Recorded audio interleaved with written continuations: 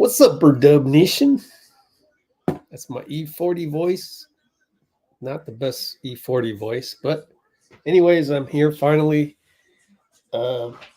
Busy day. By the way, check this out. Hold on, get my water here. Starbucks water. So I spent a lot of time today on this new video right here. So we'll put this on in the background. And for those of you who are new here, let me go through just what we're about. We're about to do the turn the volume down a tiny bit. I'm about to do the play-by-play for Warriors at Portland. And the thing that we do here at Let's Go Warriors is we actually root for the team.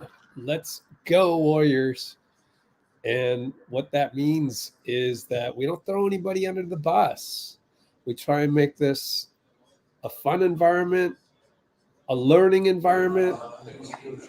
And we're the 19th man on the team. We're the 19th man on the bench. We're here today sitting next to Klay Thompson and Draymond Green, who are getting the night off, essentially. And we are, this is from LA, of course, 2 nights ago. And Dario's out as well, I think. Or is he questionable? I can't remember. Well, we'll see. Maybe Dario gets some run. But tonight, starting, is going to be CP3 in place of Klay, basically. So Steph will move to the 2, technically, if you wanted to list them 1, 2, 3, 4, 5. And, oh, cool. We're showing Moda Center in Portland on the TV screen, as there's probably 1 or 2 more commercials. Haven't been there in a long time. It's always nice to go up to Portland. But anyway, Draymond's not starting, so JK takes his spot. So, yeah, that's what we're here to do, is to enjoy this team in a friendly environment, in a safe environment where you can actually type in something where you're rooting for the team and not get thrown under the bus like on Twitter. So we're the antithesis of Twitter. So if you're looking for that, and I can even help you with all of that stuff out there. And we can talk about all that stuff. So when you're here at Let's Go Warriors, we're in a good mood. Typically, unless we have multiple live ball turnovers that lead to points for the other team, throwing the ball to the other team. Throw the ball to the other team. I call those TTBTTOTs. Yeah, we don't want those. So, and I think that's why Chris Paul is starting tonight, because it'll be less turnovers, So CP, Steph, Wiggs, Kuminga back in the lineup. Good to see him get some minutes. I think it was good for him to come off the bench as he healed up his tendonitis. Referees for tonight: Ruckus Lee, Saric probable. Yay, Saric probable. Thanks, Ruckus. Refs tonight. This is some crypto. They call it crypto now. Staples Center footage. So refs tonight: Tyler Ford. Uh-oh. I don't like Tyler Ford. Don't like him. Sorry. Only his 9th season, and that's what you get when you're playing a team that's trying to tank. Natalie Sago. I might like her the best out of these guys. Mousa, don't like Mousa either. But Draymond isn't playing tonight, so no technical for Draymond. Thank goodness.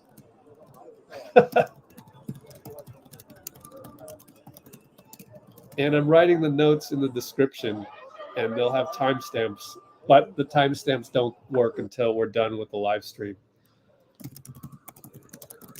All right. But it might be a little frustrating to have these rests tonight. Then again, it's not a totally intensive game. Look, the Blazers want to tank. They want to lose this game. As far as I know, we should look that up. This is what good journalists do. Portland first round picks 2024. Okay, what happened to they owned Golden State top 4 protected, so they won't get that one. What happened to our own?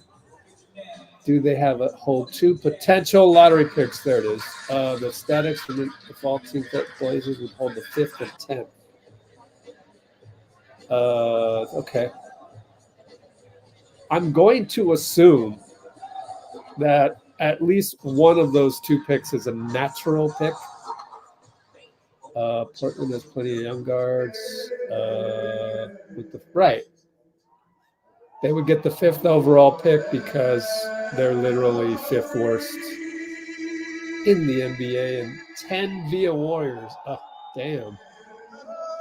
So we are in 10th place, which is like 20th. Yeah, that'd be our spot. Portland has our pick.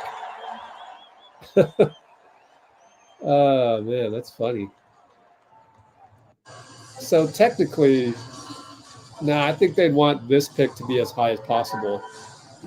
So they'd want to lose tonight. So yeah, they're tanking. No doubt about it. I mean, look at their injury report. It's ridiculous, you know. Like, really? I mean, come on. Some of those guys are out because they need them to be.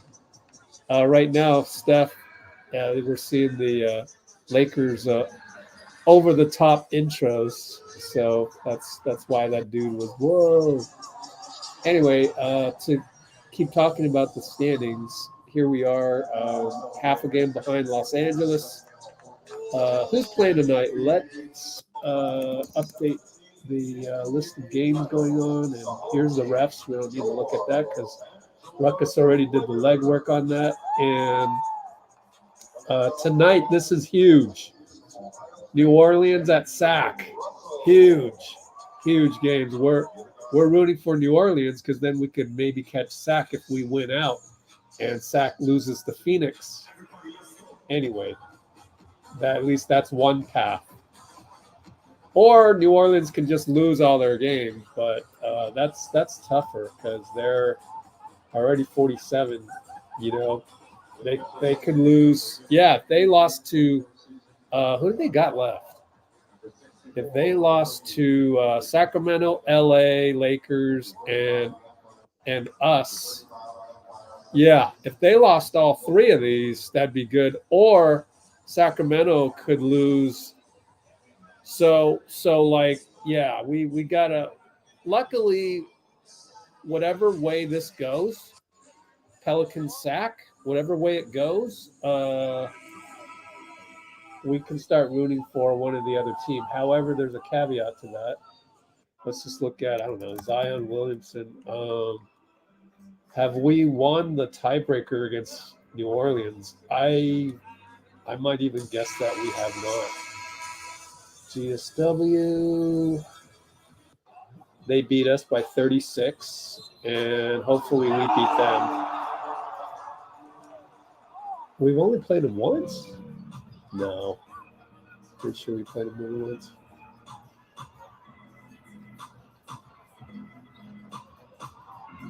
Oh, and we beat them. Hey, all right, so then we'd have to beat them anyways, so we would have the tiebreaker over New Orleans. Hey, so you just walked me with me. That's what we do here at Let's Go Warriors. We actually do journalism. Unlike local radio stations who, if you want to know the name of people we've been throwing under the bus in private, you can ask Nicole. She's in the comments. She'll tell you. who at the local radio stations are not doing their jobs as journalists. Good Lord, they're just clickbait artists. Those guys would never do what I just did, which is to go through the exercise of actually figuring out who we're rooting for tonight. And who we're rooting for is, it actually doesn't matter. However, I don't think the Lakers will beat the Pelicans. So honestly, that worries me. Like, we can't depend on them to beat the Pelicans. Therefore, I'm going to root for the Pelicans tonight to beat Sacramento, and then for Phoenix to beat Sacramento, because they're supposed to. That's how the standings are. Here are the standings, right? Let me get through this commercial in this one. We'll come back to this. A lot of good highlights in this one, but yeah, here we go. Phoenix is supposed to beat Sacramento. Granted, it's a coin flip and Sacramento's at home, but like, you know, that's how things are supposed to go. Like, that's a better team and so on and so forth, right? And like, and I know if the Pelicans finish 7th, then we got to go to New Orleans. And wouldn't it be hard to beat them twice in a week? Yeah. The other choice is that we go to Phoenix. You know, I think I just, man, I don't know what to think. I think I'd rather just root for Sacramento to lose both games, New Orleans and Sac.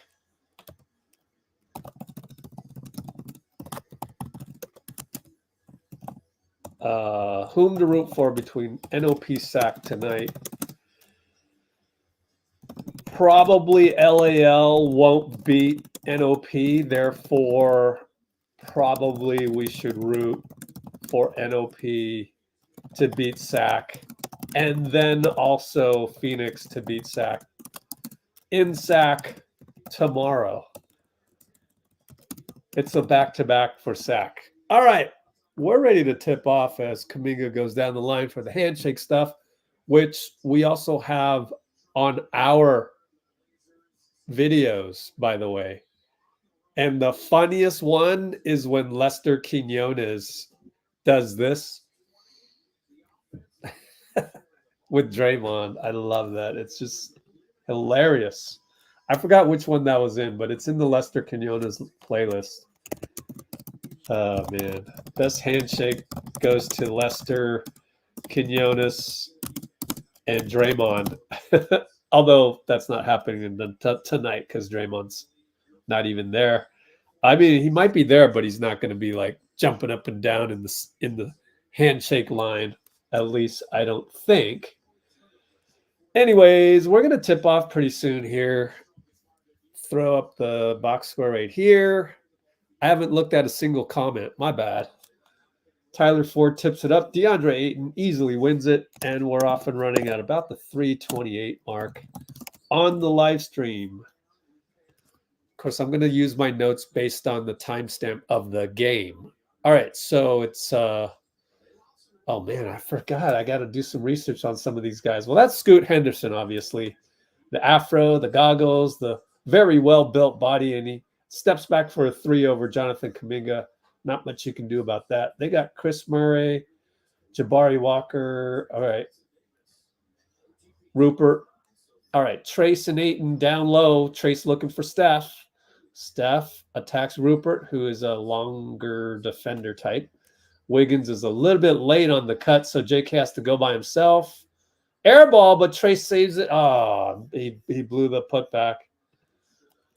Well, yeah. So Wiggs fell asleep, guys. That's not good.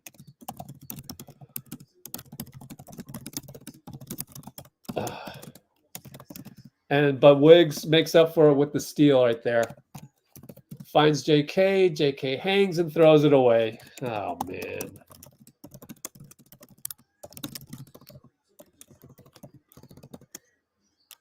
Oh, it's Ryan Rupert. Ayton got the rebound off of Rupert's miss and got it inside for a dunk to Rupert again? I forgot. Trayce. Nice little action there. Good defense by Scoot.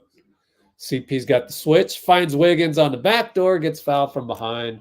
He will go to the line. Jabari Walker or Kris Murray was that? Jabari's 34. And Kris Murray's 72.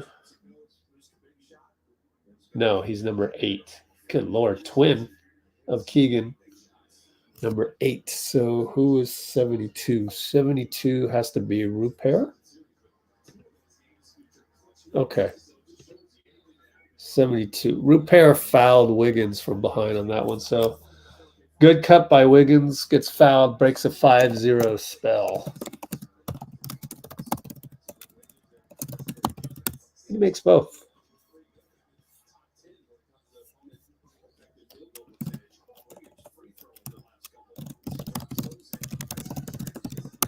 All right. Ayton Trayce handoff to Murray. Murray attacks CP, throws it to Ayton. One-on-one Trayce shoots it. No good. Chris Paul rebound. Brings it up. He's got Ayton on him. We want that switch in transition, and Chris throws it away. Scoot Henderson underestimated him. And CP knocks it out of bounds. Their ball. 2 throws of the ball to the other team. That's not good. That was one of the keys to the game that Kalena, or I think it was Chris Mullen or Festus, one or the other. Actually, maybe it was Dorrell, right? I don't know who's in the studio today. I didn't watch it because I was so busy writing the article that never got published. And Scoot throws the ball away. Trayce got it. Easy steal. Wiggins attacks. Kris Murray blocked it off of Wiggs. So not great execution there. More underestimation.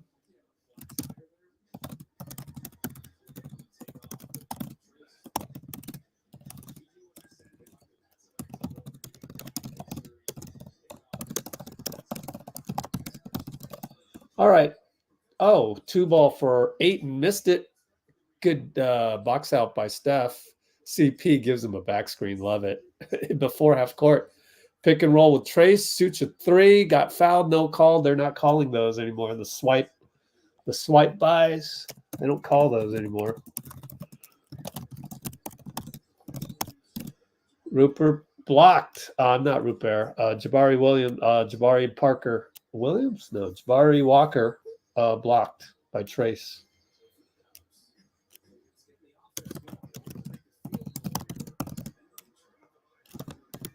Traveling on Wiggins. Man, come on. 4 turnovers. Yeah, he moved his pivot foot. Good Lord, guys. At least it's not a live ball turnover, but that's bad. Ayton misses a baseline jumper, and you can see that this is why Portland is a cellar dweller. JK loses the ball on the break. Oh, my God. We need a timeout. CP foul Scoot, so he'll go to the line. Come on, guys.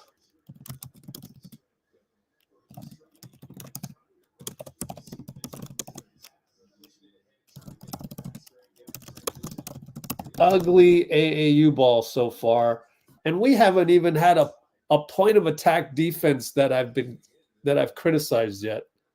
Usually I'm sitting here nitpicking on our point of attack defense. We haven't even gotten to that point. Portland doesn't even run, an offense past 7 seconds. Ayton's shooting baseline shots. It's like, oh my God.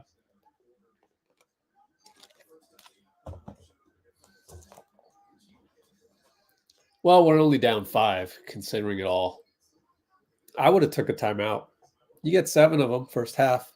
3-ball Steph, right up top.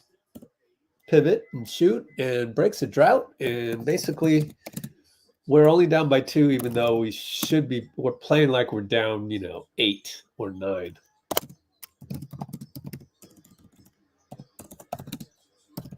Airball by the Blazers. JK right hash mark. Gives it up to Trayce corner. Steph comes over, feeling hot. Shoots a 3. Nope, shanked it. Pretty good defense by Kris Murray. And Rupert wants to get downhill on Wiggs. Good job by Wiggins. Back to 8 for 2. Short. Steph got a rebound. Another one on the run. Here we go. Behind the back twice. Nope. Over to Wiggins, as that was pretty good defense. And he hits a 3.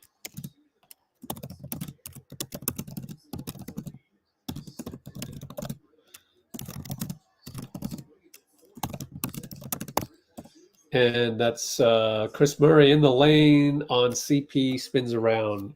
So was that our bad point of attack there? Might have been. I got to look at the replay. I was typing too much. Wiggins posts up, and it's gets knocked out. Yep. So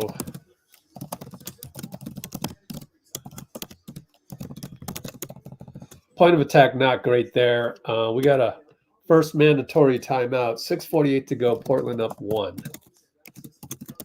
Time to catch up on the comments because Wiggs wanted a foul. Talking to Natalie there on the reach-in. That's still our ball. But anyway, let's check the comments. Because there's nothing really to look at on the analysis of X and O's and stuff.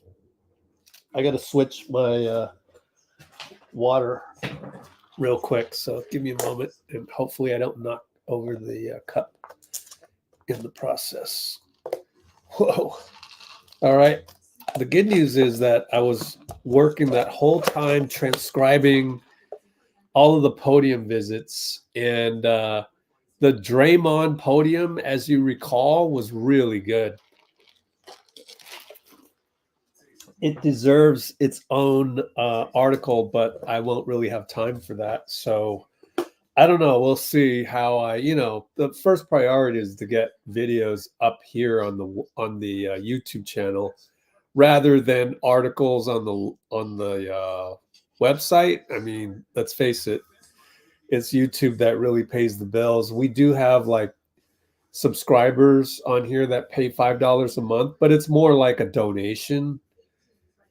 Let's be honest, so still working on that. And maybe next year we'll have better traction on that. But anyway, catching up on everything. Amy's in the house.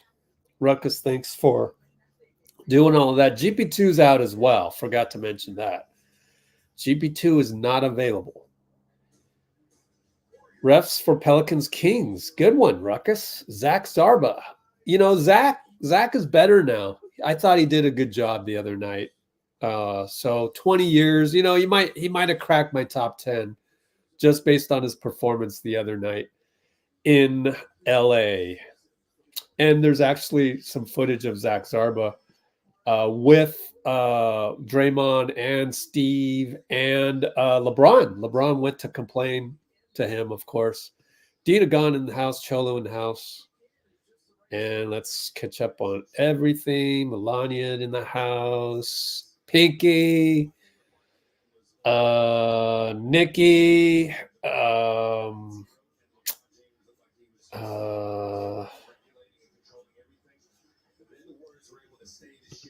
Are you going to stream the game? Nope. Can't do that. Done that before. Got copyrighted. Can't be doing that.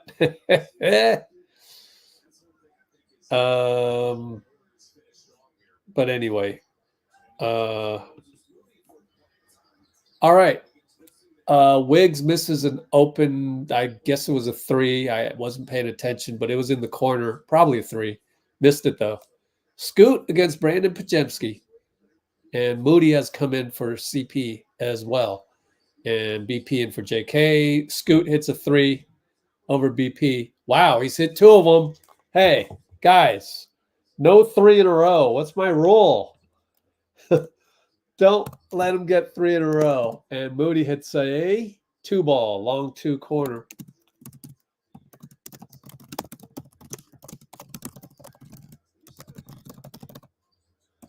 All right. Scoot against Wiggs. Crosses over. Good help, Trayce. Over to Ayton. Missed it. Rebound, Wiggins. Good help, Trayce. Good help. And it's a foul by probably Kris Murray as I think Wiggins turned the corner. Good job by Wiggs to do that.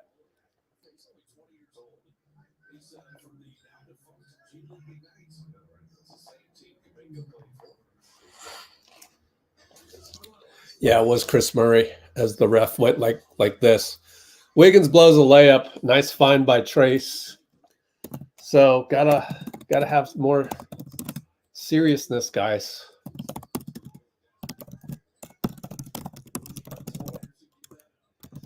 All right, so we got Jabari Walker down the lane, blocked by Steph from behind. Way to keep in front of him, BP. Nice. And Steph gets blocked from behind. Oh, well. Kris Murray blocked by Trayce. Humongous block. Probably could have just snagged it out of the air. But oh, well. Ayton hits a 2-ball.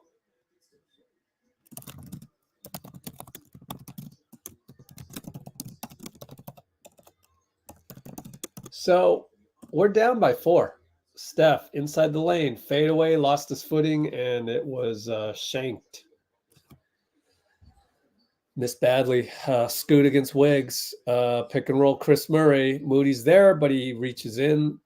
Moody's there. He's actually late. Actually a tiny bit late on that.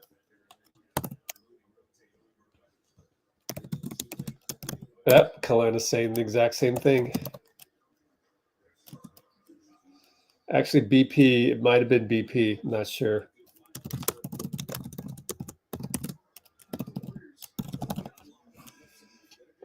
So we've blown a couple layups.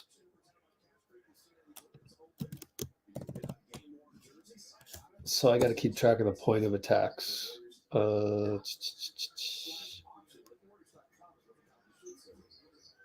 Oh, bricked a free throw. And JK up top gets an inverted screen, Euro step into the corner to Looney. Handoff, Steph, no good. Scoot comes back to grab another rebound. He's so athletic. He's getting downhill. And JK jumps, and it ends up being a foul and 1. Good Lord. Guys. And JK crashed hard to the ground, which you don't like to see. Yeah, JK jumped and hit him in the body. So Loon kind of gets in JK's way. Scoot missed the free throw, though.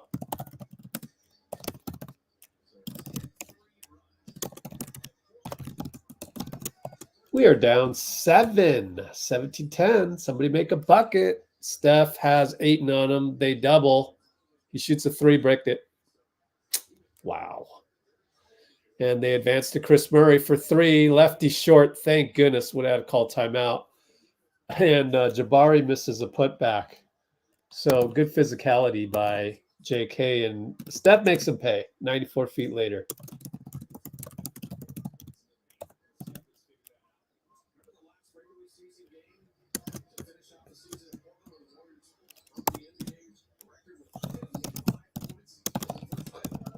By the way, Loon had a good box out of Ayton, who is one-on-one elbow, shoots it. Ayton good.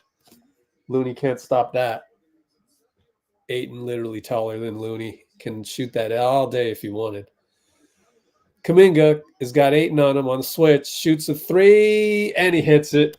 I was going to say I thought he settled, but, you know, if Ayton's going to give you that much room, it's hard to settle, you know. So Good job, JK. Aiden was way far back. They miss again. Steph got another rebound. What's that? At least 3 rebounds. Yep, 3 rebounds. Gets a screen from Looney. 3-ball good. Splash. Timeout, Chauncey. And it's only 19-18 now. So Steph.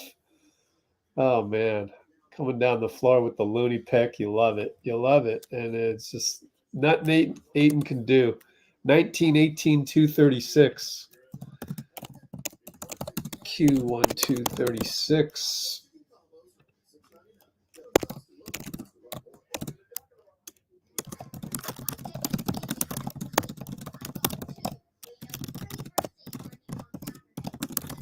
And that's 3 rebounds for Steph. And there's no real need to clip that one. You can play it in your head. It's like, you know, typical Warriors basketball. Love to see it.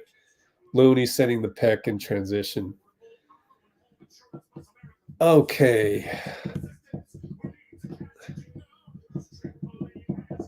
Who is Nicky Diaz?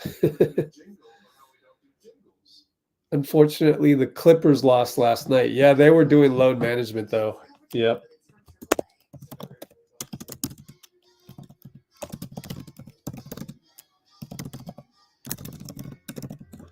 And Dean says the check tankathon for first-round draft picks and all that crap. What else is going on?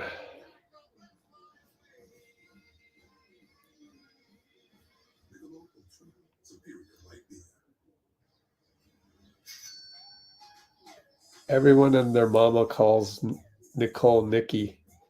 All right. I better tell my mama. William Lewis. That's a new name. Welcome. What's his deal? Oh, him? He just got cash back. So I'm going to wrap it in. I know the feeling. Lester Stinker when Dray shoots the 3. Oh, cool. Do you have what is a Lester Stinker anyways? What is a Lester Stinker? And do you have a link to the clip? Because BP today on the Malika Andrews show, or whatever they call it, but ESPN, we have the link somewhere. Ask Nicole for it. I sent it to her in Instagram. But like BP said that what did he say? What are we talking about? Oh God, I forgot what we're talking about. Oh, Lester is the funniest guy on the team. That was pretty neat to hear. And who else did other people say? Trayce. They had BP and Trayce on ESPN.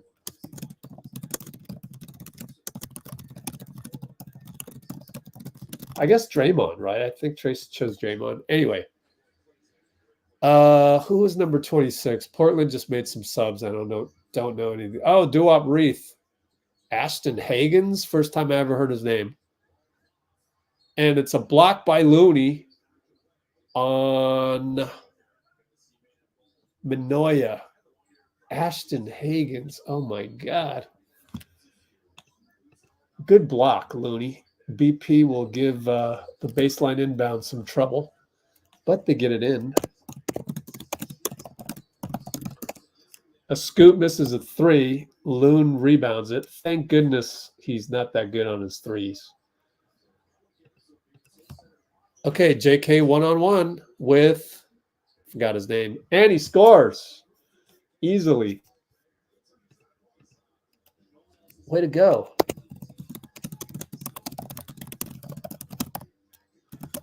And that was, what's his name? Justin Minaya? No. 24. He's light-skinned. So easy. Looney gets another block on forgot his name. Reith. Not Ruth. Reith. Oh, Hagans. Kuminga was against Hagans. Okay. Scoop gets the inbound, shoots a baseline, and CP taps it to BP. Way to go, CP. And BP finds JK baseline for a dunk.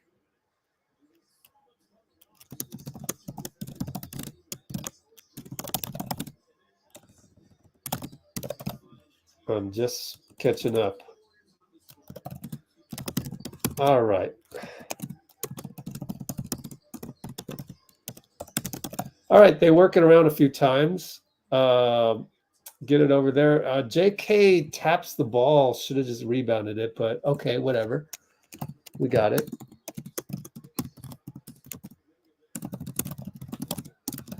And so there you got Manoia. I think Manoia shot that 3. What's Manoia's first name again? Justin Mania. Ashton Hagens. Okay. Good Lord. It's crazy. Never heard of these guys. JK is limping. What the hell just happened? Okay. He looks fine, though. He's in the corner now, just kind of hand on knees. Hope he's all right. Jeez. We need him tomorrow. Back home at Chase against the Pelicans. Anyways, Moody in the corner, back out to CP. 43 seconds. 3 on the clock. Finds BP baseline. CP to BP baseline again. So we're dissecting the young Portland defense.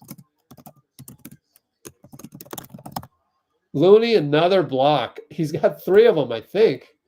But the ball bounces out to Hagens for 3. Oh, well.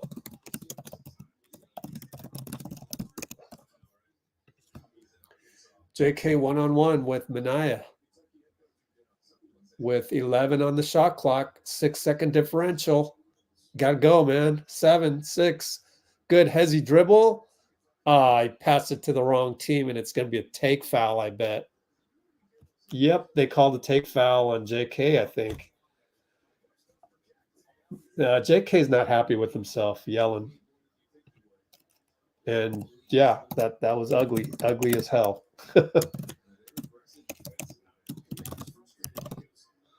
No take foul, so I don't even know why they had the rule. I mean, that's the definition of one right there.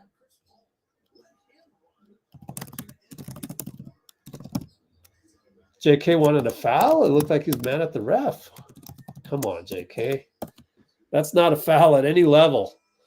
3 ball at the buzzer. I think it was Scoot. No good. Yeah, probably Scoot. But anyway, it's going to be we're up by 1. We don't deserve to be up by 1 after all that. Okay. What else is going on? Bakery Warriors was open. Yep. Amy in the house. Cholo wanted an apple turnover. Can I get an eclair, Bruce? I would like an eclair. Anybody else? Because we have 6 of them. So go ahead. In fact, let's do a poll. What would you like from the Warriors Bakery tonight? 6 of them in Q1. Apple turnover. Of course, you can have a pie as well. Pie of any kind. I prefer eclair, or because we are in Portland, donut from Voodoo.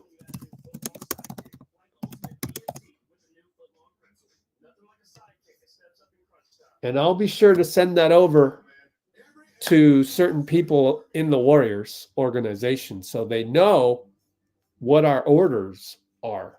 Because 6 of them, wow. Thanks, guys. So generous of you. Man, you're going to make me nice and plump with all of them turnovers. Yummy. Good Lord, guys. Horrible. Anyways, this is a must win, but it's also a scheduled win. Scheduled win because, Portland is tanking. Cannot lose to tanking teams, literally. It just, you don't do that. Not just a must win, but a scheduled win. Because Portland executives literally want to lose this game. Right? Portland executives. You can't. Scoot Henderson isn't gonna want to lose this game. He could care less about that. Like, that's your problem, GM. What lottery pick you get. What I want is I want to win this game and I want to be the man. That's how it is. Oh, we're doubling. We'll get doubled, but BP goes to Looney. Good job by BP to be patient to break the press. And Moody in the right wing over to Looney, over to BP. 3 ball. No good. Oh, Looney got, well, it was a good box out too. So, but good chase by Looney.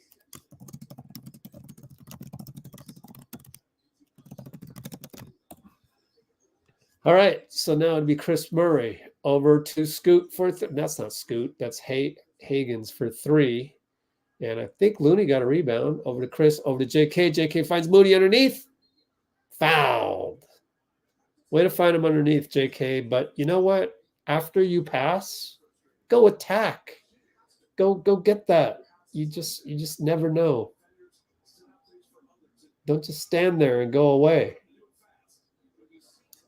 And that's the thing. I mean, I'm really nitpicking this, but like, threw a dime and, you know, walked away like, no, I want you to be a bulldog. Go get the ball. But it was a great pass.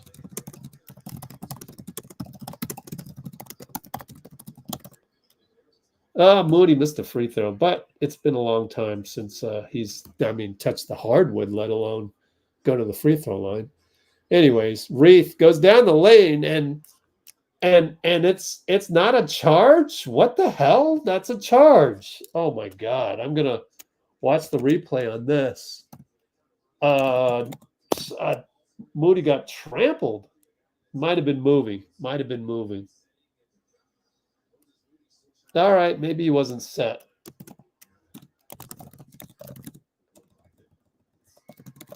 But I do think if you challenge that, you might win that one because they have to go slow motion.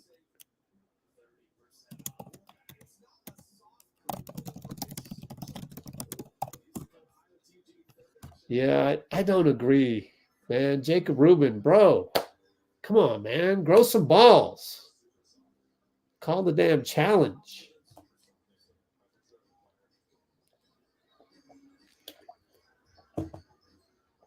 All right, Moody helps break the press. They swing it over to CP. Left hash mark. We're late shot clock. 6, 5. Looney shows and he hits a jumper. All right, Loon Dog. It's exactly what you need to do.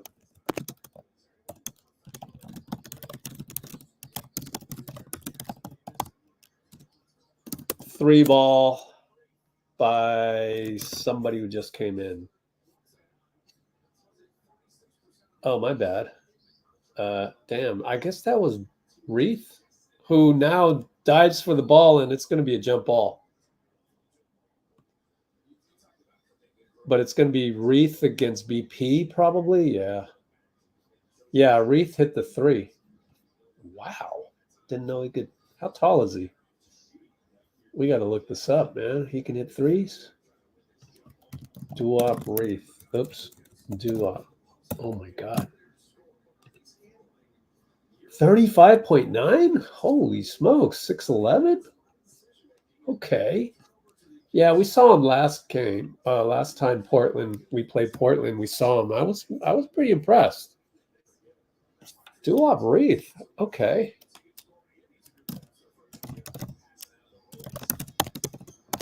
Reith wins the tip. They go corner to Minaya. Short. Reith rebound. Fouled by Looney and 1. Not a good foul. And he knew it. And we're going to be down 2 plus 1 coming up. Oh, man. How are we doing on the desserts? A donut is winning. It's a landslide. 12 votes so far. Oh, blueberry turnovers. Yeah, you could write it in too. Bautista in the house. All right, we're down 3.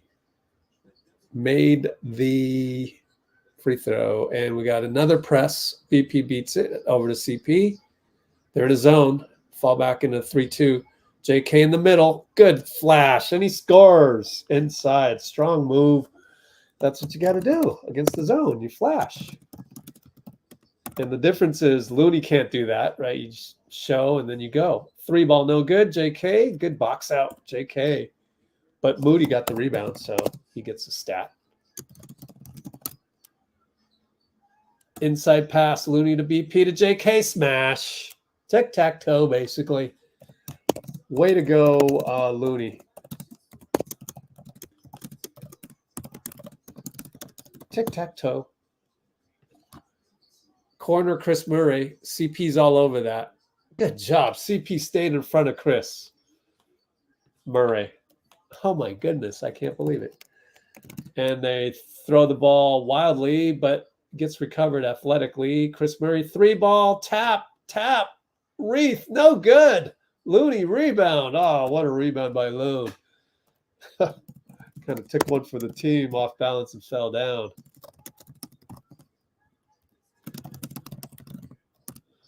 CP, patented 2 ball. Oh, beautiful, high arcing. We're up by 3 suddenly.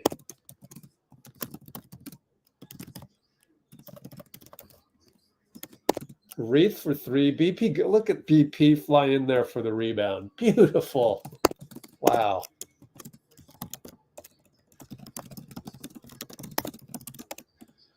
BP finds Moody. Oh, Moody lost it. It's off of Portland, but they call it off of Moody. We're probably not going to get a review of that.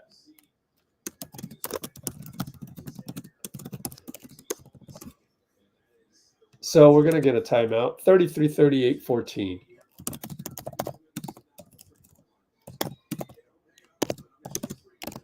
No timeout. Never mind. Thought there was a timeout. Maybe just some subs because Trayce is in there. Steph is in there. Wiggs. BP comes out. Moody came out. Inside to Ayton. Steph's there to double, but no. Jump hook good. Good recognition by Steph. This is where the playoffs, maybe you foul him and just see if he can make free throws because he was point blank. Speaking of point blank, Trayce misses point blank and then gets fouled, and Kris is like keeping his arms out like, bro, I think he's mad about the previous defense.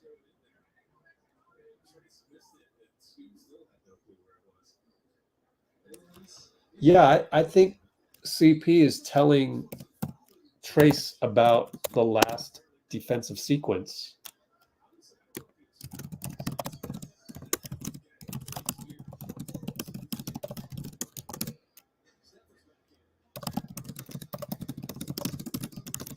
All right, so we go up to CP up top, 9 on the shot clock. Touch pass to Steph, back to CP for 3, no good. Front rimmed it was online. Repair against JK. Handoff. Inside now. Ayton Trayce shoots a 2. He's all over him. Hits another one. At least Trayce had more. He closed the gap a little bit more. Now we're down 1. Oh, crossover. JK finds Trayce, dunk. Oh, man. JK. Beautiful. There you go.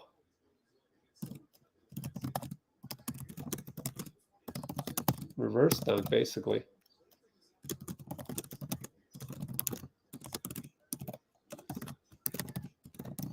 All right, so we got a switch, but over to repair. Good job by Wiggins and JK. Good disruption. Beautiful. 3 ball for Steph. He sees Trayce underneath. Oh, missed it, and Trayce tried to tap it, but no. Inside Ayton Trayce. We're leaving him. We're not doubling. Trayce, good job bothering him. Ayton didn't want that. I think Ayton was more comfortable facing the basket. 3 ball Kris Murray. Good close by Steph. Pretty good defense lately.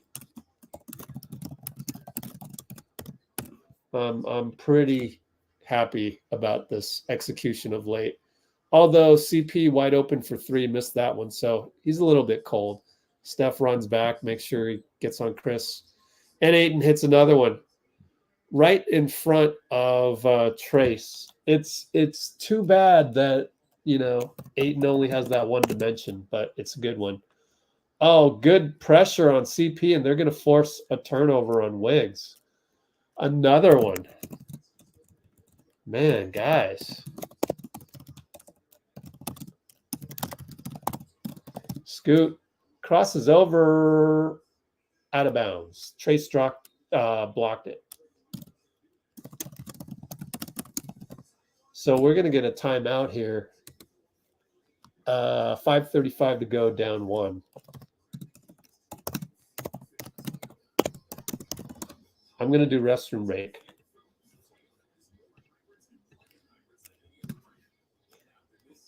Let's see.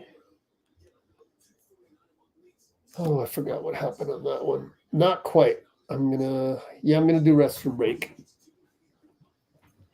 Oh, Ayton hit another 2.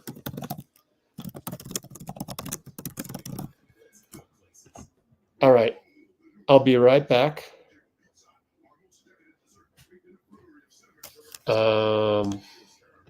Restroom break. Be right back.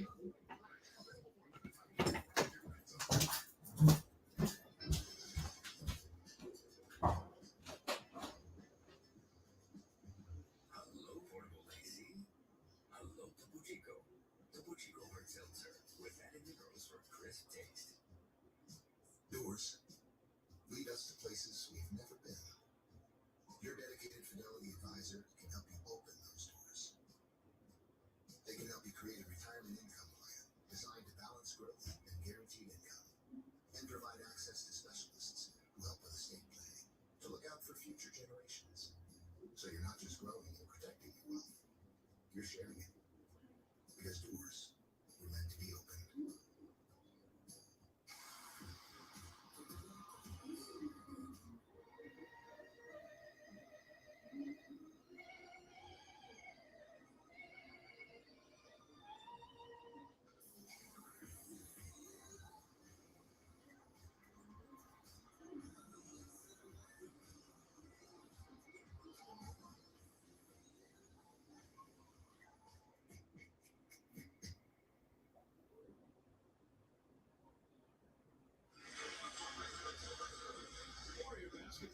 Sports Bay Area brought to you by Chase, proud partner of the Warriors. Visit Chase.com/Chase Center where you can access exclusive offers with Chase. All right. I am back. Jasmine's in the house.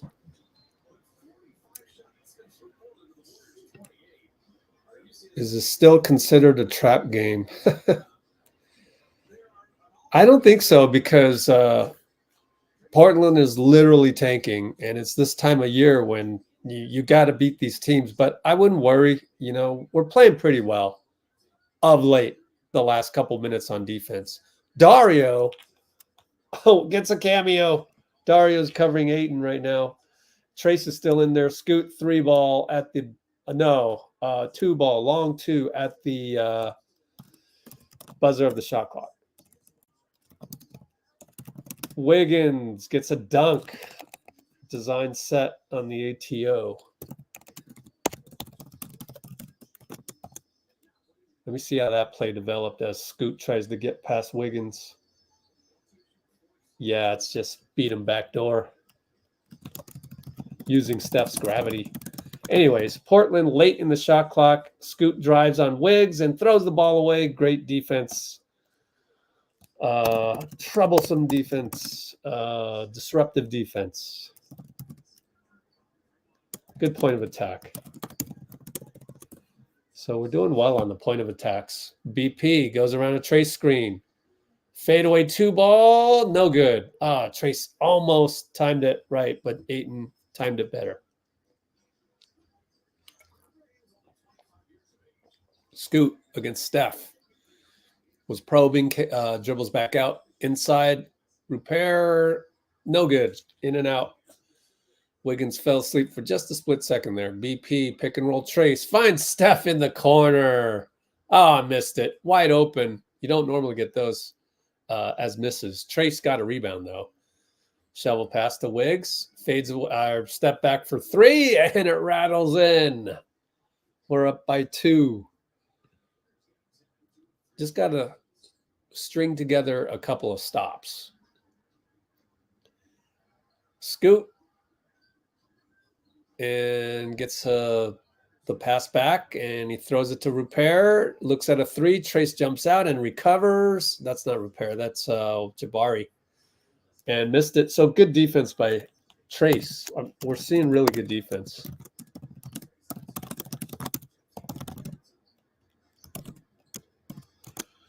And BP finds Dario. First shot in a long time. Missed it. Trayce got the rebound, but then lost it. Wanted a foul. I think he got it. I think he got a foul. I can't tell because the left corner of my screen is where the light is. Yep. Good job by Trayce to draw a foul. 3 team fouls.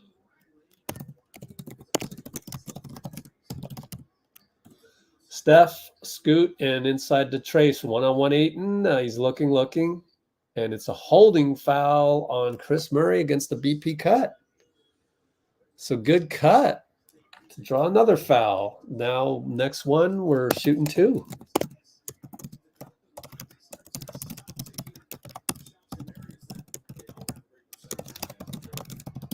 It gives me some time to type in my notes. We sideline inbound to Steph against Scoot. Gets a screen by Trayce. Down the lane against Ayton. We got to switch. Ayton Island, but then Kris Murray switches on him, and then he turns the corner. Upstairs, alley-oop, scoop, fouled.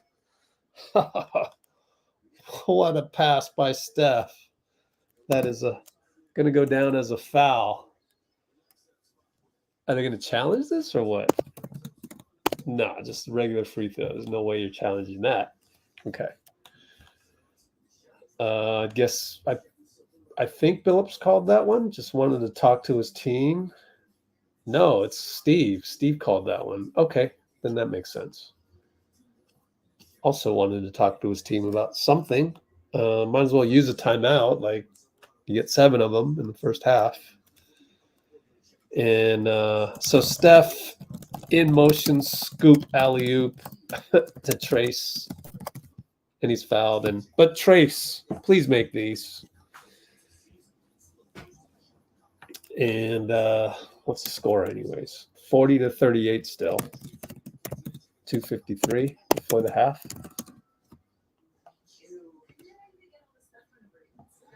Pell's up by 6. All right, cool.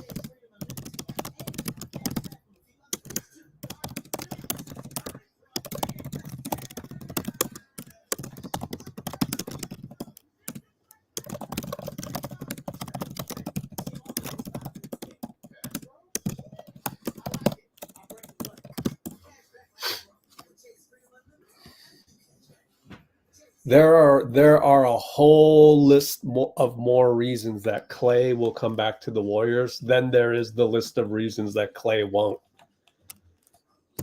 Whole list.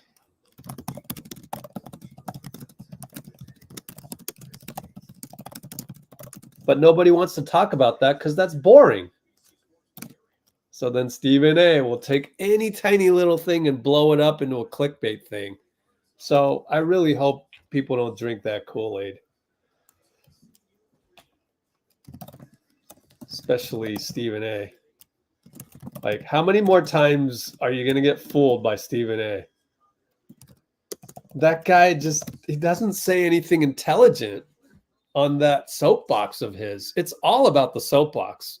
It's all about clicks and media. It's just, don't listen to that. The truth is we know our team better and we know our players better than anybody else because we live and breathe the Warriors on a day-to-day basis. And all indications are that Klay wants to come back. Lacob was on Kawakami's podcast. Lacob wants Klay to come back. They'll make it work. Trayce made both. Maybe that's what you do. Call a timeout before all of his free throws. Ayton gets inside, scores, and won. Probably on Saric. I thought they would take longer to develop their slow running offense, but I look up and he's at the rim. So let me see how it developed. Oh, inside lob over Saric. You know, Trayce has to get there a tad bit earlier.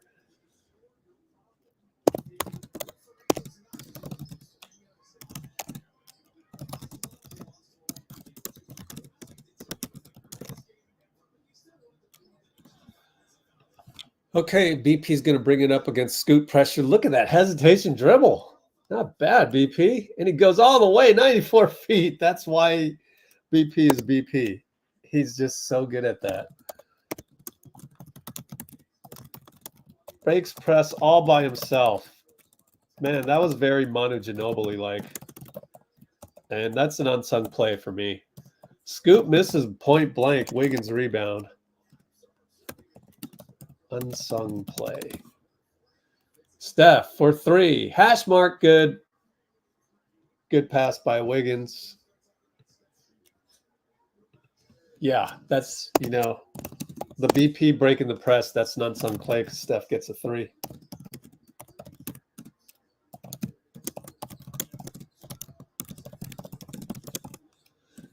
All right.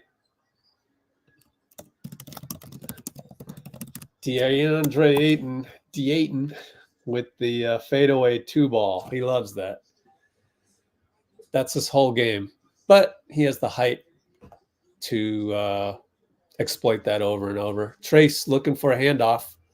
Look at Steph screen two guys. Wiggins misses a three, though. Man, nice, Steph.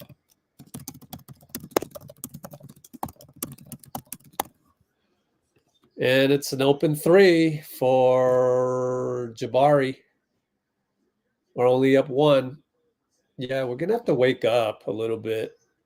Pick and roll. Steph Trayce. Back to Trayce. Back to BP. He cuts in the lane and hits a floater. I got to replay that 1-3 ball by Jabari. But great floater by BP.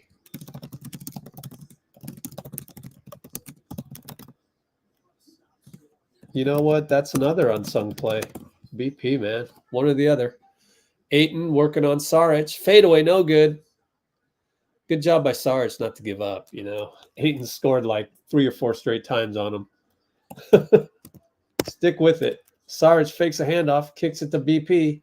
Fake back to Saric. Fake again. Loses the ball completely. Old man turnover right there.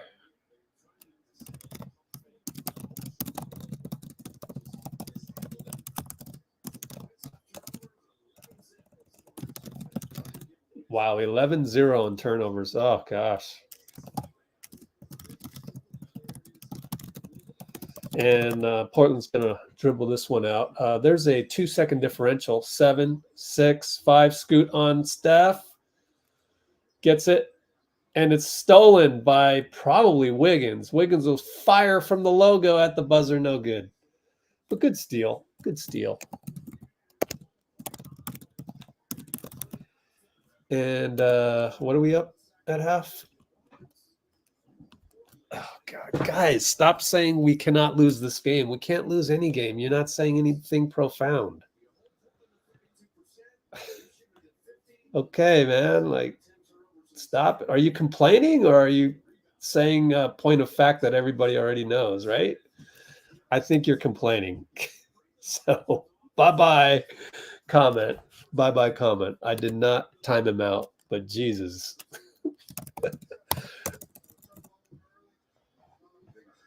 Here's Trayce. Turnovers. You've done a good job rebounding yourself. You got 5 rebounds. They got some second chance points here and there. What will the talks be about the rebounding at halftime, you think? I think we're doing a good job. Offensive rebounds, trying to keep them off the glass. Limit second possessions. Rather than getting out and going and running. You thought that Pajewski hook was a lob, didn't you? I did. I'll let you go talk to him about it at halftime. Thank you. Thank you. All right, Trayce is the best. 4 points, All right. 5 rebounds, 3 assists, 3 blocks. Trayce Jackson-Davis.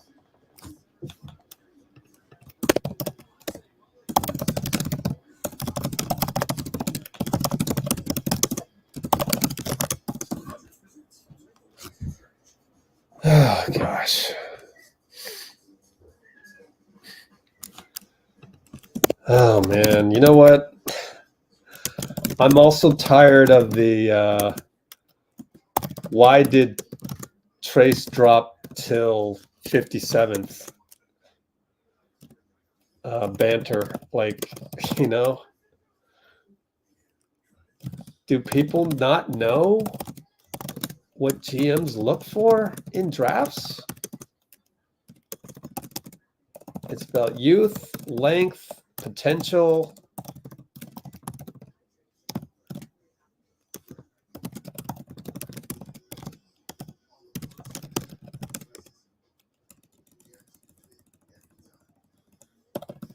Like, oh my God. So many bad narratives out there right now. So many bad narratives. That's why come here and let me sort out the bullshit for you, right? Like, why do we do this? Is there like an addiction to false information or an addiction to outrage? Why do that to yourself? Just be the 19th man on the Warriors with us. It's not that hard. You just sit here and you're just like, oh, guess what? Lester's pregame handshake with Draymond is pretty funny. Like, we talk about that stuff. Like, that's way more fun, is it not? Stop doing this peanut gallery bullshit on a shitter app. Tuning into ESPN, it just doesn't make sense. So maybe what I need to do is maybe do a daily show next season, or maybe during the playoffs. Just do a daily show, because people just, oh my God. Do you know there's some negativity going on Gary Payton right now? It's just ridiculous. Oh, God. So stop being addicted to that stuff.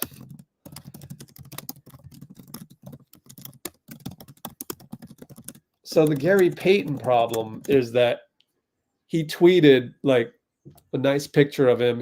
Lester has a photographer that goes around all over the place. His name is Alex Key. So he's on Instagram. You can find it, A Key Shot. Like, you know, shot. Photography, a shot, A Key Shot. And he travels and, you know, with the team at times. I don't have all the details. I'll do some research as we go, but he's Lester's photographer. So he went to the hotel in Beverly Hills. I don't know which hotel it was. I think I know, but I'm not sure if it's that particular one. They always like to stay in Beverly Hills. So he was there in the hotel, and very nice photos of the guys, all of the guys. And you'll see Guy Santos posted on Instagram, Gary, Lester, Jonathan. You know, the young guys love that stuff, right? Gary tweets the same thing on Twitter, and they start hitting all the replies saying, Gary, why do you follow so many porn stars and stuff? And it's like, okay, maybe he does, and maybe it's probably some like glitch that happened. It could be, it might even be that he likes to follow people back and he just accidentally followed, porn stars, or maybe, whatever, right? Like, who cares? But they're making such a big deal out of it. And unfortunately, GP2 tweeted today that I'm just going to be me. Like, don't give attention to these people. First of all, don't tweet anymore. If you're in the NBA, people on that app, they don't deserve you. Like, they're so like negative in life. Just let them be part of that zombie apocalypse that is just the outraged zombie apocalypse that really cannot get out of the mode that they're in. And that's the problem of the mode that they're in, is they're stuck. They're stressed out. They don't know what to do. So they keep doom scrolling and they find more outrage. And that's Twitter eventually ended up being a place with all the replies. The ability to reply was the death knell of Twitter. Not so much the death knell. That was the Anakin Skywalker Darth Vader moment for Twitter. The moment you could reply, and then 2016 when Cleveland won a championship, and all they could do was thumb type that the Warriors blew a 3-1 lead. So around that time, I hate to think that, outside, I could say asterisk, outside of politics, my theory is that within sports, Cleveland, they beat us. We blew a 3-1 lead, but everybody in Cleveland was tweeting because, they're in Cleveland. It's a stressful life to live in Cleveland. It just is. And one of their city officials pokes fun at Steph Curry during your parade. What? So it's like being in that, negative mental state. That's when it seemed like Twitter turned into really an evil app, honestly. So whatever you read on Twitter, like, don't let it affect you. Like, and if you can't help that, then just don't even go on Twitter, because like, we'll cover it. We'll cover it here. Like, it'll get aggregated anyways. All right, I want to look at the last bad defense because I didn't get a chance to see how that 3 developed. Trying to help out on Scoot.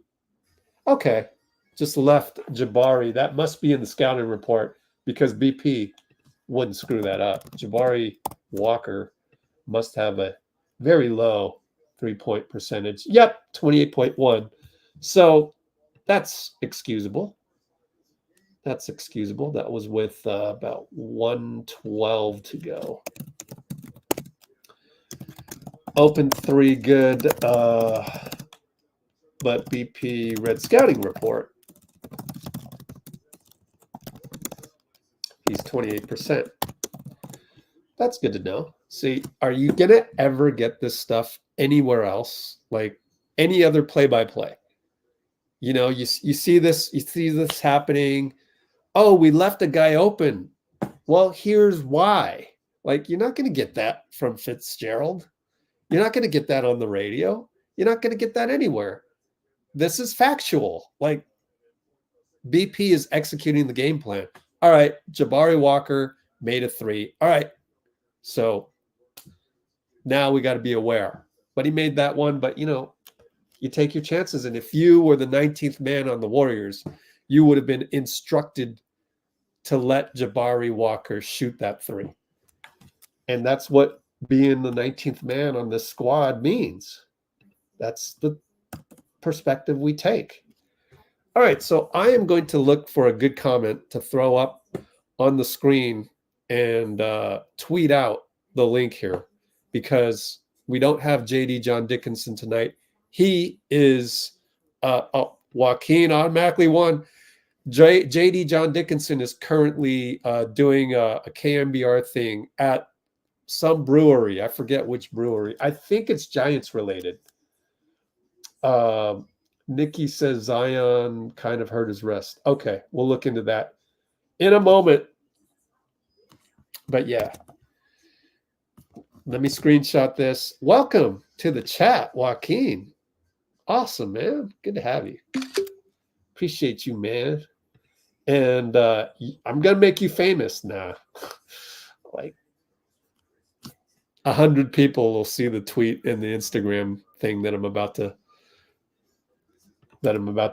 throw out there. But yeah, it's so great to have you guys. This is the one place where we can just sit back and make fun of all the Kool-Aid being drunk out there, right? So let me tweet. All right, give me a moment here. Got to tweet. Do my job as a marketing guy. You know, Draymond has his own guy for the podcast. You know, everybody else has their own guy. I don't. I got to do everything by myself. So sadly,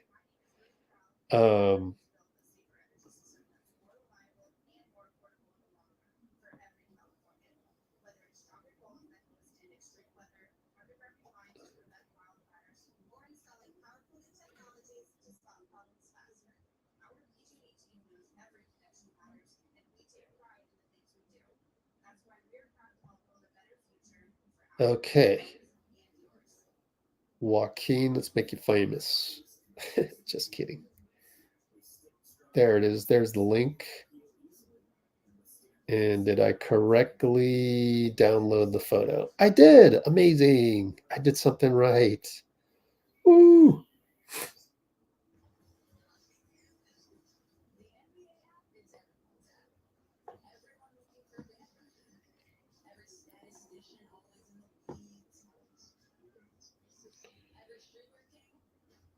And I got to do one more thing, which is to do this on Instagram.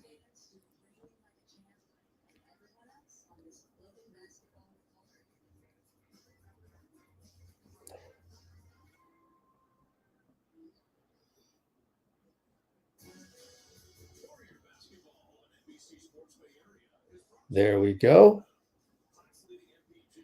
And do the link. And do one more thing. And categorize, and we should be good. Boom, boom, boom. Boom, boom, boom, boom. How much activity did I get on that? Oh, that's it. Oh, man.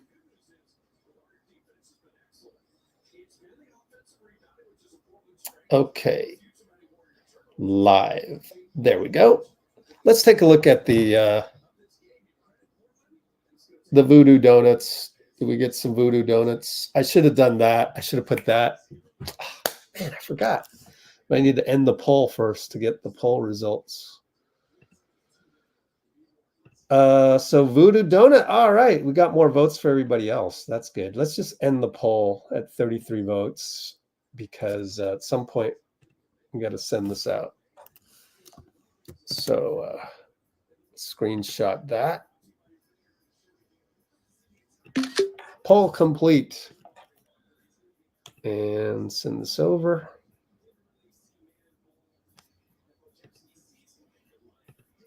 There we go. Oh, Eclair got some votes.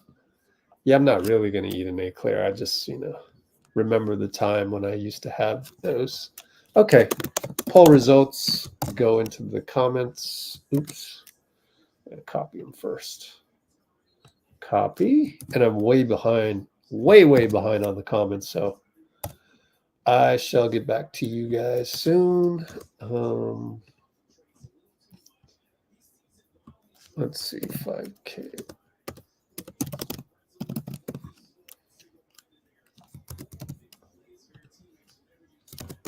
All right, whatever.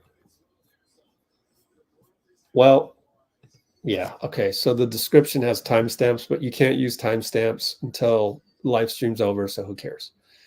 Choco Custard one. Yeah, I know. Huh? Good to have you. Okay. What else? I hear you, Percy. Yep. Ah, crap. Oh, we started the game. Okay. I didn't get a chance to look at your comments. Oh, well. 11:46, 11:45, 11:44, 11:43. Sorry, haven't been counting out the time at all today. CP fakes a shot, finds Steph for 3, no good. Rebound, Jabari. Brings it up. Nope, over to Scoot. Scoot against JK. Same starters. Walker on Steph, inside to Ayton, fadeaway on JK. No good. Good job, JK. Doing whatever he could to try and make him miss.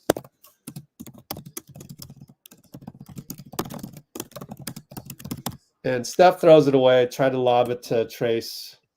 Here comes Kris Murray. Shoots a 3. Bricked it, but Walker gets the rebound put back. Come on, Steph. TB-TOT. Run out fast break on that one. Steph gets fouled and 1. All right. I said, come on, Steph. And he said, come on, Rich. Don't criticize me. I'm the GOAT.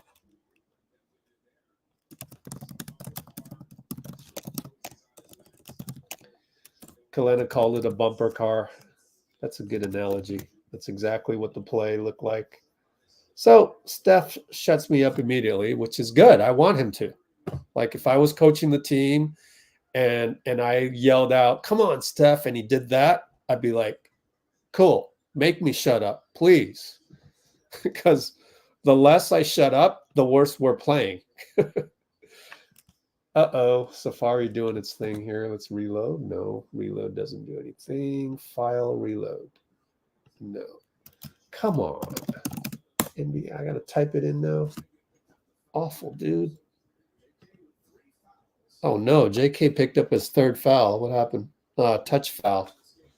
All right. Well, you got to adjust. That's a potential turning point in the game. Hope it's not crucial. Ticky-tack foul, though. Ayton inside, jump hook good. Man, Ayton's a baller. That's why he makes so much money. CP, over to Trayce. Steph, handoff. Got the screen. Over to Trayce, dunk. Oh, man, that's beautiful basketball, man. That's beautiful.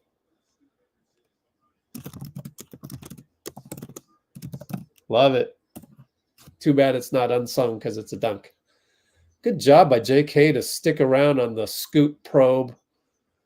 Look at JK. Oh, and he chucked Ayton a little bit too much. That's his 4th foul. I think now you got to take him out. He's going to complain, but forget it, man. It ain't gonna work. I think Ayton may have been physical with him first. Maybe a retaliation. But hey, I've been there.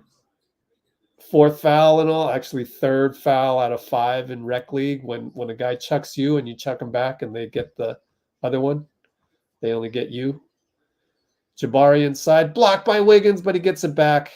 Good block though.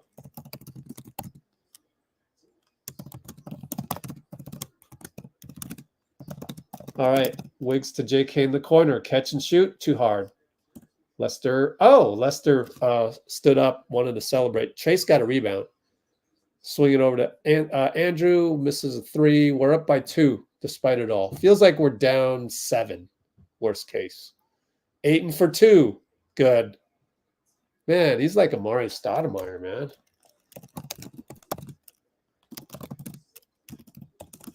Have they done that comparison yet? Steph over to CP over to Steph.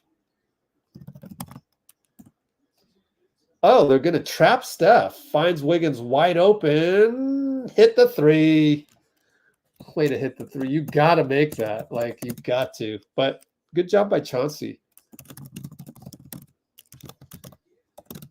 That was a hard trap, too.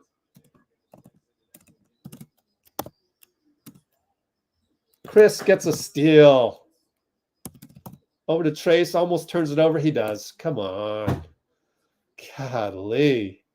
They lob to Ayton. They jump. He misses. Jabari puts it in. Timeout.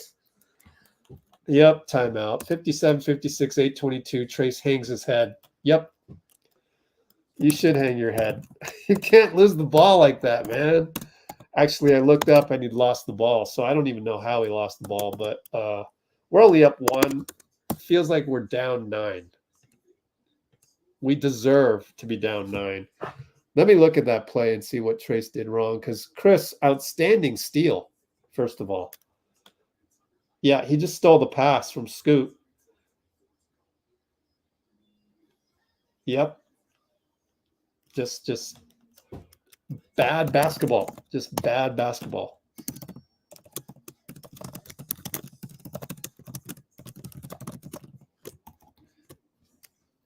Trayce with the TB-TOT. Throw the ball to the other team. Oh, man. All you got to do is not turn the ball over. How hard is that? I've always had trouble with that as a coach, but seems to be a disease throughout the game. Yeah, never pass the ball backwards is a good one. JK too emotional right now. Well, he's got 4 fouls, so maybe time to sit him down regardless. Let's see if there's any subs going on. That doesn't say. Maybe it'll update automatically. Who knows?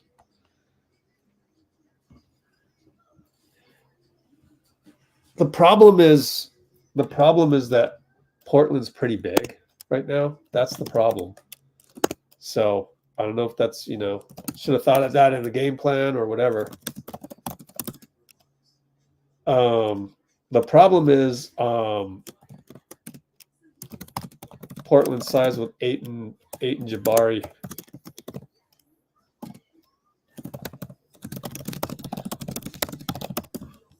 I think you got to sub out JK just to get him out of there, just in case. You don't want him to foul out of this game, quite frankly.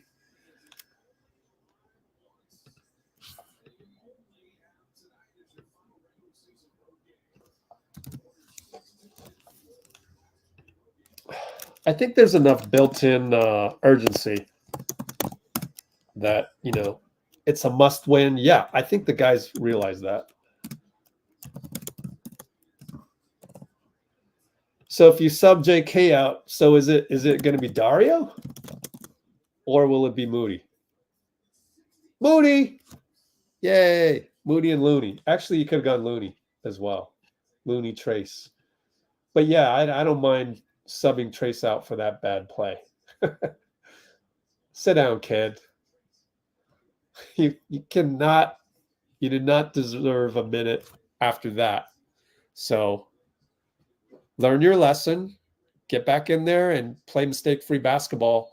That Steph nearly threw the ball away there. That's too risky. That's just, I don't agree with that. Don't even throw that. But it's our ball.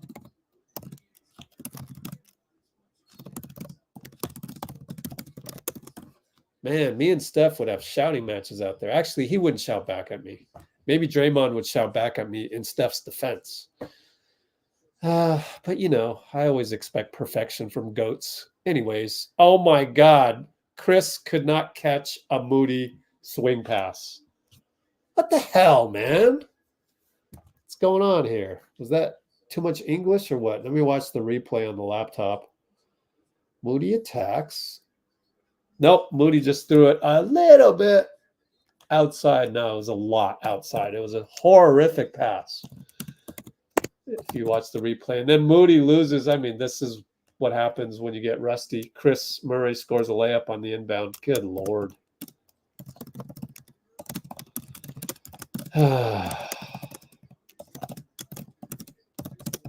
So bad point of attack technically on that one. Steph for 3, hero ball. No good. Out of bounds. Moody did a good job hustling. It's our ball.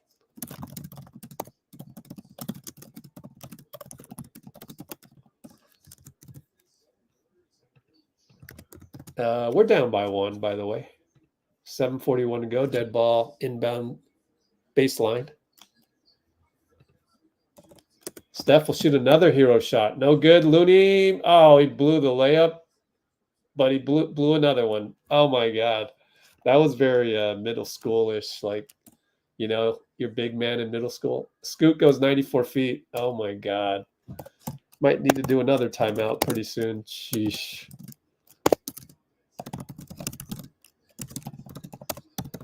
So bad transition.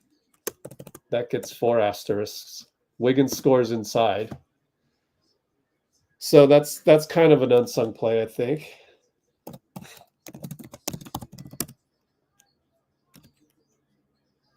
It was against their zone.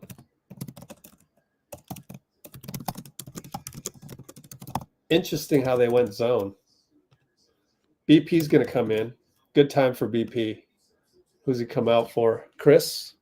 Probably Kris. Yep, Kris comes out. 6:55 to go, dead ball.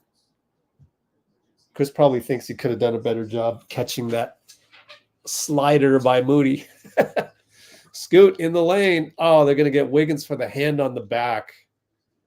Good point of attack a little bit, but the hand on the back. That's going to give us 4 fouls already. Of course, 2 of them went to Kuminga.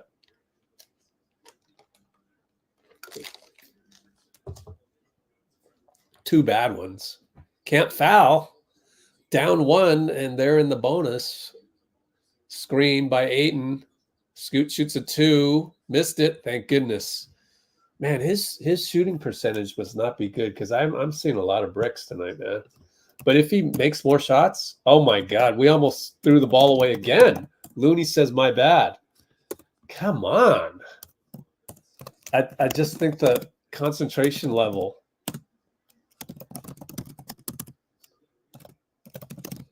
is very bad concentration by the guys. It's disappointing, but kind of expected against tanking teams. Inside to Looney. He can't hold on to it again. Oh, man. He's been pretty bad under the hoop the last couple times. BP will not draw a charge. I think it's the right call. I think he was moving. But good attempt, and it's going to force Jabari to the line because they're in the bonus. So how many turnovers is that? This is going to be looking pretty ugly. 14 turnovers. Oh, my God.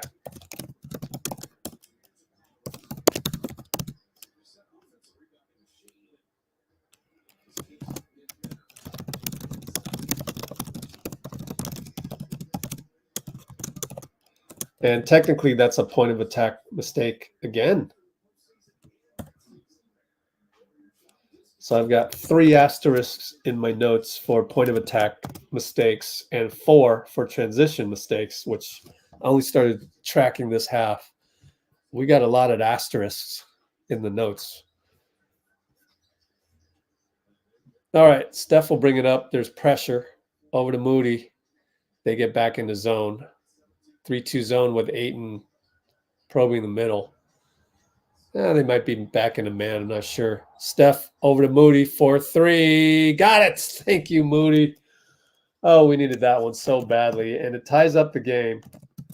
That's an unsung play. Unsung play. All right. Scoot down the lane. Too easy. Another bad point of attack, but I think enabled by a screen.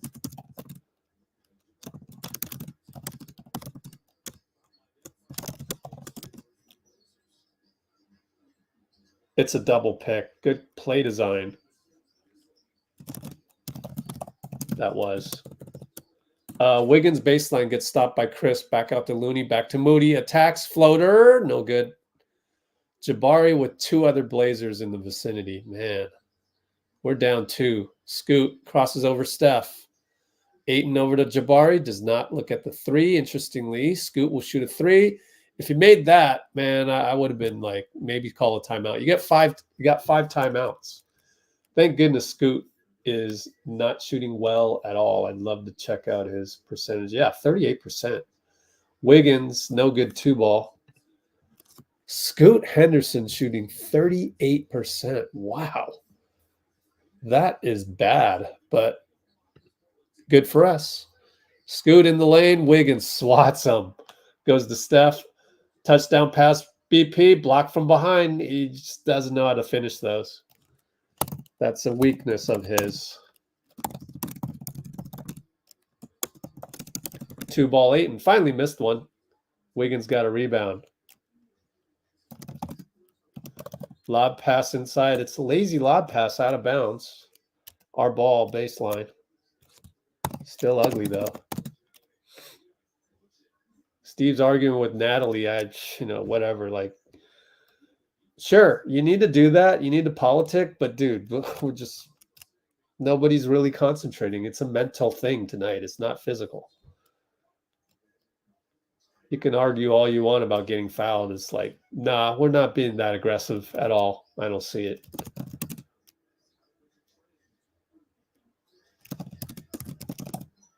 Steph will shoot a 3 off a JK pick. That's a hero ball. Missed it, but Looney puts it back and makes up for the last time he missed down there. Steph 5 of 17, man. I'm going to call that an unsung play. Of course, it's better to have a whole bunch of them to choose from. They throw the ball away. Good defense by JK against Manaya. We'll watch that replay real quick.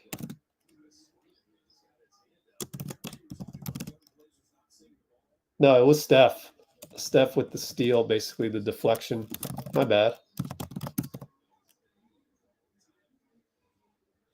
But Steph has to come out. BP attacks over to CP. Come on, make one. He makes it, finally. Good attack by BP.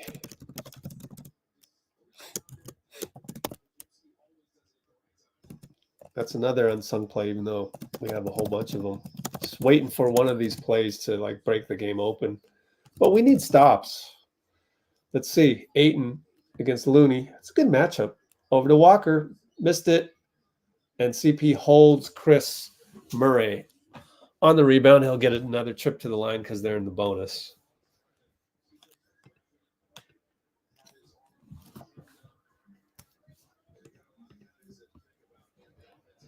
All right, so Kris Murray at the line. How's Keegan doing right now? New Orleans up by 5. Oh, wow. We're going to have to tune in at some point. 5:53. What do we got? 3:19. Right after the buzzer, we'll go to TNT.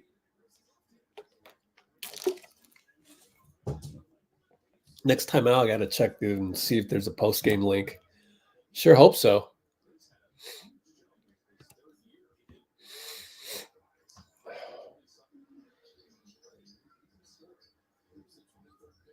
They're not playing their 2 best players. They're not playing their 5, 6 best players. They're in tank mode. So, yeah, we're supposed to win this game. But you can't just lazily win a game and get it handed to you. All right, timeout, Steve. Want to make sure we got a good set here. 67-66, 3-11. Q3, 3-11. Wow, Looney has 10 rebounds. Cool. Let's see. You know what? I'm going to turn on my phone here and hopefully have another instance of YouTube TV that I can use. Unless Dean is watching the game somewhere. I don't know. I don't know what the limitations are. Oh, cool. I can go live to TNT. Connect your devices. No. Join live. Yay. It works. So I've got Pelicans over here on my phone.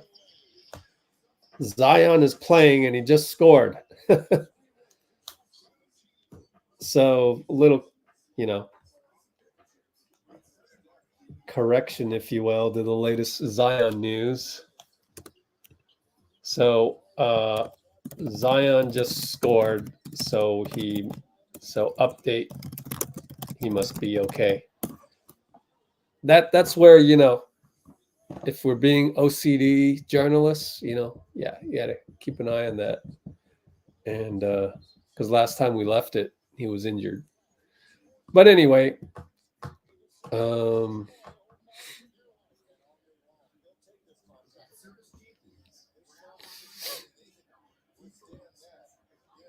let's see.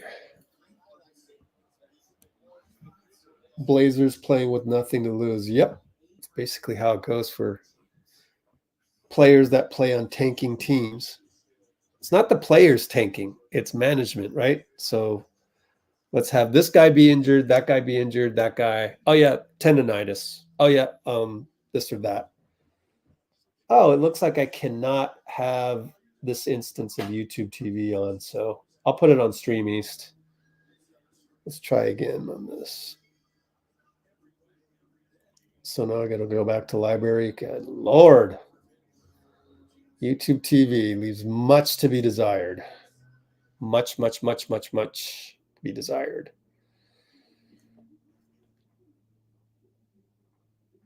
And now this one is try again.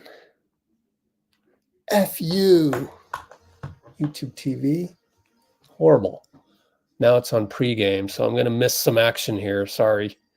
Go to live. Warriors at Blazers. I hope they're still doing it. Okay. TV screen is showing Jonathan Kuminga with the stats graphic, so that's where I'm at. And we're going to inbound right here. So 310, 309, 308, 307. Chris Paul. Screen by Trayce. Moody curl. Nothing there. Screen by Trayce.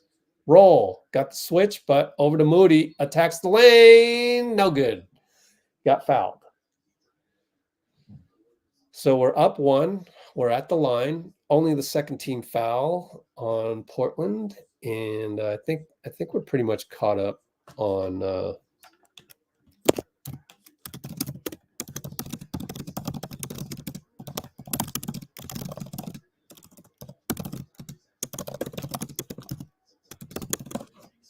So Dean, let me know if you're using YouTube TV, because if not, then I don't know where my count of devices is at, because this would be weird. I think I'm supposed to get 3. I've got 2, laptop and TV. So I should be able to do one more. But if you're on it, that's fine. There's no like super pressing need to watch Pelicans right now. Scoot misses again. And outlet to CP, up to BP, misses a layup. But JK's there. Come on, BP, man. Can you hit a layup in the break? God, man. Good Lord. Good outlet, though. Trayce to CP, by the way. Anyways, they're going to slow roll their offense again. Kick pass to Jabari, hits a 3. Well, look, he missed the last one, made the last one before that. I think you got to really not just let him go. Change it up. Trayce inside, fouled finally. Natalie with the stuck whistle. Good Lord. How much contact do you want Trayce to take?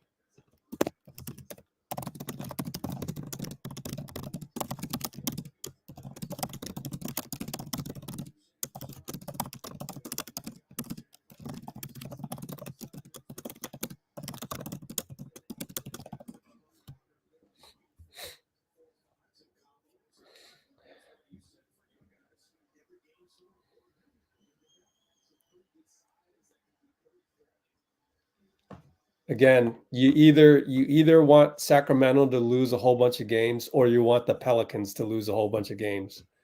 You can't get both, because they're playing each other tonight. And 2 games is not a whole bunch. Somebody needs to lose 3, and then we need to win all of them, all 3.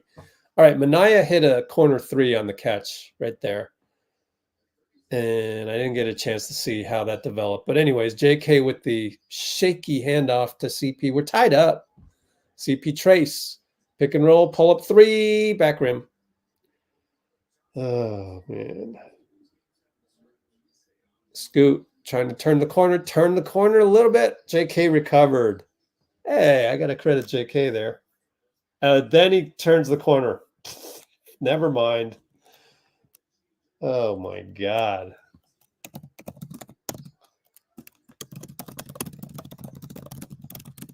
All right.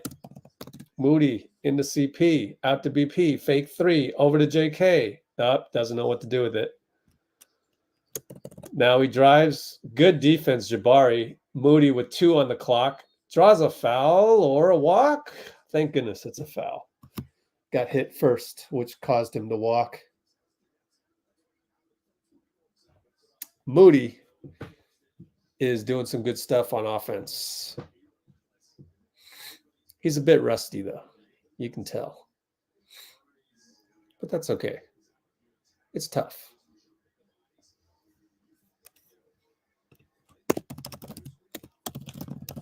All right, good. I know there's not a rogue device out there on my YouTube. I'd rather Dean be able to watch this game than me peeking out of the corner of my eye on New Orleans. Like, what am I going to, like, I can't even watch this game if I'm peeking on another game. So no worries on that one as Draymond fiddles with his fingernails. Moody hits, whoa, he missed one? He's 3 for 6 on the line. What the heck? Oh, man. Come on, man.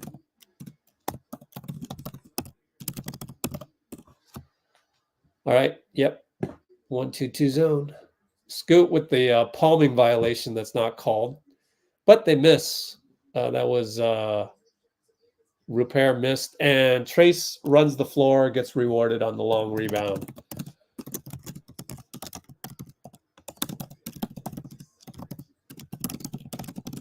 Good closeout by Trayce. Good closeout. All right. 9 shot clock, 8-7. So there's about 3-second differential, 3.5. And Scoot loses his dribble, loses the ball. JK to Moody. Oh, not enough time. Out of bounds, end of quarter. Oh, well. Yeah, Scoot not playing well at all, man. We're up by 1, incredibly. End of Q3. We're going to get a good chunk of Steph, though. The problem is that you would have rather that we blew them out and had a fourth quarter to rest Steph, but that's what you get when you don't concentrate and just it's the oldest disease of basketball ever, which is to play down to your competition. It just is. And we're especially egregious in committing that act.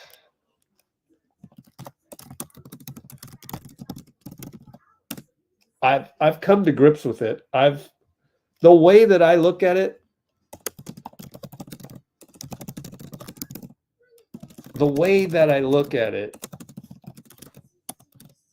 is that you can't have it all.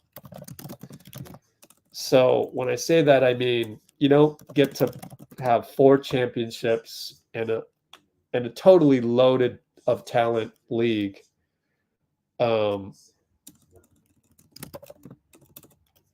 And not have some weaknesses. So there's always Achilles' heels.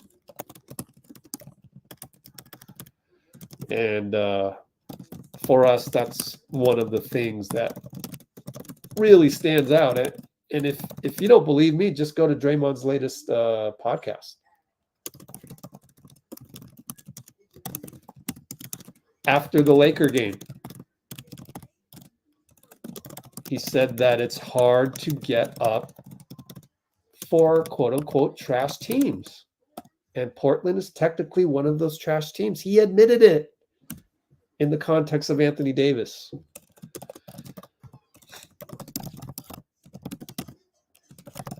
Anthony Davis being out the other night, right? So the way that I cope with this is that it's just one of the things I've seen at every level of basketball. Maybe except kids, like because kids don't know any better. Like, you know, they're just running around out there. But when you're an adult and like you consciously know that the other team isn't as good as you play down. You don't take it seriously. You don't dot your I's and cross your T's the way you normally do. What are you going to do? It is what it is. You just got to keep hammering it. Say, guys, you can play better than this. Anyways, they work it around a couple times. Higgins, that's Higgins, right? Inside against Kris. Good defense, Kris. And Trayce keeps Rupert in front, and he blocks him. Rupert. But Rupert sticks to it, and the old John Madden thing of stick-to-itiveness, that's what Rupert did. Man.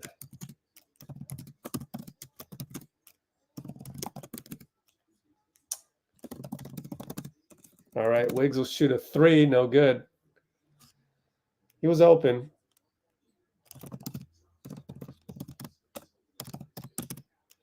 And inside out, corner 3, Kris. Thank goodness Kris Murray missed. You expected him to hit one of these. That's a big miss. Good closeout by BP, doing what he could. And BP gets blocked. Yeah, Portland's a little bit bigger than the usual team. And Kris Murray's going to get a tip in. BP wants a goaltend, but they all stood around and watched. Timeout, Steve. We're going to get Steph back in here. I guess it's a must win. 78-75. Man. We lose this one, I think you put it on the coaching staff, because you decided to rest Draymond and Klay and it didn't work. And you underestimated the disease of the Warriors playing down to competition, whether it's young guy or old guy. Yep. The young guys have hung around the old guys for 79 games. Some of it's going to rub off. And this is one of the things, sadly, that has rubbed off. It didn't in the beginning of the season, but it didn't matter because we just weren't good enough without Draymond. But, it does kind of, the disease is contagious. I hate to say it.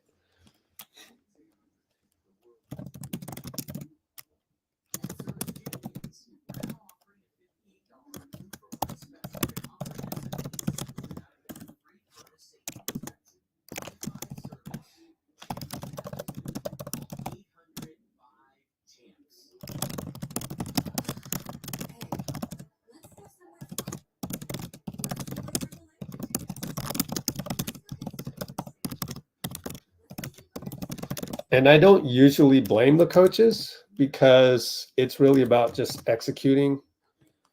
And usually you can find plenty of game tape. But when you sit Draymond and Klay, trust me, this was a playoff game and it happened to be back-to-back. They would have played. Like, there's no way you're keeping Draymond or Klay. You're going to get yelled in the face by both of those guys. So a gross underestimation of just how bad we've been this year, some of the bad habits.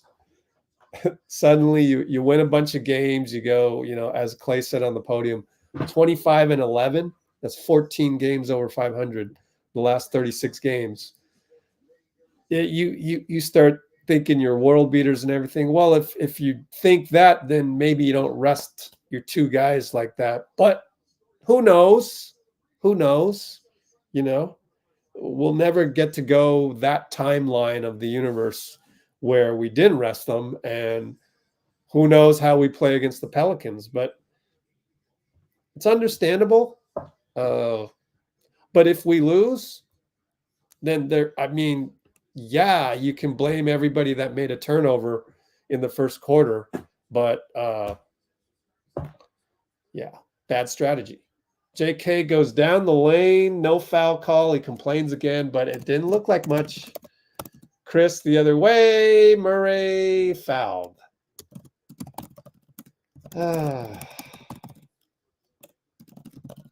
Let me do a replay of that and clip it for later because that is crucial. You're supposed to score on an ATO. We didn't. Didn't look like a great downhill charge, downhill attack. I'm going to watch it in real time real quick.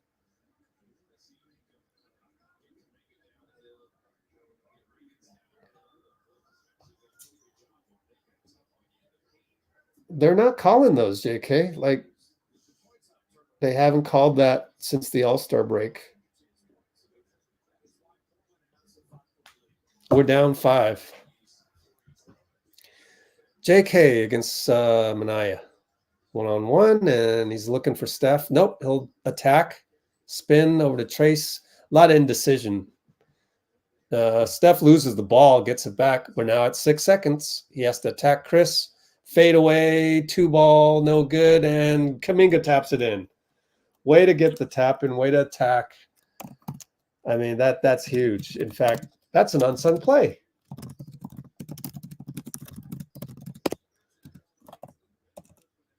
All right, so their slow offense. They took Scoot out, but Higgins scores. Wow, we didn't stay in front again.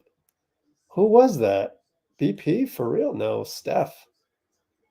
Just a tough finish, but Steph never got the help as Wiggins could not leak off of Kris Murray.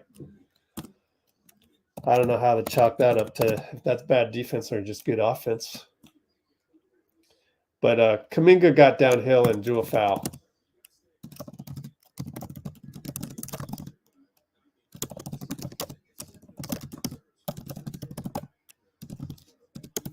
All right, Kuminga hits a free throw, so technically that's an unsung play, but he didn't score. I mean, he didn't score, so technically not an unsung play. I mean, he scored the free throw, but yeah. Makes both. Good job, JK. So he knows his job right now. Get downhill, baby. It's you and Steph. Got to win this tonight. 3-2 zone as BP. You could tell he's not really guarding the wing. Or, I mean, he'll guard the space and whoever goes there. Murray does a flyby, and he hits it. Now we're down 6 with 9:05. So 9:02, 9:01, 9 minutes, 8:59. Get it over the timeline, Steph. Barely does. Screen by Trayce. Hesitation dribble. Lob to Trayce. Very bad pass. What are you doing? And they step on the line. Thank you, Minaya or Rupert. Sorry. They're both light-skinned, so I get them mixed up. Don't know these guys. Haven't watched them enough. Hadn't heard of Minaya.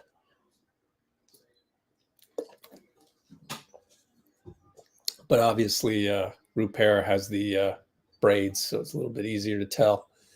We have trouble getting the ball over, but Wiggins does get it over by himself against Rupert. Now it's JK Minaya. Great downhill. No foul call. They're just going to call it a bad shot. Oh, my God. I thought there was enough contact on that one. I don't know. Tough angle. Tough angle to see. I thought he got checked on the point of attack, but I guess they're not calling that. Better not call it on us.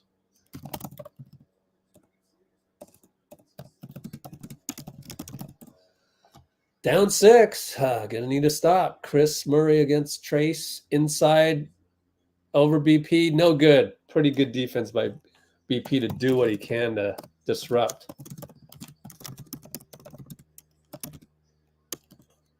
That was against a way taller Reef. BP now attacks. Over to Steph. Hero ball 3. Good. Needed that one to drop. I mean, that is huge.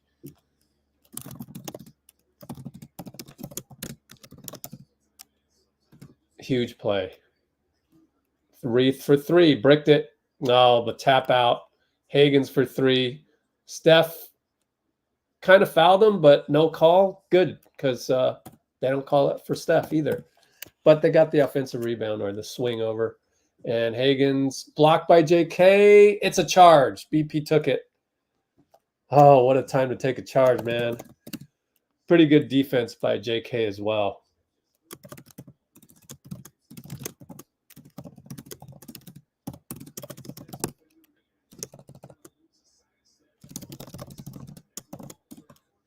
We're still down 3. Chris Paul comes in. Who's coming out? Wiggs or BP? It's got to be BP, right? Even though he took a charge. Might as well just go offense, defense. Moody doing the offense, defense thing. So Moody's going to come in for JK. Okay. Yeah, I get that because couldn't score points last couple times, not getting the call. But he did play good defense.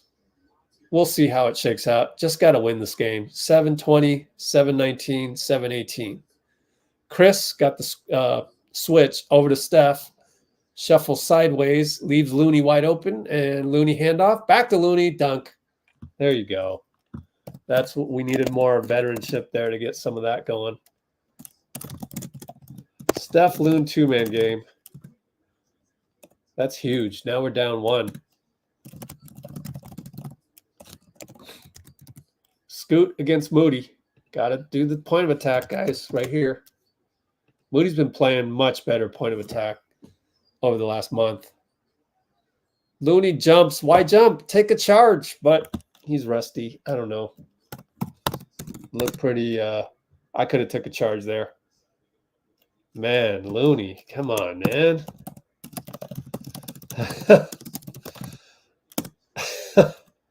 How can you not read that? That's so obvious. Just take a charge. I could have took one on that one. Yeah. Oh, whatever. And he misses a free throw, so Looney is somewhat absolved of that one.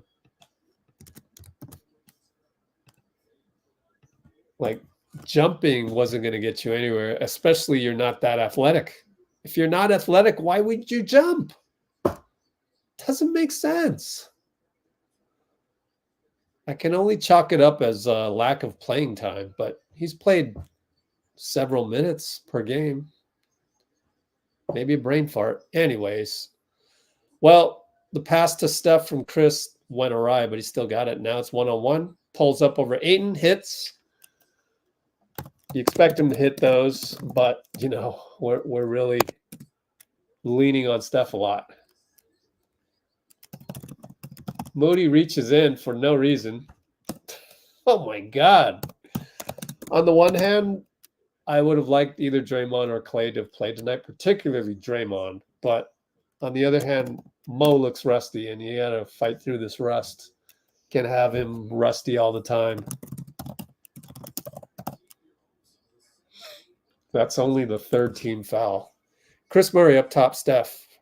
Scoot trying to get around, and he gets the ball against Moody. Here comes the pick from DeAndre. Gets inside. Ayton holds him off, and CP gets a steal.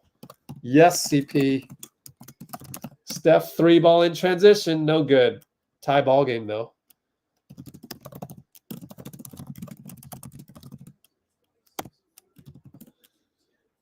Ayton against Looney. That's been the best that we've had. Certainly don't want Ayton against Saric. Not that Saric would come in at this point. Anyways, Wiggins tracks him. CP doubles Ayton. Good double. Kris can't get it off. Murray, airball. Tremendous defense. 2 times in a row by CP.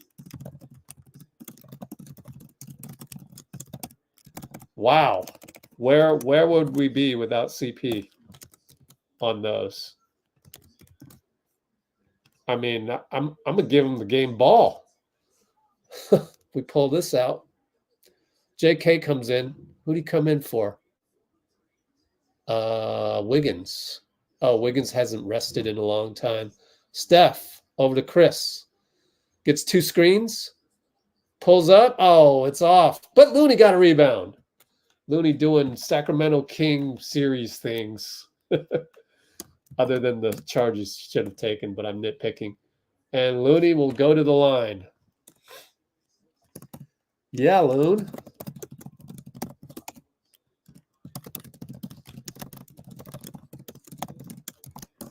All right. This is a nail biter. Shouldn't have been, but that's what happens when you rest Draymond and, you know, and then oddly turn the ball over here and there. We're going to rest Steph. I don't think Steph's happy about that. He's shaking his head. Definitely not happy about that. Looney misses a free throw. Steph's at 31 minutes.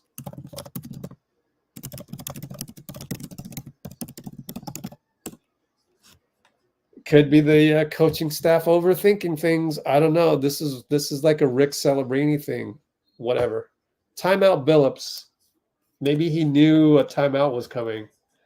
If he did, that's genius. 87-86. I'm going to do restroom break. 5:02. Steve wants a palming call on Scoot, but come on, man. I know you want to, you're rooting for your team and everything, but like, it's not that.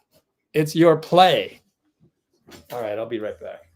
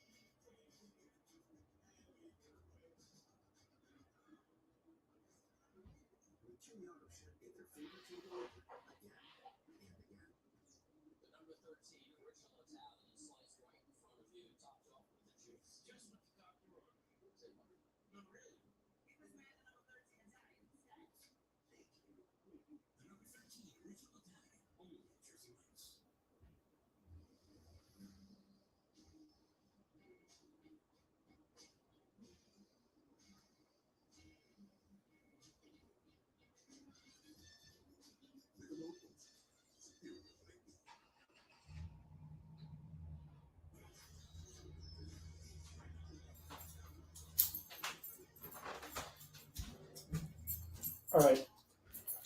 I'm back. How are the comments going? Close the bakery. Yep.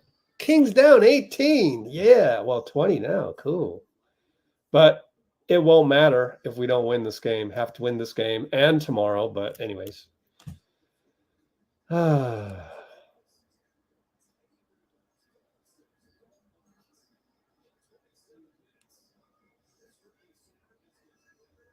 Can we run some plays? Sometimes it's just not there,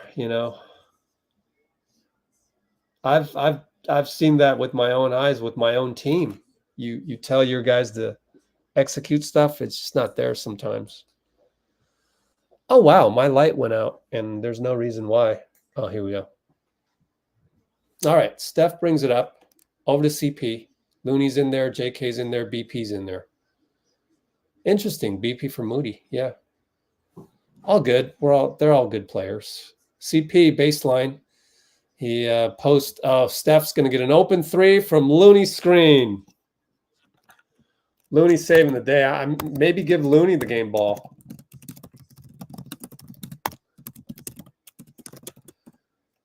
All right. So Scoot against BPs. Keep him in front. He's not a good shooter. He'll shoot a three and probably make me eat my words. No! Air ball! Oh, my God. Basketball gods. Thank you. Oh, my God. Yeah. Scoot with the air ball, staying true to his bad season shooting percentage. At least that's all he's got to fix. Oh, Looney's going to get called for a bad screen. Steph can't believe it. Lester's like, yeah. But Steph missed it, so doesn't matter. They would have got the rebound. Unless JK magically would have got that offensive rebound. But, like, I don't think so. He missed it anyway, so they're going to replay the three where Looney didn't get called for offensive bad screen. I don't like that call. It's so ticky-tack. It's whatever. Just don't call it on us. Three ball Manaya, no good. Air ball. Kris does an okay job of being disruptive on the rebound, but gets called for a foul. That's our 4th. So can't do that anymore. Oh, man. Up by 4, though. 3:49 to go.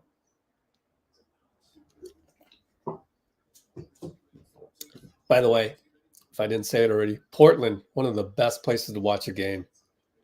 Oh, man, Scoot just knocked BP in the family jewels, and BP breaks it up. He broke up a lob, having to worry about his family jewels. How do you do that? Steph, razzle dazzle, gets a screen from Looney. Back to Looney. Looney finishes. Looney game ball, man. Looney game ball. There's a lot of unsung plays here that are Looney that, man, I didn't notate. So classic stuff. No good. Minaya. Rebound. Jabari knocked out of bounds. No foul. Thank goodness.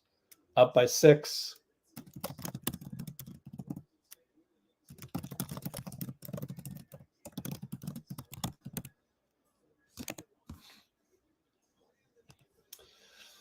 Let's see.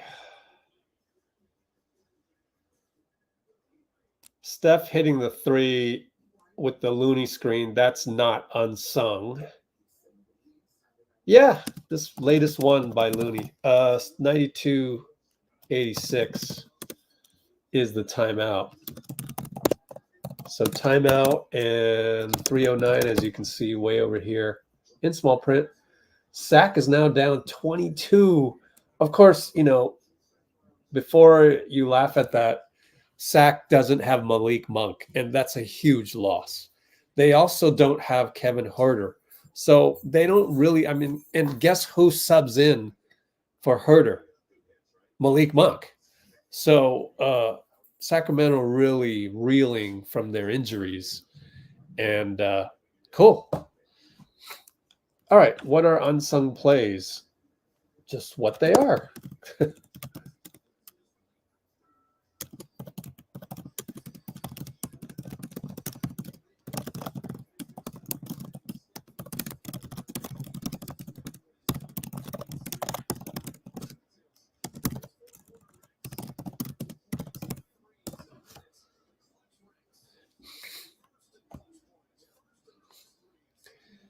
All right, Dr. Magneto found Streamies.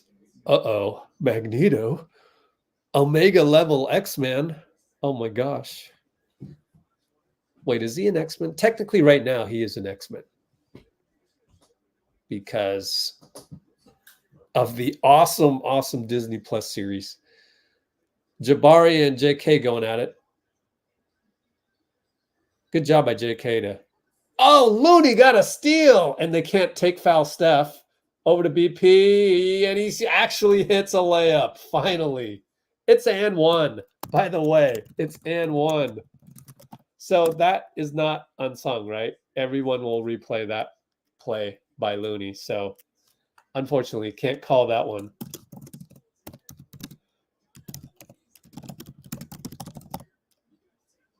Oh my goodness. Looney got a steal. The slowest guy on the court got a steal. Beautiful. BP hits. We're up by 9. Biggest lead of the game. Right at the end. Or close to the end. 3 minutes to go.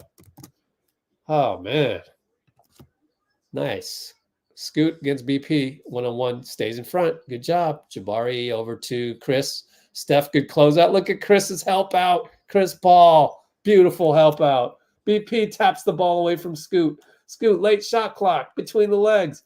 BP swipes at it. Misses it. JK. Oh, Kris Murray got it, but he closes out on Kris. Inside to Ayton. Jump hook good. That's one of our best defensive sequences, but they scored. Luckily, the clock keeps running as the ball rolls around.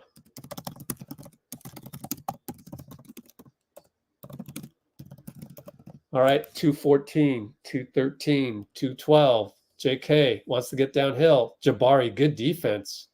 Yo, I want to look at Jabari Oh, and it's JK. They bail out JK. They don't give him any calls, and he finally gets a bailout. Love it on a fadeaway. It's a reach-in kind of by JK. Dude, I like Jabari, man. I like what I see. Can we get this guy? That's some good defense against JK.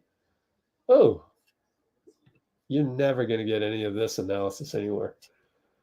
Jabari. Nice and minimum, baby, but he's signed. He's signed already, so you'd have to throw him into a deal. Cool, man.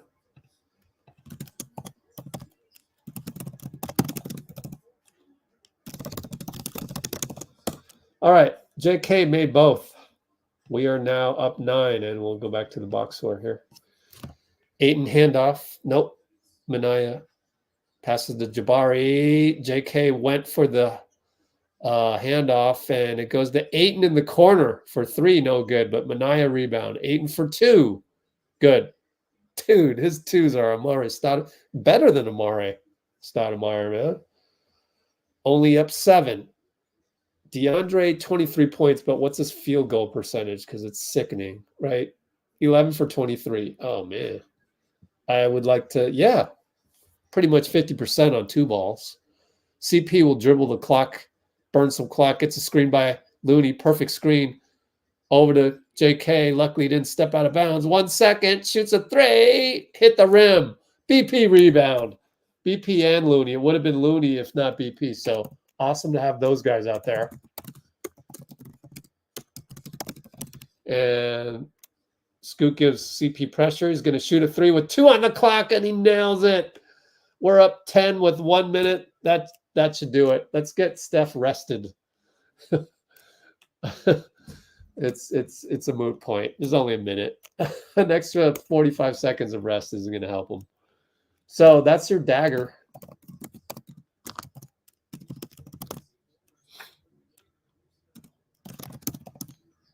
Turnaround, jumper good, DeAndre. We just need to dribble out the clock. 8-point lead and not do anything brain farty. CP one-on-one. Look at the way you're so confident when he has the ball. Like the chances of it getting, and you know what? People are not going to tell you. Is this tiring out Steph at all? No, none of this is. Inside to Looney, gets it swiped. CP again. Oh, he should have made it just to, have that stamp on the game. CP's still balling out there. Oh, man, this was so enjoyable in terms of how we finished and stepped up, and very, very risky move to load manage Klay and Draymond, particularly Draymond. Scoot's going to miss another one. He's a paltry 7 for 19. Oh, man, but we're gonna win by 8. 192 final. I almost put Portland. And Steph didn't have to do anything the last couple minutes. It was all CP.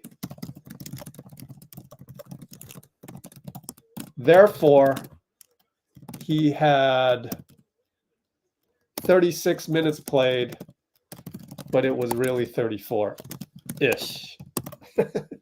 Okay, I forgot to check for the link because I used it as a restroom break, but let's also go and check New Orleans. Yeah, unless Sacramento makes up 11 points in a minute 24, they're going to lose that one.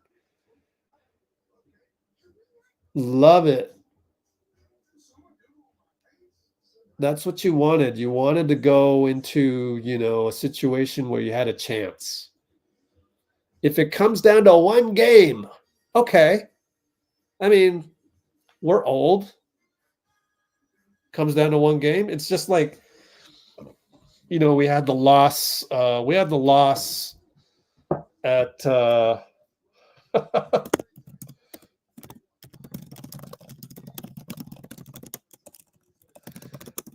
we've had games where Steph missed the last shot.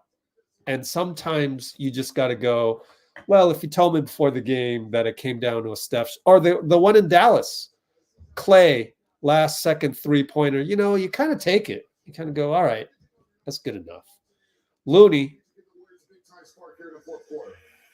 I know when Draymond, Klay, GP being out, everybody's going to step up. So I'm make sure I stay ready.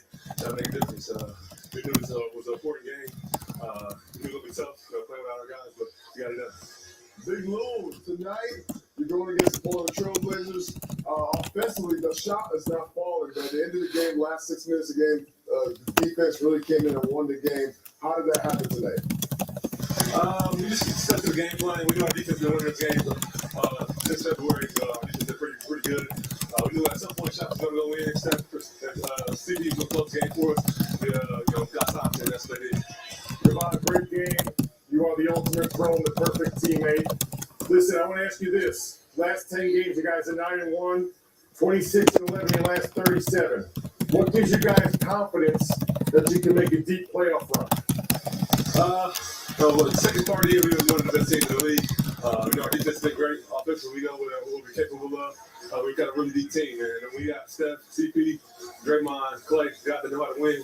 They playoff runs. We know we can beat anybody. We got to get there. We know they're going to be easy. It's going to be tough, but we feel like once we get there, we can make a lot of noise. Big Lou, you finished the game out tonight, 21 minutes. How you feel to blow it out tonight, man? I feel good. I ain't played 20 minutes in a while, so I feel good. Well, you see you tomorrow. We need 20 minutes against the Pelicans. Zion Williamson against the Pelicans. Have a safe travel. Have a safe flight. We'll see you tomorrow night at Jason. I appreciate it. Thank you. Come on, Moody, man. He's a fun guy. 3-time champion. People forget he's a champ. His number hasn't been called much. TJD's played really All right. well. So, good win, man. Good win. Way to finally make it, you know, a convincing type win. But poor Dario. Well, you know, at least Dario got to play. You know, he's been injured this whole time. So poor Dario, yeah, but also good Dario, you know.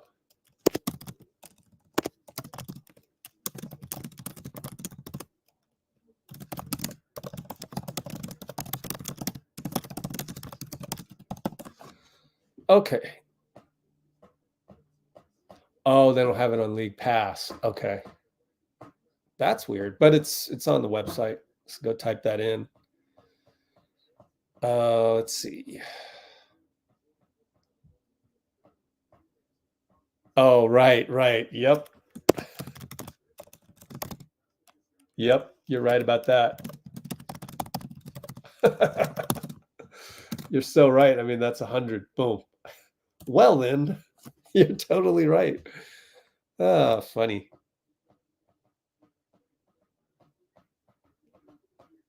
Yeah, Kings are not losing to the Blazers. There's no way. Blazers won't let that happen. You know, collective sigh of relief by Blazers management tonight. Oh, thank goodness we lost that one, because they're trying to tank.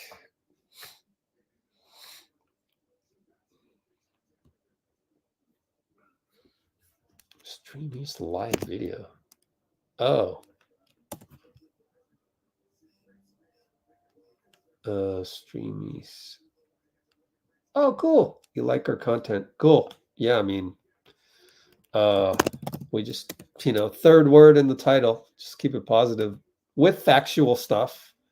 You know, I keep forgetting to say at the top of the stream is that I used to go to every Warriors practice, literally every practice, every morning shoot around, every game, every pregame, every postgame.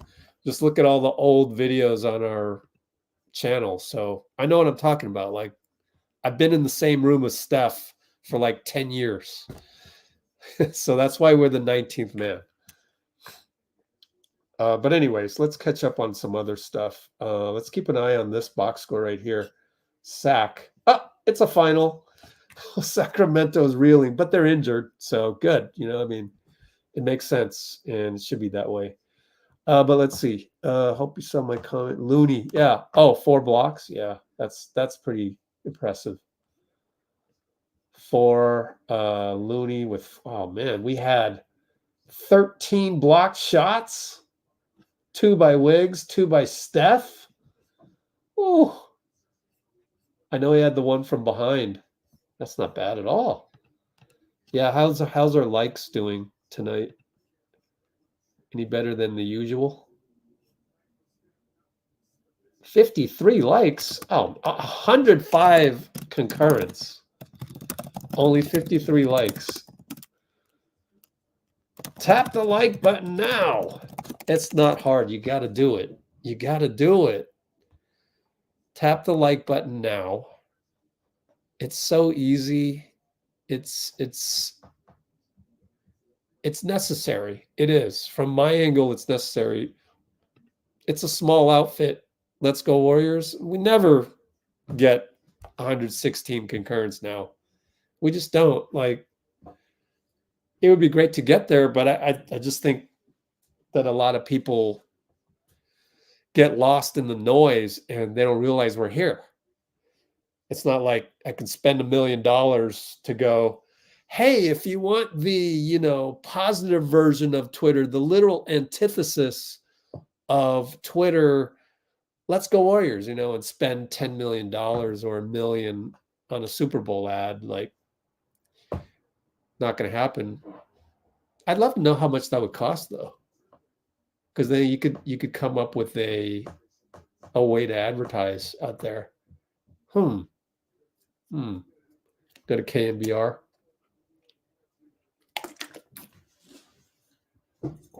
But yeah, and I haven't even done that.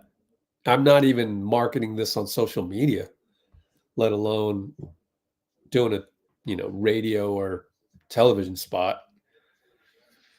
I got to figure out a way to this is for the off season though, like turn this into like a nonprofit. Like, nonprofits sometimes get a little bit of help with the radio advertisements and stuff.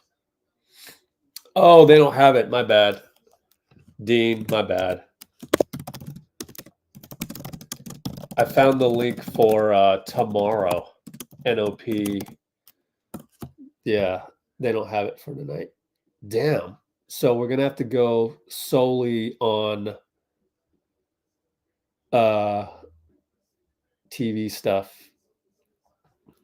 We'll try. Okay. No light the beam posts. Yeah. Mentality. Yeah. NBA post refs at 6 a.m. I was about to type that in. Yep. Thanks for that. Perfect. We did get 100 likes one time, huh? Thanks, Pinky. Okay. What else is going on? Hope Klay didn't rust up. Yeah. If anybody doesn't rust up, it's Klay.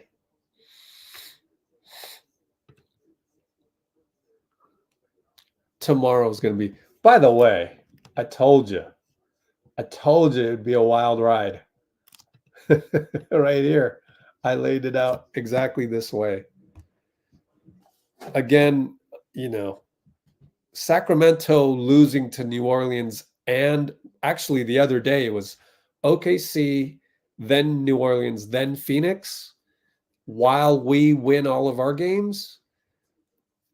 I mean, mathematically, it does make sense just because of the standings, because Phoenix technically better than Sacramento, New Orleans technically better, OKC obviously better than them per standings. So it was like a doable scenario. And yet I'm like the only one writing an article about this. Like, did anybody else do this? Like Slater, any of them? Did they? I don't know. Certainly not any of the radio stations or the radio station that we know of. The other one where we get John Dickinson on, their primary focus is the San Francisco Giants. So it's not like they're busy writing articles left and right like your local other radio station and the cable company. They write articles. They have people writing articles. They have people tweeting all day. And I just didn't hear anything about this. Like, I mean, really? Like, you don't think Sacramento might go 0-3 in the next 3? I mean, granted, it's 2 straight home games back to back, but they don't have Malik Monk. They don't have Kevin Herter. Really? You're just gonna focus on the negative. You're gonna talk about, oh, Klay's not coming back. You're gonna do that thing. It's like, oh my goodness. Whatever. Whatever. Man, you just, that's all we do here is we try and reason out all the reasons to have a positive outlook on the Warriors. And really it is congruent with being like the 19th man on the squad, right? 15 regular season regular spots, full NBA contracts, 3 two-way contracts. That's 18 guys. And I just think the best way to follow a team is to pretend you're the 19th man and embody it. Exude Lester Quinones. Exude Guy Santos. Exude Pat Spencer. Spend all day criticizing the Warriors? Like, that's the clickbait way. So, yeah, I tell you, if we can pull this off, if we can somehow get to 8th to face either Phoenix or the Pelicans, don't even care. I don't care who's at 7. The fact that we get to do that rather than having to win 9-10 and then win the loser of 7-8, you'd rather just go into 7-8 as the 8th seed with a chance to steal the 7th seed. And look, if we did that, I mean, what we're doing right now is already borderline criminal. We spent all season over here 11-10, 11-10, 11-10, all season 11th and 10th. And now we're in 9th? Like, if you had people in cryo sleep and they woke up to find the Warriors and you told them, oh, the Warriors have been in 9th, 10th, or 11th for the vast majority of the season because basically Draymond didn't play in 32 games. You'd be like, what?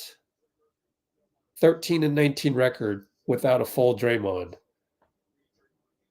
And then you would go, oh, 13, that means they're really 22 and 16.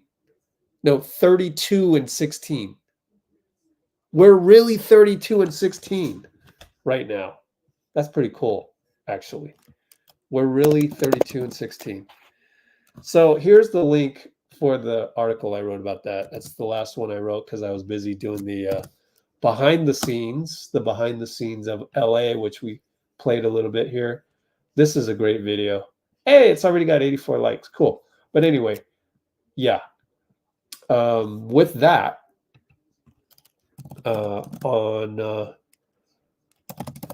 me being the only Warriors guy, Warriors beat writer, to write that it could get exciting if we nabbed the 8th seed, then stole the 7th seed after spending all season. It's a heist in 9th or 10th. You spend all season 9th or 10th, and you end up with the 7th seed going into play Minnesota. Oh man, that's unfair. But then again, do you know what we went through to this year? Like, no, it's fair. It's fair. Don't go telling me this is unfair. If we end up playing the Wolves as the 7th seed, there's going to be a narrative that the play-in saved us. Okay, yeah, but look, we already lost a play-in to Memphis in 2021. We were the 7th seed already, and we lost that completely. I think it was the 7th, maybe 8th, and then And then this year, we go through Draymond being suspended, which you could say, oh, well, that's your fault. But dude, when Draymond was out, that was not our team, man. Like our defense was absolutely abysmal for obvious reasons. And then Decky passes away, and that's a lot. So, nah. If we somehow get the 8th seed, beat Phoenix, and get the 7th seed to face Minnesota in the 7-game series, you know what would be even more awesome? Although recently I've got to get you up to speed on some certain things happening in Minnesota. But hold on one second, as I want to keep notes of every live stream just because it's so, we talk about everything, right? So our record without Draymond is 13-19. Just trust me, I've done the homework on that. 13-19, meaning we are really, in quotation marks, we are really 32-16, which is pretty damn good. That's a 67% winning percentage. So, Dunleavy's later is going to have to evaluate this team. How do you evaluate it? I think you can make the justification that we're really a 600 team, that we're really top 4, and that maybe it's time to take a gamble and get under the tax. With Klay's help. You go, Klay, we're going to get under the tax. But the other thing is that Klay could go, well, come on, Joe, you can afford the tax. Look at Chase Center. How many concerts do you have lined up for the summer, man? Right? So you could tell Lacob to shove it. But that might be the goal. Anyways, Steve is at the podium, so we'll go to Steve. Steve Kerr, podium, right here. Their last 21 road games. Let's hear from Steve Kerr on the win, presented by BMW. Yeah, it was a tough night for us. We did not execute very well, but these are tricky games. We were obviously resting Klay and Draymond, who were banged up, and with the back-to-back, we're just hoping to take care of business tonight. And Portland, I give them a lot of credit. They played really hard, and they made things much more difficult on us, but we pulled through in the end. Kevon Looney, just what kind of impact did he make today? Yeah, I thought the two key guys were Loon and Brandon. Loon just saved us. He has done dozens of times in his career here. He's kind of been on the outside of the rotation now for the last 6 weeks or so, and he always stays ready. And he came in, changed the game. We were really getting bullied on the glass early in the game, and I thought he came in and established a tone inside. And then I thought Brandon's defense on Scoot Henderson the last 5-6 minutes of the game was massive and helped us get that separation. We talked a little about pregame, but another clutch effort by Steph tonight in the fourth. Just what kind of will did you see from him? Yeah, Steph's done that a million times, so it never surprises you. Obviously, it wasn't his best shooting night, but made some big ones down the stretch and competed really well. And we played him more than we wanted to, but we got it done, and now we've got a chance to go. Play New Orleans tomorrow and get a win and put ourselves in a pretty good spot. Obviously, the game has a lot of stakes, but as you mentioned, Steph played 36 minutes. Any consideration of resting him tomorrow? Steph? Yeah. No. All right, guys. Sometimes the reporter just has to ask that obvious question just to get the answer, to put the quote in the article. Like, I don't mind that. It's an obvious question, but sometimes you got to ask the obvious ones. It happens.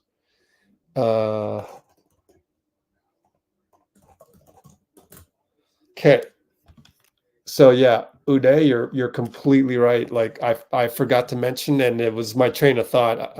I was going to mention it, then I remembered to write the notes down, then I forgot.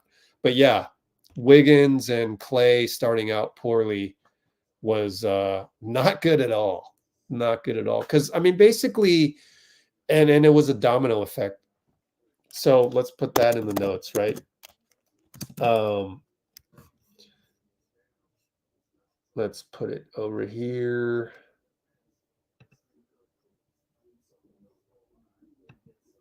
Yeah. So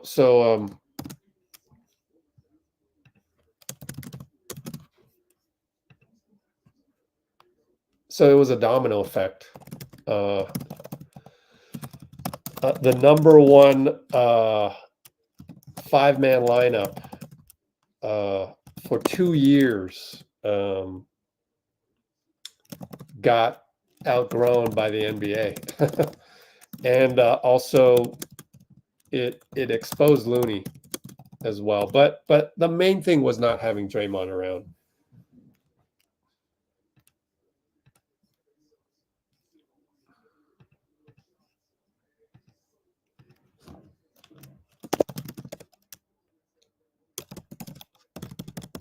So getting under the tax, the reason why you'd want to get under the tax is to avoid the repeater tax. And Lacob told Kawakami that.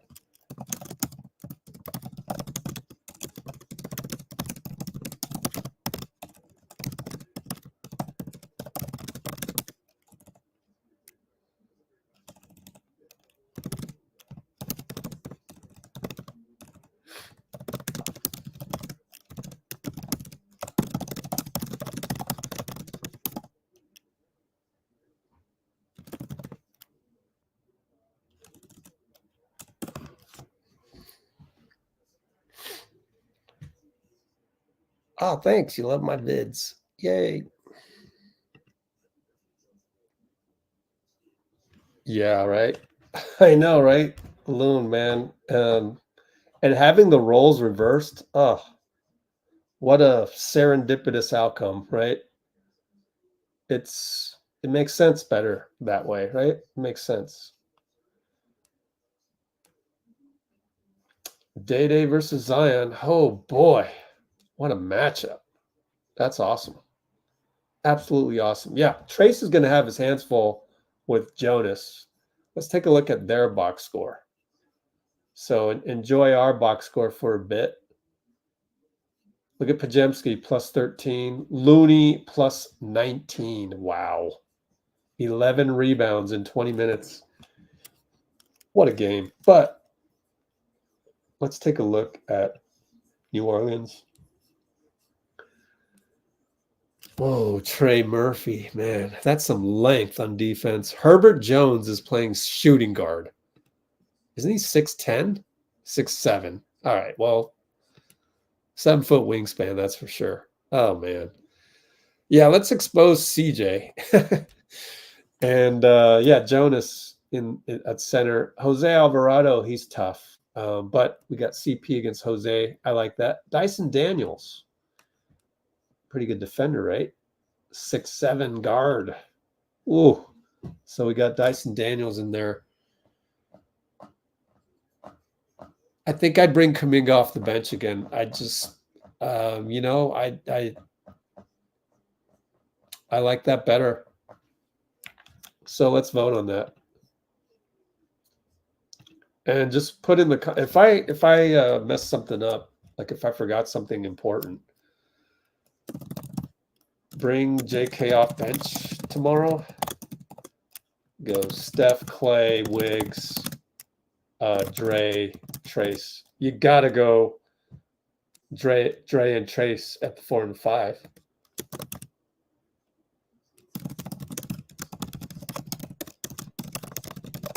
And again, you know, that's where every other app is going to go off on a tangent and just kind of base everything on their feelings at the moment, like, and not think it through. But if you think it through, I think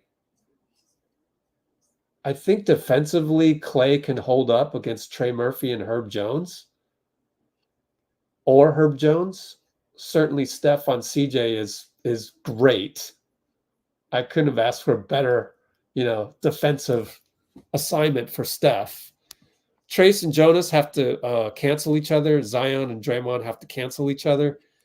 And so going into the second unit, you know, like Wiggs covering one of Trey or Herbert, you know, I think we're good. But then to have JK come off the bench with so much off the bench is great. You got CP on this guy.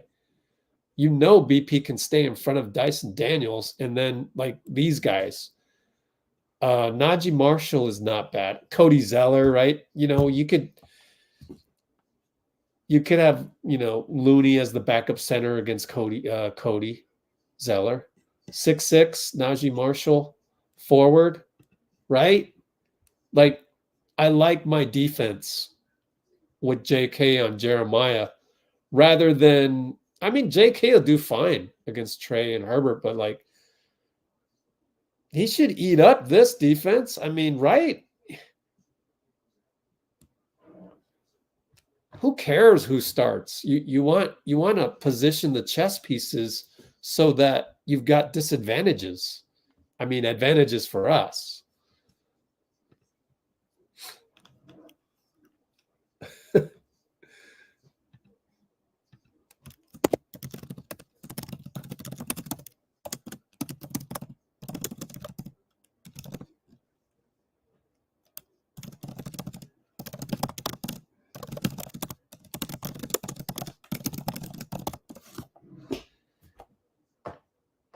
Dray can't cancel Zion. I'm glad you said that. I'm glad you said that. Let's tag Draymond on this. He might agree, but it's like if I'm helping Draymond out, yeah, let's do that. I want to send this to Draymond. He does read it. He reads my Instagram posts. So good.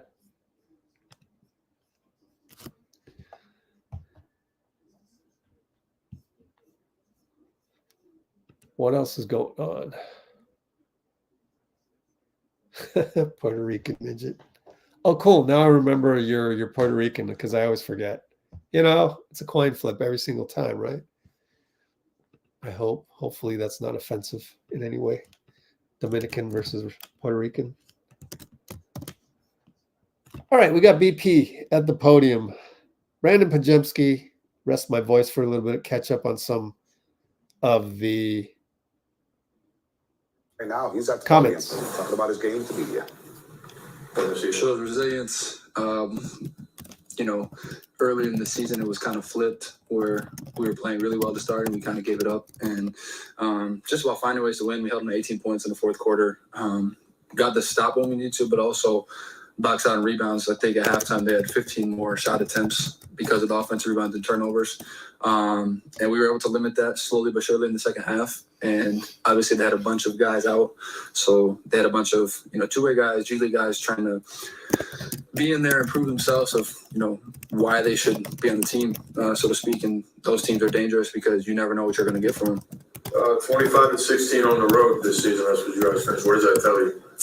It tells us we can pretty much beat anybody. I think the road record shows how together we are, our collectivity, what our relationships are like off the court.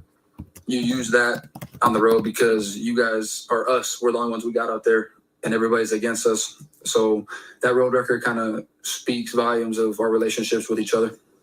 Steph Curry has another masterful fourth quarter down the stretch. I mean, he's been one of the clutchest players in the league this year by a number of metrics. He should win. What do you have? What are your thoughts on him? Yeah, he should win Clutch Player of the Year for sure.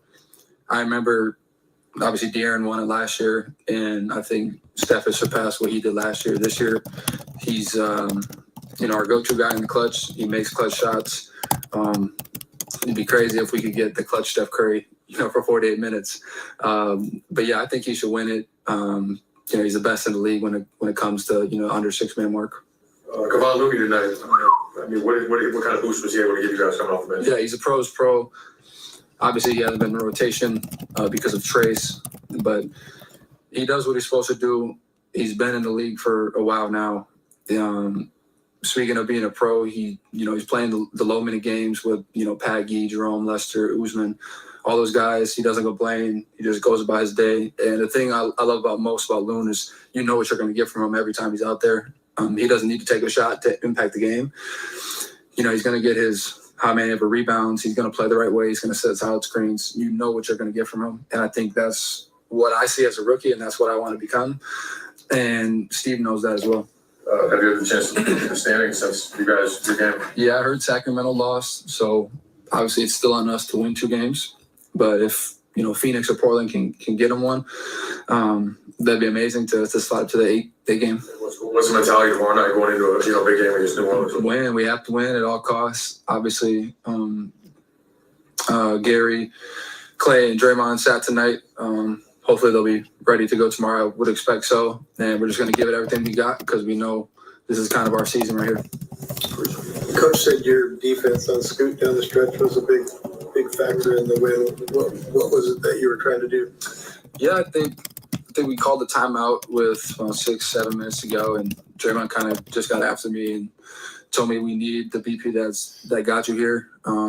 Early in the season, how I was playing, and he was just like, get every loose ball, play the best defense on Scoot, and I kind of took that challenge head on and did good for the most part. And I think that was a part of the reason why we were able to make a run there late. All right. Uday in the comments clarified. Makes sense. Been a while since I've seen Herb Jones, so really forgot who he was. But yeah, considering that, by all means, if Steph can handle Herb Jones, then put Klay on CJ, and no, actually probably Wiggs, right? Wiggs on CJ. My bad.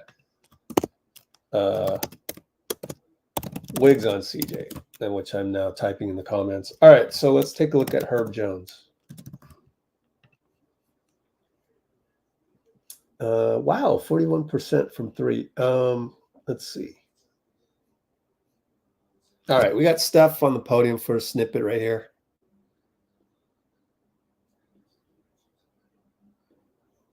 Here's Steph.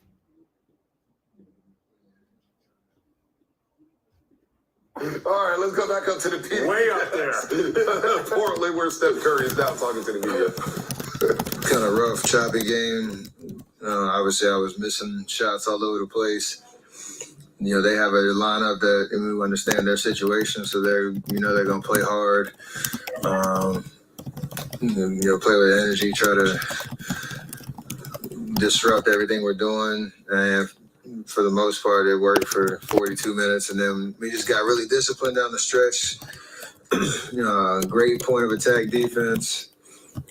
Got a couple turnovers that led to momentum transition on the other end. Looney was unbelievable.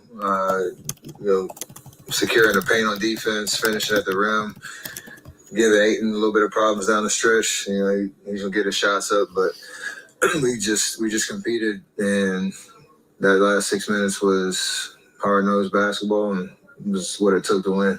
25-16 on the road. Finished with a flurry of wins. Just what does that mark tell you about you guys' basketball team? It kept us alive all year, knowing what how different it was than our home record, but a together group that's was trying to figure it out all year, but stayed together, stayed confident in who we could be, and I think, like I said, it's given us life to have something to play for next week, and hopefully get through that threshold to a playoff series. Yeah, what's the mentality going into tomorrow? I mean, what's that stake against New Orleans? Same mission. Just win the next game. We understand they're playing well.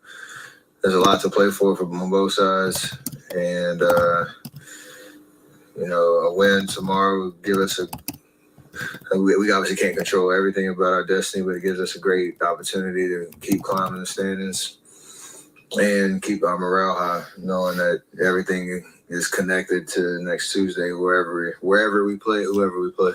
I mean, another road slate, that's concluded for you. Just kind of big picture, your connection that you have with the opposing crowds. What has that meant to you, after experiencing that another season?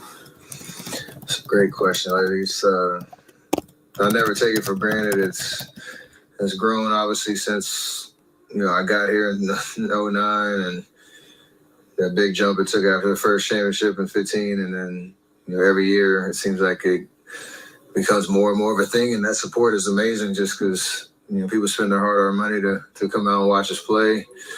You see all the Warrior jerseys out there, showing up early to see warm-ups and stuff like that, and certain arenas, you can feel that energy a little bit more, even than the home crowd at times, just because they show up for us. So it means a lot for sure, and it's kind of connected to just the privilege to play at this level, and how much fun it is in this environment, and it reminds you that it's not going to be around forever. So appreciate it. Okay, a little bit of Steph. Wow, we're really running up against that last game of the season coming up. So a little bit of discussion in the comments. I don't know who we're going to go with the defensive assignments, because Herb Jones is a 40% three-point shooter. Trey Murphy scores buckets, 31, 13, 16, 14, 21. I think I'm back to Steph on CJ. So but I don't remember what happened last game. So I'd have to go back to that one and just see what the matchups were from that one. So that's just for now, just looking at the stats and not really knowing too much. You always want to go to game film.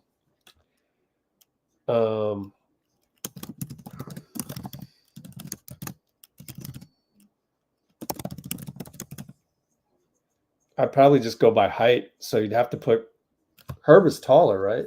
Herb is 6'8". No, Trey's 6'8". Herb is also 6'8". 6'8", 210. 6'8", 206. So Trey a little bit lighter.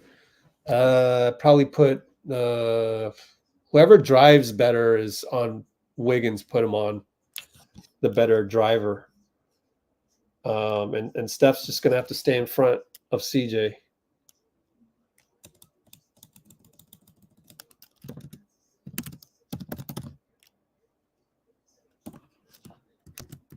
But we'll see. And I'm cool with whatever, because, at the end of the day, does it really matter what you think? It's going to be what it's going to be.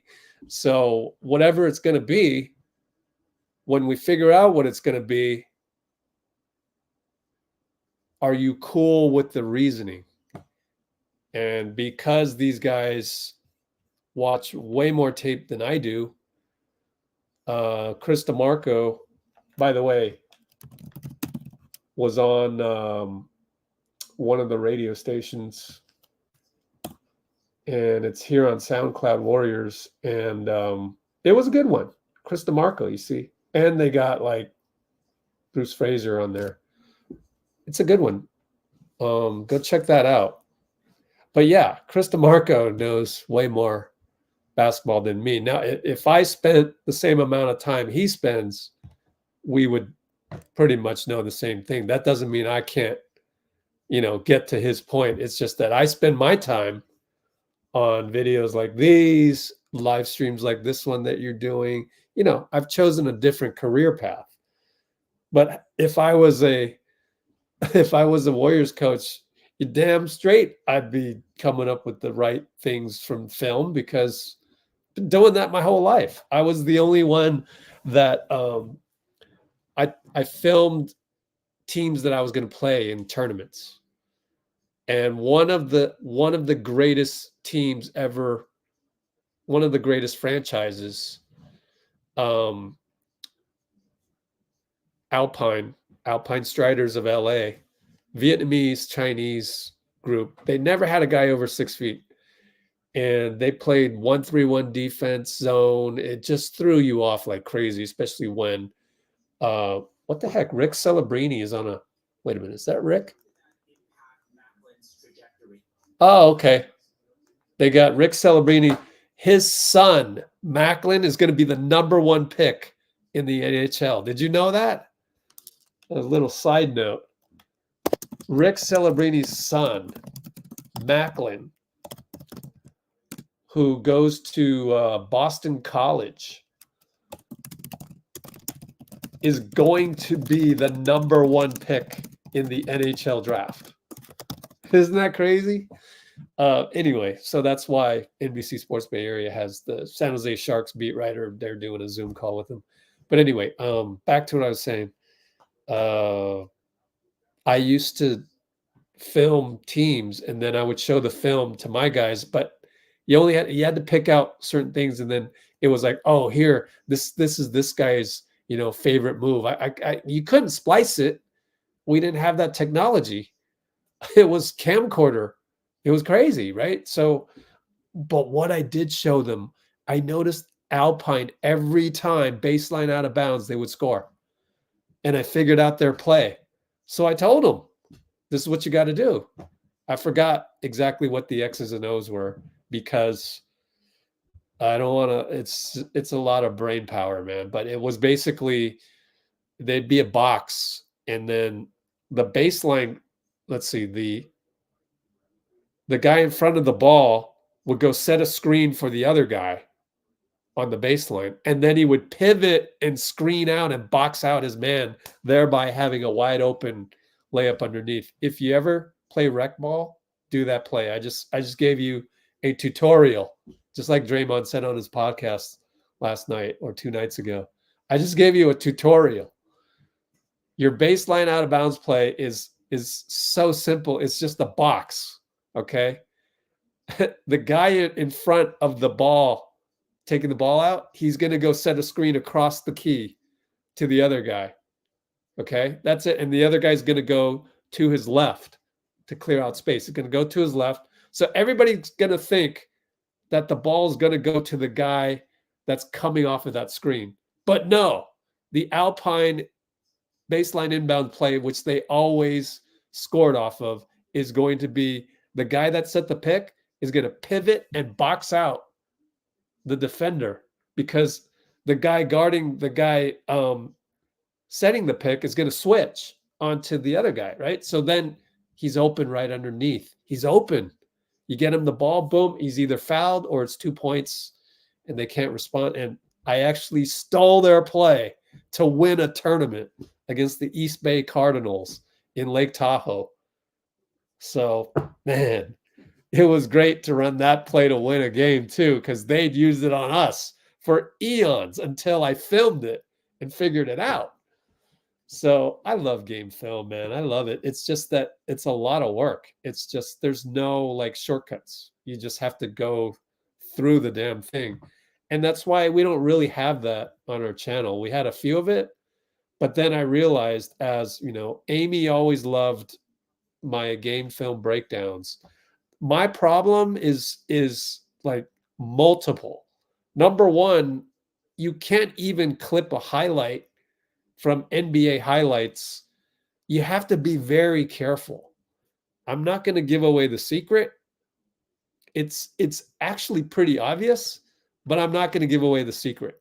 But you will get flagged for copyright by the NBA if your highlights are not the way they need to be. Right off the bat makes it difficult. So then I got to upload and then wait for the copyright check. And sometimes it doesn't. And it's just like, it adds hours and hours. That alone, that's not even a game film thing. That's literally, it's like, that has nothing to do with my study of game film, unfortunately. So I've got to actually work with less. And then now you can license the highlights. You can do that. But oh my goodness, the terms are absolutely ridiculous. Like in fact, the company that used to work with the NBA on this, I don't know if they still do. They're called Broadband TV. Avoid them like the plague. Because their deal is like, oh, well, you just need to hook up your YouTube to our bank account. Hell effing no, I ain't doing that. Never. I don't care what percentage you give me. That is a deal breaker. I told him that. That's a deal breaker. Actually, I never told him that. I just didn't respond because, like, why should I help you out? Like, then you're gonna figure out a way. Like, nah. Let me just let you fall down on your own weight. Anyways, Looney's at the podium, and I think I've said enough about game film. But yeah, it's just really hard to do, and that's why kudos to Coach Nick, B-ball breakdown. But honestly, his stuff is, I mean, there's a threshold. You have to really pour in all these hours. And that was one of the things Coach Nick told me is, I want to figure out a way where I don't have to put in all this manual work. And I get it. So X's and O's, I don't know how I'm going to do it. Maybe it's like some form of unsung plays, which we got to do. So I'm going to go look at unsung plays while Looney speaks. So here's Looney. Get enough of Looney. Just our defense, defense intensity. We was able to get stops down the stretch, get loose balls. You know, it was a little small down the stretch, but we was able to still get stops and get loose balls and deep ball, getting out of transition, and able to space them out. So whenever our defense is playing at a high level, we're pretty tough to beat. How would you contextualize how comfortable you guys feel with the way Steph Curry operates in the clutch? Super comfortable. When you got the ball in Steph hands, CP hands, you know they're gonna get a great shot. Probably, you're going to get a great shot. We don't really got to call much. They're going to make the right play every time. They're going to draw two, draw three. So, Steph's been doing it all year. Never the game's on the line. He always comes up big for us, and we have no worries when it's a close game. The way you guys finished, this season on the road, the road record you guys have, what does that tell you? What kind of predictive measure is that moving forward? It just shows that we're a really good team. We've been great on the road all year, but now it's time to take care of home court the last two games. We need to be better there.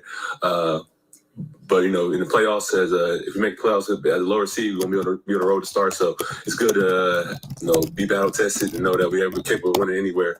And with the veteran guys we got and the young guys we got, we feel like we can compete with anybody under any circumstance. What's the mentality tomorrow going into New Orleans, knowing the magnitude of that game, and obviously Sunday against Utah? Just win. Just play Warrior style of basketball.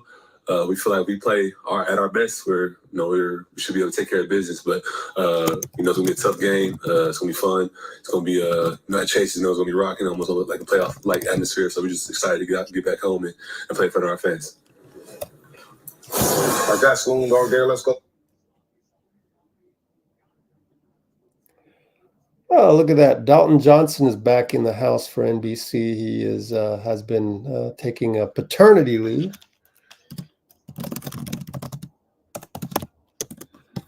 And I found some unsung plays. Let's see what you think.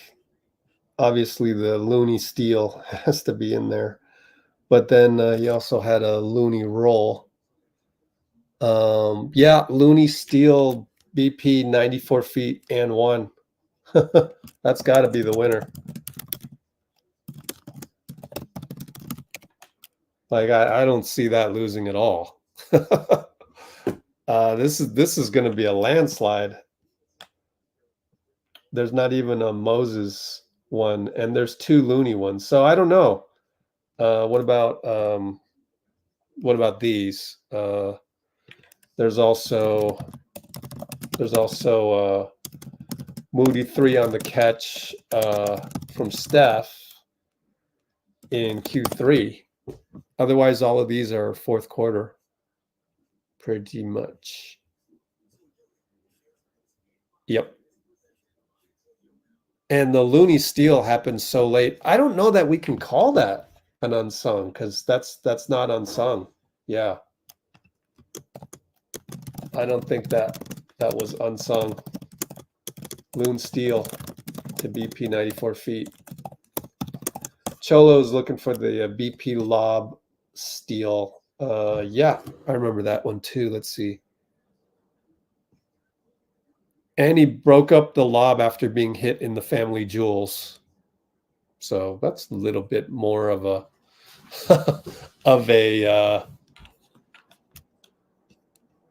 of an unsung thing. So sorry, Arbel, that's not unsung at all. The steal is going to be played everywhere.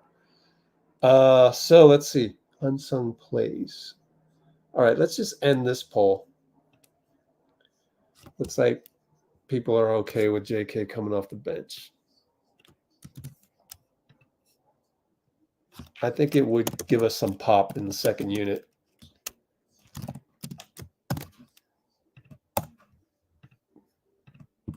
I just want to win the game and have the right matchups, have advantages here and there.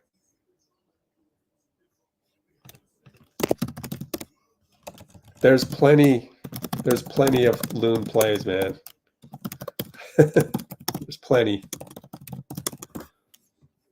So, I mean, so basically you're confirming that lots of times you vote for the guy and you don't even vote for the play. I think that's the flaw with unsung plays of the day.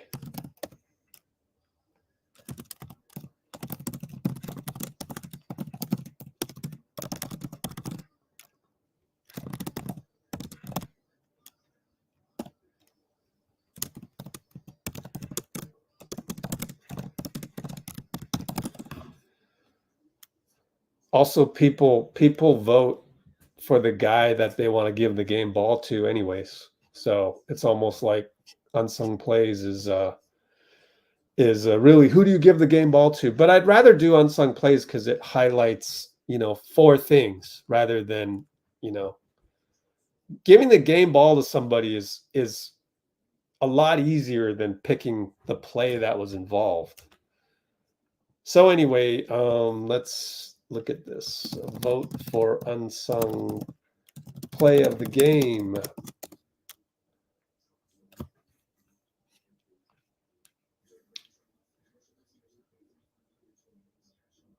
Wow. Australian swimming team got 13 golds using AI. Pff, what? Yeah, in fact, I'm trying to use some AI myself. Actually, I already do. But anyway.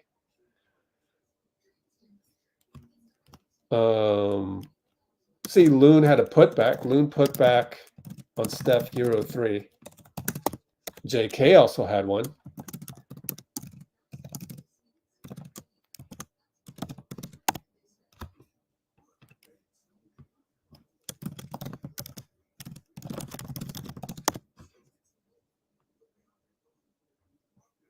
I'm going to say Loon roll and 1 with Steph. Loon roll with Steph and 1. But that one could be considered sung as well. Yeah, I kind of got to go with, but Loon putback on Steph Hero 3 was like at a critical moment. Loon putback. JK had a putback, and then where's Loon's? Loon roll from Steph. Yep. Okay, so the Looney.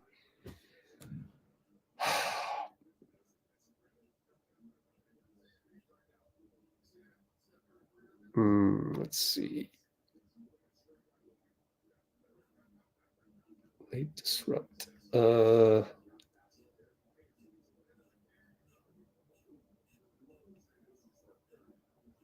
that was in the 3rd quarter. Wow. Okay, so we can get rid of that one. That was a long time ago. Moses catch 3 versus a zone. Catch shoot 3 versus zone Q3. Let's look at the play-by-play for that. Trying to get the unsung plays here. Meanwhile, maybe the NBA will upload some of these post-game ones. Post-game interviews. Moses, that was, what was the difference in the score? I think it was pretty big. I mean, a pretty critical play. 6 minutes to go. So Moody 3-point tied the game. Wow. To tie.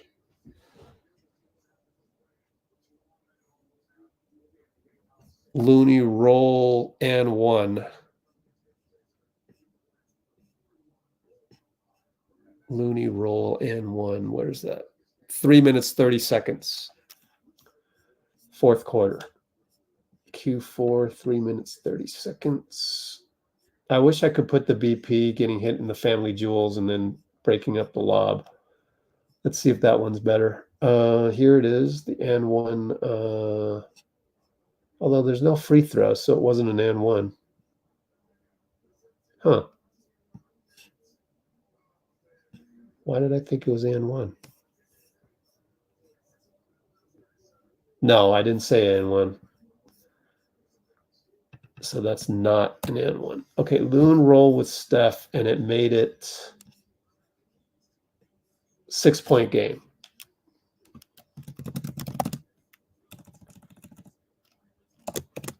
$92.86.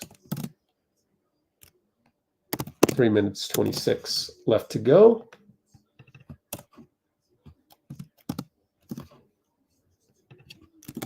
That's Q4. BP attack kick to CP for 3. Man, that was early. That was third quarter, and then the family jewels.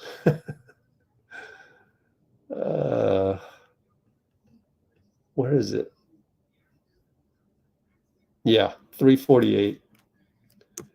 BP breaks up lob. It ends up leading to the Looney roll, actually. Yeah, this bad pass turnover is actually a BP steal.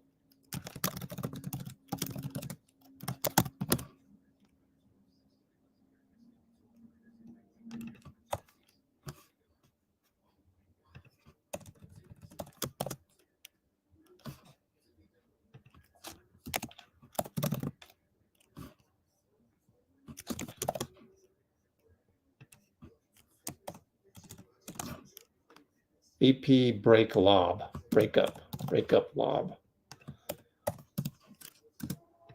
Family jewels were hit.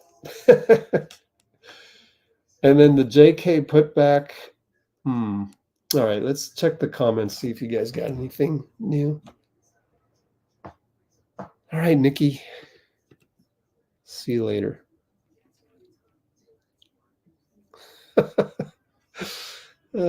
Dean. That's funny. Loon Steel is more unsung than the previous unsung. Yeah, I know. All right, let me just do that. I typed a lot, man.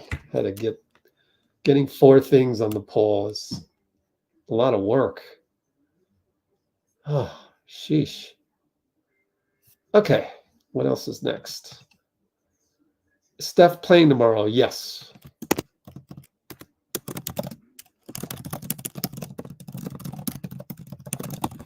Steve said it on the podium just now.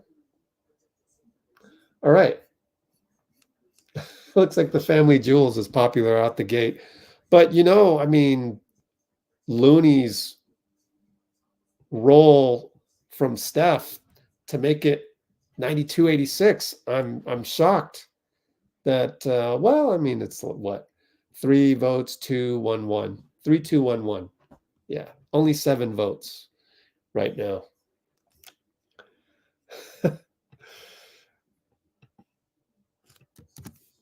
Yeah, so that's where we did the poll. The poll was at 3:18 mark. Poll for unsung play of the game, where Dean chimes in to say, BP taking one for the team. It epitomizes the season.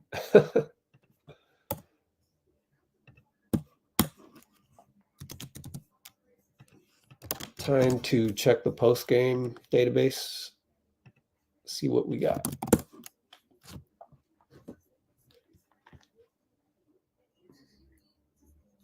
Gonna make me log in again, huh? Nope, nothing yet. All right, then. Check another source. Nothing. So we're stuck. We're stuck right now. What else can we talk about? You know, they had a lot of turnovers, huh, Portland? Jeez, man. Scoot Henderson went 7 for 19, and it felt like worse than that. They had 12 turnovers. Golly, it feels like they turn the ball over a lot, but it's never as much as we do it. Like we just turn the ball over and over and over and over and over. It's just part of the culture. It's, I mean, you know, honestly, just blame Steph and Draymond. They're pretty loose with it.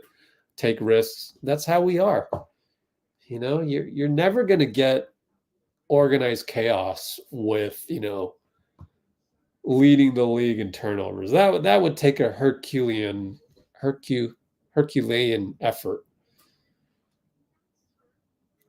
That would take a Herculean Hercules. That would take a Herculean effort. Yeah. And sometimes you got to go Hercules. So Steph has to really concentrate to not do those turnovers. Still had 2 of them tonight. Kuminga 4 of them. I mean, that's tough. Wiggins can't be having 3, right? So that's controllable. Whereas JK is a little, you know, third-year player. What are you going to do?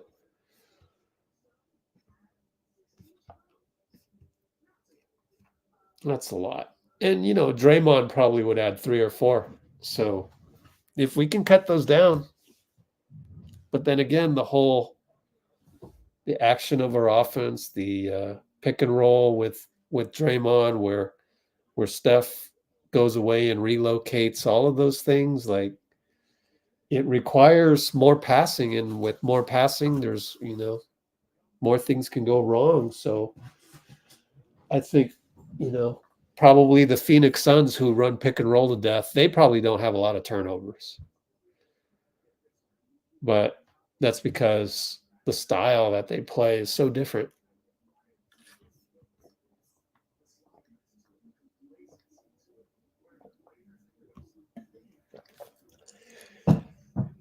Steph is more Odysseus, man. I don't even really know who that is. Guess I can look it up since we're not doing anything right now. Odysseus. And take care, Cholo. Clutch game number 46. Crazy. At least we're 500 now on that.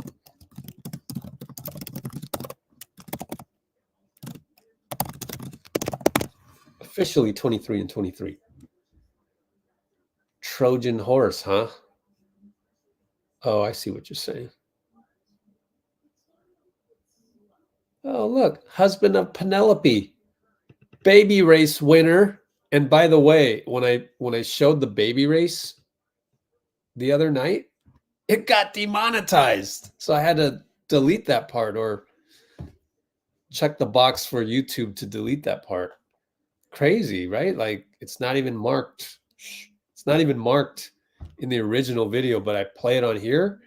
Maybe it's a live stream thing. I don't know, but like we won't be playing baby races on here anytime soon, or at least not the NBA's version. That's why, because they showed it on the TV, probably San Antonio, whatever their local radio station, TV station is. They probably showed that, so it matched up in the YouTube algorithm. So, but whatever, like that. So I know now, but like no team renditions or NBA renditions of baby races. Got it. It always has to be ones that the fans have recorded. Dean remembers Penelope the bow. But yeah, Penelope is the wife of Odysseus. What was Odysseus known for? Oh, his intellect and cunning. Ah, he created the plan to do the Trojan horse. Oh, for his long odyssey, hence the name, huh? Or journey, trying to return home after the events, is one of the most well-known of the early Greek history.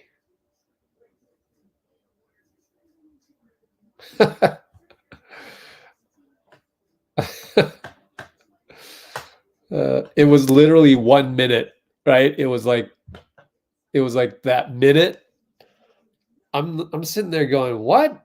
This got flagged? Does it copyright? What? So I had to click through and find out what it was.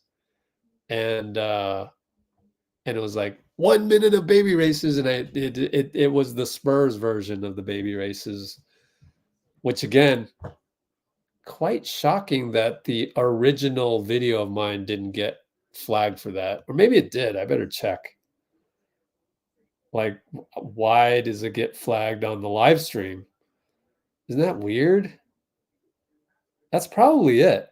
Like, they don't want you to go live on anything. Yeah, it's fine. Yeah, 16,000 views for the San Antonio baby races. Like, I would think that the LA behind the scenes is going to get a lot more than San Antonio.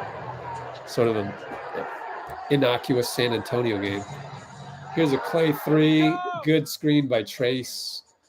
We'll just do this until I get some video interviews. Man, where's that coming from then? Yeah, I don't know. And they got a back-to-back, so I don't know that the Warriors staff is going to be incentivized to upload the video interviews, but that means I'll just be here not multitasking or not having to go anywhere to go do work. And maybe I can just figure out a way to write more articles tonight. It's hard, though, after doing a 5-hour live stream or 4-hour live stream. It is quite taxing. Radio show hosts do 4 hours in a row. So, and that's it. That's what they do during the day. So it's tough work to keep your vocal cords going and keep thinking of things to talk about. But yeah.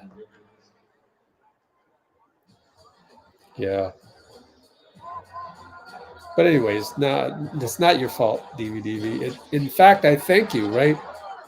Third word in the title. Had that not happened, then we wouldn't know. So there's no other way to do it. Oh, Odysseus is Ulysses. Okay, cool. Interesting, man. There we go. Oh, wow. Dean can come on the show. Dean's going to hop on. Woohoo! This is my reaction to Dean right here in the comments. Let me first email him because that's of utmost importance.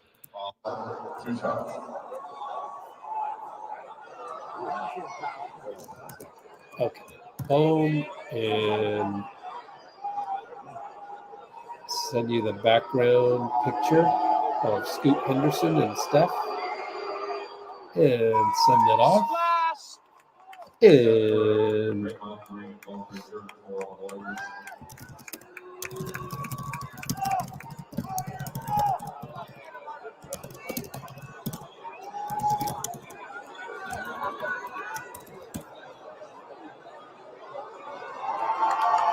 all right. So what else was I going to do? No, I can't remember. Oh, I was going to type this in. Yeah. Dean Chambers gets one of these. I love that emoji.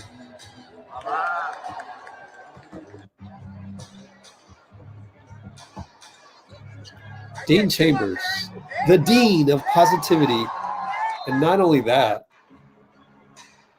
Dean comes up with stuff to talk about, man. If I ever have a show, I'm definitely, get paid somewhere to do a show, I'm definitely having Dean Chambers be my co-host for the whole time. I think it's scroll this. Okay, cool. I accidentally cut off Steph's head on that one. The sad thing is that the resolution isn't that great, but the problem is it depends on what system you're using. Like, I love the celebration by Draymond there. But yeah, it's like iOS actually does a pretty good job, whereas Android, where I do this on, isn't as good. And I don't want to do the laptop thing. And like, oh, we got more Steph on the board here. Let's see if it's any different. I think it probably would be. But yeah, what I was saying is the problem with iPhone is that you can't. There's a limited set of tools to manipulate video, and it sucks. Like, to get this stuff, to get that video is super difficult with an iPhone and more expensive than an Android. All right, we're going to go to Steph for some more post-game snippets from the podium. Here we go. Wardell. Steph had to say at the podium. The whole roster we had at camp was amazing. Like, great kids on both the boys and girls side that just were there, willing to learn, willing to work hard, took the energy that I gave them and reciprocated it. Those two guys individually, obviously they're super talented, but the talent can only take you so far. Like, what's your mentality about how much better can you get? How hard do you work? Are you coachable? Like, stuff like that. And they showed that. Dylan he was funny because I think he guarded me in a couple of the pickup runs we had. I might not have scored on him. And I think he was mic'd up for some outlet, and I think he knew he was counting my stats in a little matchup. But like, you love that competitiveness because they're there to get better. I think I saw the video. He was telling another camper, like, this is how I would guard Steph. I do this, and that. I had a whole game plan. You've run this camp for a few years. You've seen a lot of the guys that were probably in your camp. You competed against them in the NBA. I imagine you see those guys at that camp last summer, and you think these guys in a couple of years are going to be in the league playing alongside me. Do you see that with those two guys? No, for sure. They're obviously the top talent in the country for a reason. And like, I tell them when they come to camp, we just want to be a small part of your story as you keep climbing the ladder, because hopefully they took something tangible away from their experience and boost their confidence even more. But they're all amazing talents, and it's cool to see the alumni from camp that have been in the league. Dennis Smith Jr. was the very first camp I had, all the way to this last year. We'll see what happens. Hey, Steph, can you just talk a little bit about how you're able to kind of flip that switch late in the game like you did tonight, where you don't have your best shooting night, but when the game was on the line, you're able to put the ball in the basket, make the right play. Your teammates all said the same thing. We just know that Steph's going to come through. There's a lot of positive self-talk as you're going through some of the struggles. There's a lot of internal communication going on, just trying to stay locked in. That I knew might have more opportunities to get a couple shots up. They'd be big shots to keep the momentum going and never try to lose confidence at all. Play a little mind games yourself. I changed my shoes twice tonight just to see if I could spark a little juice, but that's more just fun, just trying to experiment. But the rest of it is just gotta stay positive through your struggles, because things can turn around really quickly. If you get down on yourself, you miss them all even more.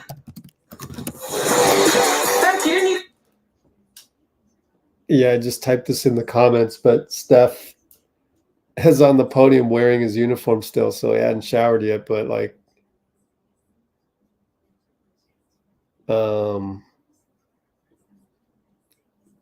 he's got like 3 gashes on his shoulders. Save big on free. Oops. 3 gashes on his shoulders and pock marks here and there. What a warrior, man, in the truest sense of the word.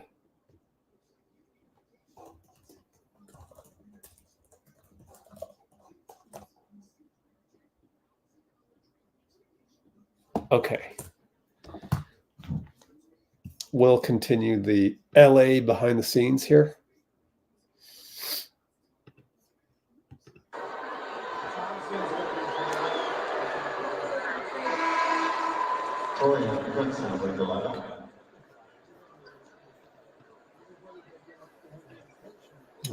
Let's see.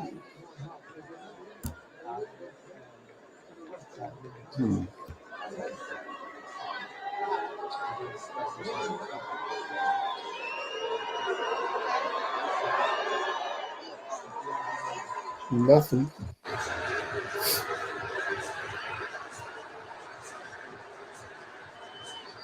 Wow, Arbel knows Curry's mouth guards.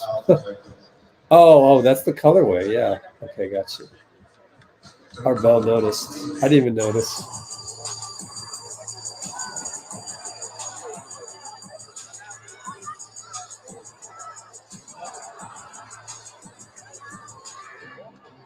Did Seth say Dylan? I wasn't paying much attention, but. Oh, watch these. Oh, the threading of the needle. Watch this. Oh, damn. Yeah, that one was the best one of the whole bunch. Here's a close-up one, but it's the tail end of it, and he stares at somebody courtside just to stare at him, I think. And I'm like, in my Instagram post, I'm like, who's the lucky fan that got stared at by Steph? That would have been fun to get stared at by Steph. Wow, so I literally don't have anything to do right now because usually I'm multitasking while I'm talking, but I don't see anything as far as post-game press conference interviews, unfortunately.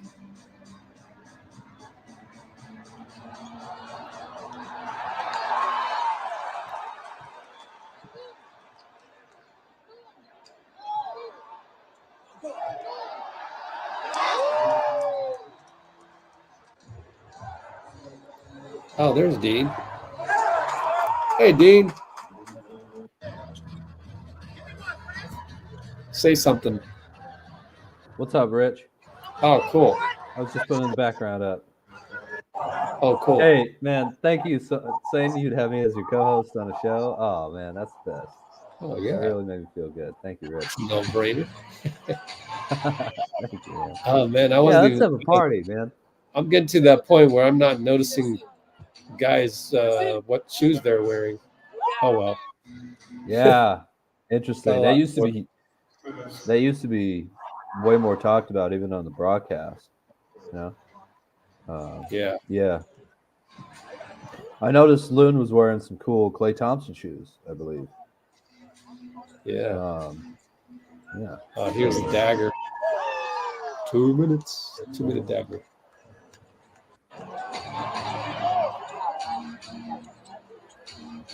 How much is left here? Oh, yeah. 3 more minutes. Oh, now you get some up close. Look at Gary. Hyping him up. He's so important. Oh, he's BP as well. Yeah. I mean, Gary's the Steph tells Wiggins something. It's great stuff. Gary's the torch carrier of Warriors, the character of the Warriors. Sure. Yeah. Steph, give him a little pat there. Knows what's up. Fist bump Klay. I have no idea who this video was from. No idea how they know each other. And then that was Steph on the scoreboard table on the radio, which we actually never heard, so we could listen to that later. Will Ferrell, you guys saw this. It's from the Warriors. Yeah. And he's like, Will. He wants to give it to him, and Will's like busy talking to people. Yeah. No. But he got it. He got opposing team's jersey. And Steph was there, obviously. This is Gareth. Gareth Bale, soccer player. Oh, soccer. Okay. Never heard of him before this. I think. Hope I'm right. I looked him Is up. he still active? Don't feel like looking it up again, but I think so. Gareth Bale. I thought when I first saw Gareth Bale, I thought it was, what is that? Christian Bale's son or something. And then this former player. Oh, former. Okay. Yeah. He was a Hotspur. Yeah. Tottenham Hotspurs. Okay. Yeah. 34 years old. Wow, he's retired. Yeah, you don't play that old in soccer, man. I don't know why, but okay. You don't like. Yeah. It might be just the influx of young talent. Who knows? Well, you have to cover so much ground, you know. Yeah. Soccer fields are huge, and you have to play. Yep. If you get subbed out, you can't come back in. Yeah. Rich, the Warriors are 9-1 in their last 10. Nice. Can you believe it? 9-1. That's it. That's the end of it, pretty much. Nice yeah. Sack. Keep going. Keep going. Oh yeah, I just, this was the kind of game where, I felt like you really missed Klay Thompson. Yeah. Especially because he hasn't missed that many games this year. I don't know how many he's played, but I would imagine it'd be 75 games or something like that. 75, yeah. So 70, 77, something like that. And incredible amount of games. Yeah. That's awesome. You really miss Klay Thompson out there. Just yeah. Alongside Steph, of course, Splash Brothers coming off the bench, which he's been absolutely dominant at. I don't think he'll have played enough games off the bench to even have a chance. I think he'd be disqualified for Sixth Man of the Year, but he's one of the best six men out there, and just the gravity, the respect the other team has for shooting and everything, and that's something I really noticed. However, I was pretty happy with the defense all night. Yeah. I think. Yep, it was the turnovers. Yeah, I think the Warriors went on about a 4-minute run with the Trailblazers not scoring a point. Nice. Or a field goal. Maybe it was a field goal because I think they shot a lot of free throws tonight, but with all the fouling and turnovers, fast break. Turnover leads to a fast break, leads to a foul. But then the Warriors also went on about a 4-minute run where the Warriors went on a 15-3 run, too, in the fourth quarter. And it just felt like JK wasn't really back to being the second option yet, until he kind of was, we got him the ball a couple times, and he either got a dunk or got into, to the lane, or got fouled and went to the free throw line. And Steph missed a bunch of shots, but I felt like he played great, really. I noticed that he switched in the first quarter from the normal against like really good teams, try and get everybody else going and not focus too much on him taking shots, to like, wait a minute, this is against a lottery team, and him getting going in the first quarter kept the game close all game for all the mistakes the Warriors were making. Just ball slipping out of the hands, or someone falling out of bounds, or shooting it off the shot clock, or whatever it was. Steph getting going was, in the first quarter, was really, really important to the team getting their energy going. And I think the defense was pretty good all night. And a huge thing was DeAndre Ayton went from missing a lot of shots to making like every mid-range jumper he took. But I think the adjustment to that really worked, and that was what I was said in the comments and what I was hoping for was a little bit more of making Ayton pass the ball, and I think the Warriors executed that well. It was tied for minutes on end at 89 or 85. Sorry, and yeah, I think we have the clutch player of the year. We have one of the best finishers ever, and there you go. Steph finished it out.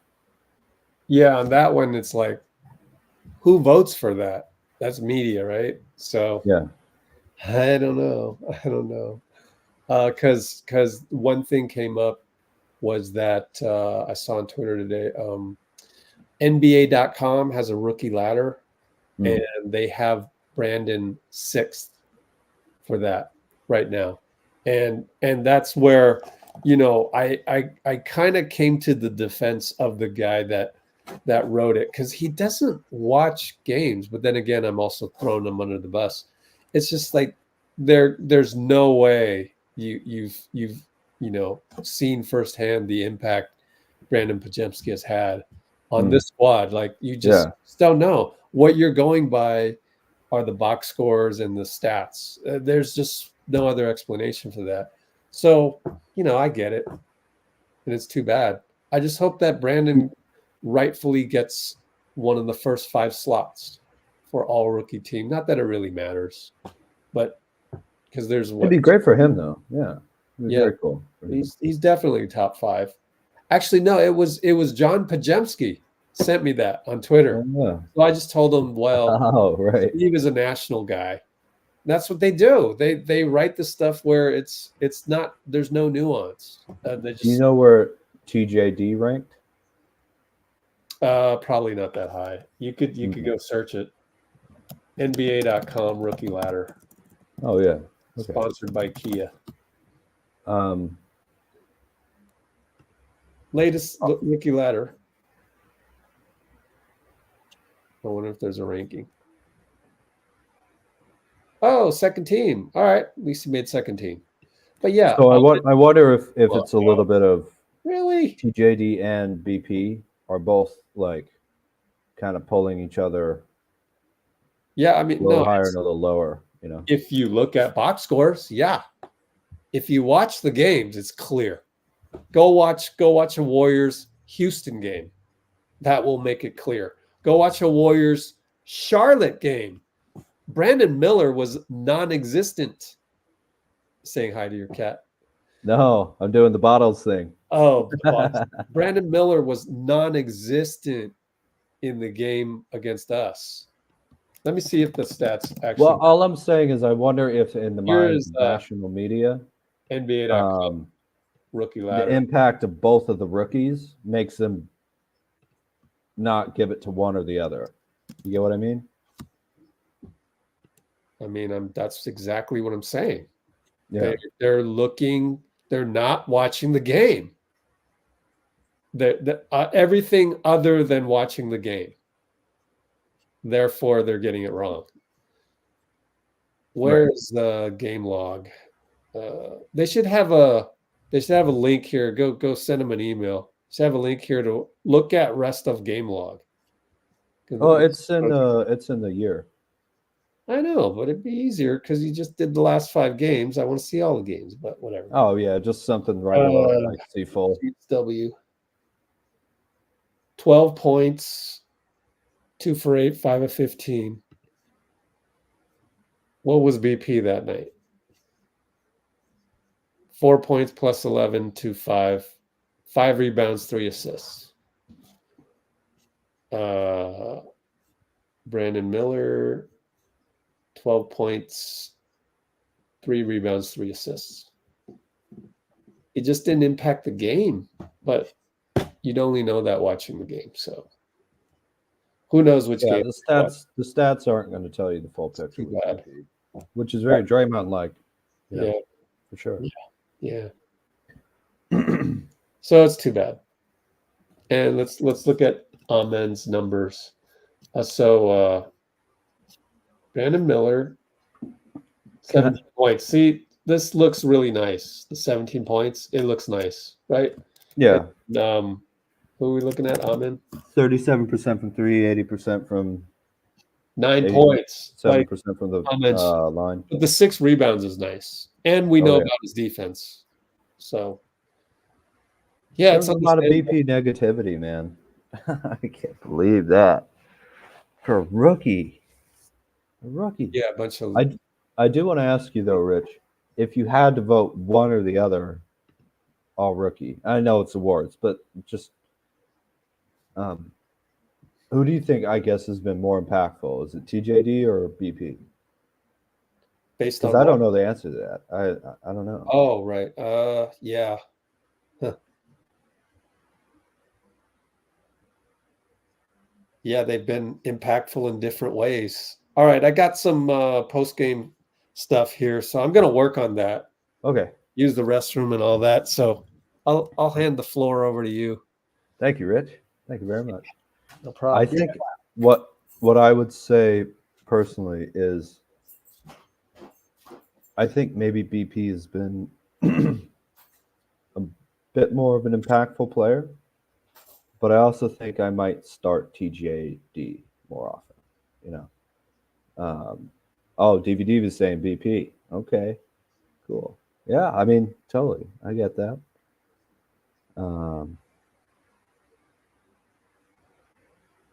Amy's talking about Bob Myers. She says she watched the interview where he said he loves the Warriors, and she loves his quotes that he hated losing and wasn't enjoying the winning, and you can't do it like that. The scale wasn't balancing for me. She's referencing maybe Pinky would have said that. Have a good night, Brian. It's hard to compare their impact, Dean says. BP's position is deep. Yeah, that's true. There's more of a need for TJD to play. My counter to that is that I think it's harder to learn the center position than a kind of combo guard, playmaking, point guard, shooting guard type for BP, especially just because you can dribble, you have the ball in your hands a lot more, and you're attacking from the perimeter. You know, TJD is having to anchor the defense and protecting the rim especially, and also learn the different roles and screens and when to go low, when to come out as a screener and a passer. And man, the dunks, are crazy. I totally trust TJD.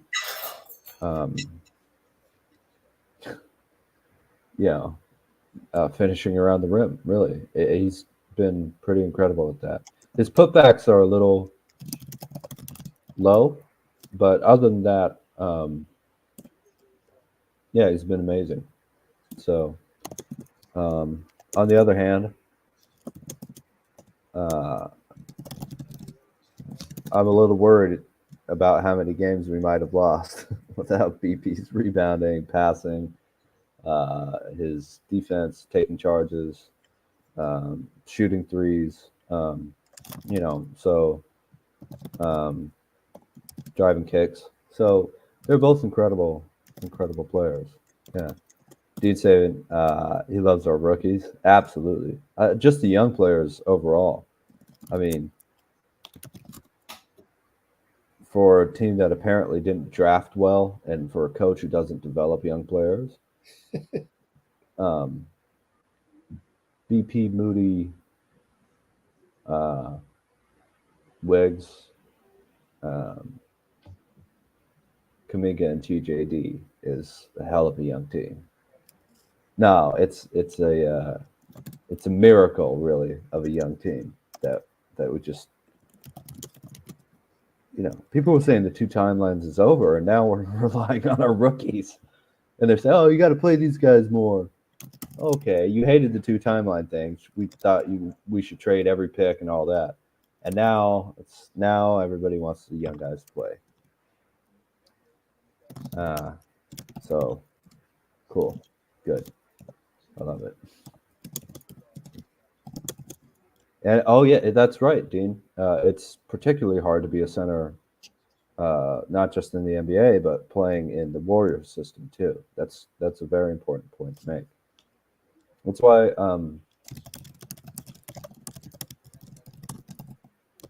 I'm not sure about Clint Capella himself, but the Clint Capella type centers, I'm not super high on having those kind of guys on the team. JaVale McGee did a lot of that stuff, but different he was era. a pretty good, and he was a pretty good passer, kind of underrated passer, I think. But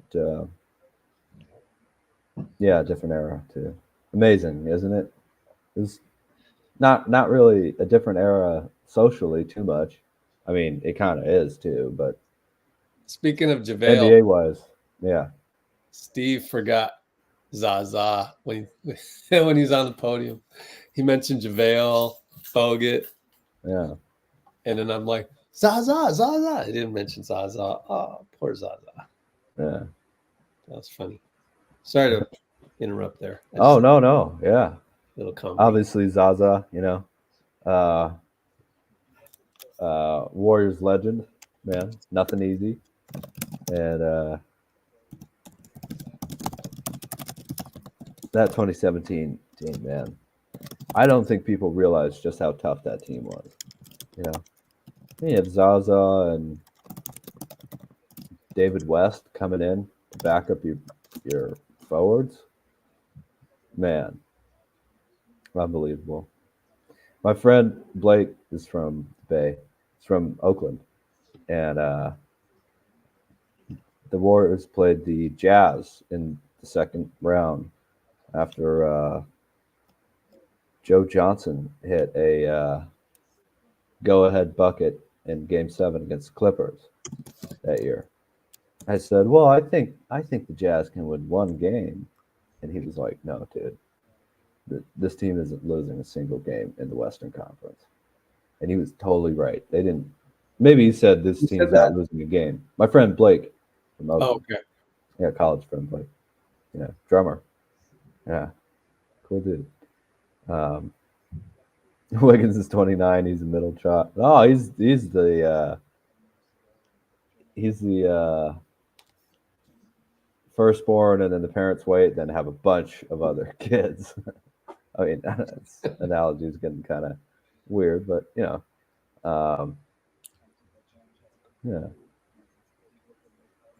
Oh, Pinky Lou says BP is a dog and doesn't back down. TJD really upped his game when he started with Draymond. Yeah, well, it allowed. You see, the thing about TJD is he's really, really quick and smooth athletically. Now, even like a Dwight Howard type who was super athletic was kind of, his movements were very sharp, right? TJD almost moves like a guard. And that allowed the Warriors to keep the pace and have a shot blocker and let Draymond play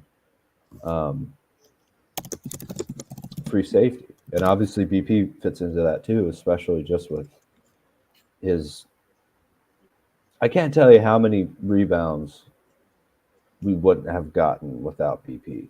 Because even if he doesn't get the rebound, he does something to get the rebound to someone else. And I kind of don't understand how dude that size does that. It's just,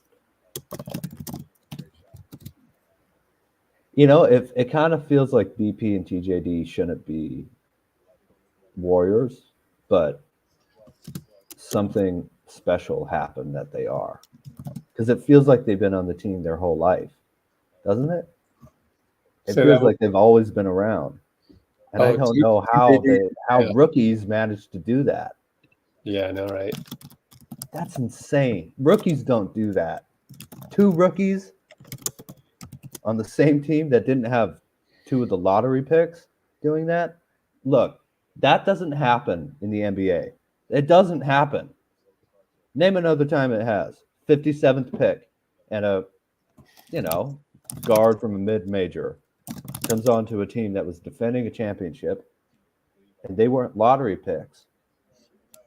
And we weren't planning on going to young guys this year, to be honest. Yeah.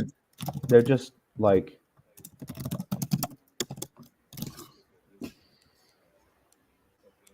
they were bespoke for the team, you know? They were like made. I just thought, what was Tony Parker? Ooh. Tony Parker, I think, was the 30th pick. I think he was the final pick in the first round. And Mousa Dagher was 50-something. But pretty good, though, yeah? I came up with something. Hey, there you go. That wasn't in 1 year, though. They didn't both come in one draft. Yeah. I don't think. Pretty sure they didn't. 1 year. It wasn't. But no. Yeah, Mana's older, right? That's great, though. Yeah, absolutely. That's great. But look, dude, if we get Tony Parker as a big man, 2001 and Mousa Dagher as a point guard out of these two guys, that's insane. CP starting over Moody, dude. Can you believe that? And it was like reasonable. That's just ridiculous. Hello, Dean. You're Steph Curry. 1995. Cool. So he's got several years on him. Age 46, and Tony Parker's age 41. Yeah, 5 years. Yeah. Yeah, so that's actually not even close, honestly. It's the closest. But they were taken a little closer in drafts because Ginobili played for a while overseas, and Parker came in as like an 18-year-old. Mm-hmm. So I think it was like, I think the Spurs drafted Ginobili coming off the 99 championship, and Parker was 2000, 2001, I think. Mm-hmm. Yeah. I can shoot. I like shooting my camera at the sky. That's for sure. Did you do anything with the eclipse? I didn't have glasses, so I did see the sun was, dimmed a little. It was, 20 degrees or something out here in California? I saw a couple pictures on Instagram. That was good enough for me. So somebody else did it. It's like, oh, okay, cool. That's what I would have seen. Yeah. All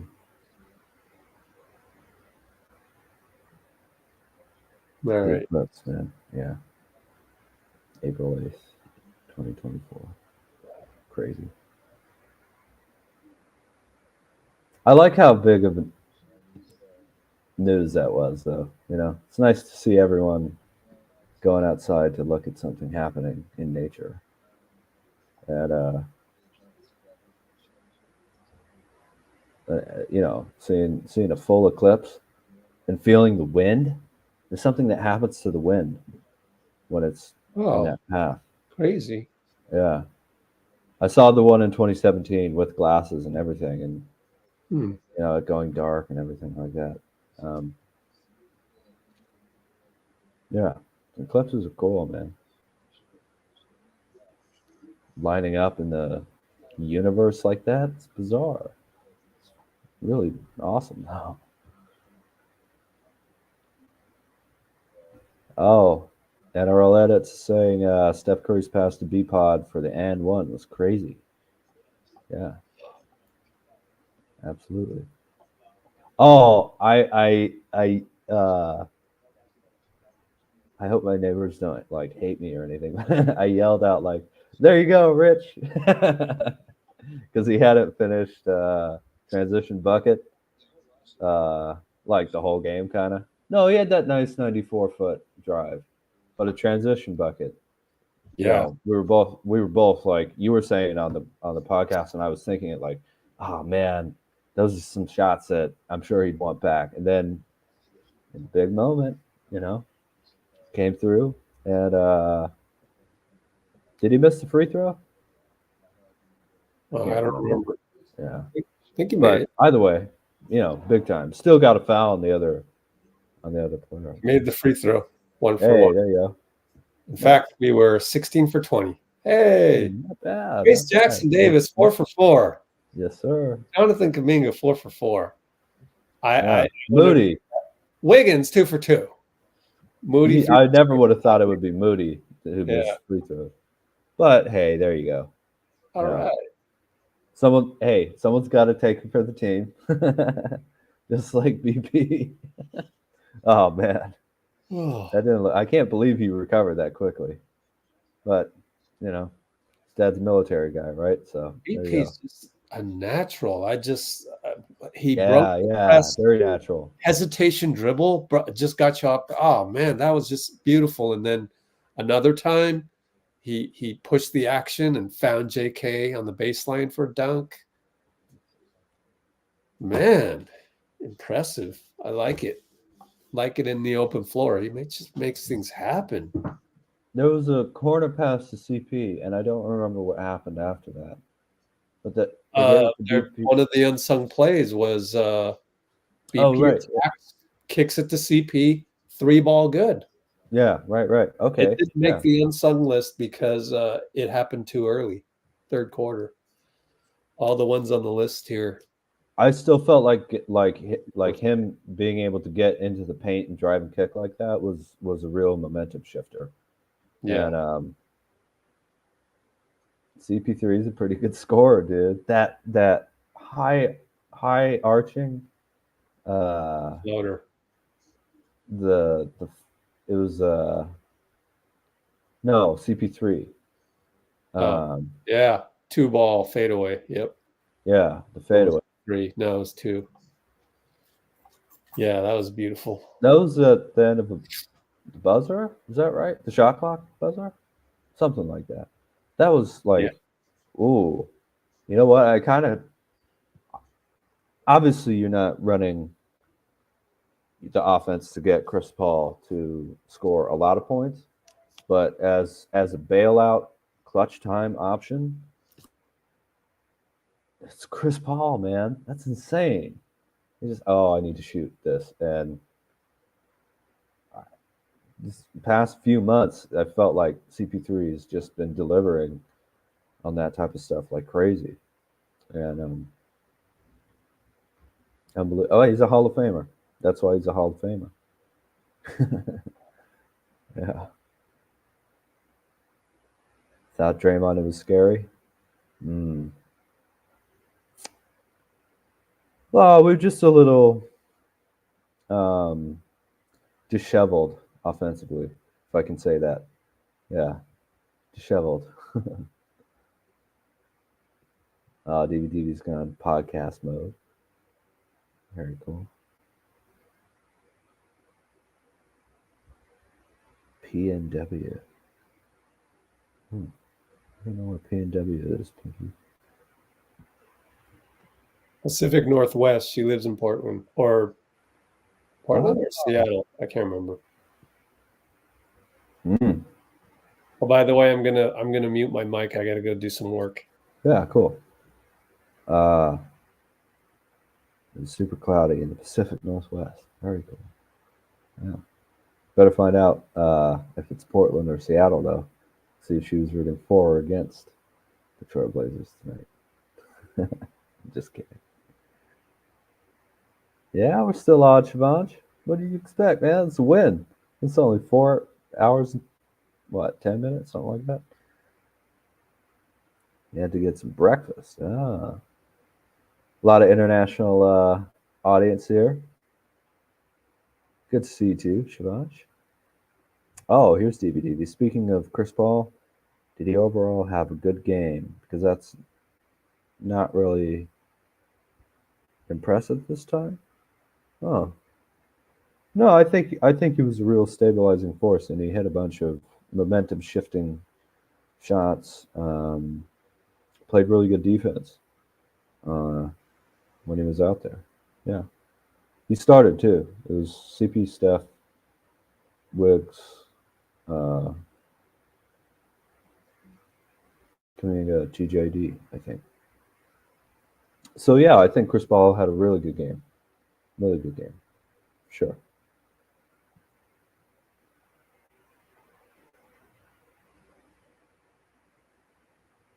Yeah, Ninezu said, just want to say another good win. And maybe BP's not the next Steve Nash, but for on the team, for sure. Absolutely. Oh, that's brutal, Amy. She said, we don't miss Dante too much because we have BP. Dante's a good guy, man. He was, yeah, he really understood what the Warriors meant, and I really, really like Dante, a lot. But again, it's ridiculous that we found a rookie who was able to play that type of role for us as was it 19th pick? Man, crazy. Score a 3-pointer. Well, I'll do my best, sir. Or ma'am. I don't know. NRL edits. I don't know. All right. Cheers, DVDV. Yeah. Just wondering. Cool. That's right. Whidbey Island. Bellingham. I told you I was if I hadn't gone to Long Beach, I would have gone to Bellingham for college. I really liked WWU up there. It was very cool. Very different landscape, than down here. Very forested. Even England, similar climate, but they don't have the trees, man. They're just these huge evergreen trees everywhere. It's very beautiful. Oh, Amy hated CP3 before, but now she loves him so much. Yeah, there you go. Well, basketball makes strange bedfellows, So, I have to say though, my appreciation for CP3 also has really gone through the roof. And I really hope he's, I really hope that he's enjoying being on the Warriors, because it seems like all that classic CP3 yelling stuff, I haven't seen that all season long, and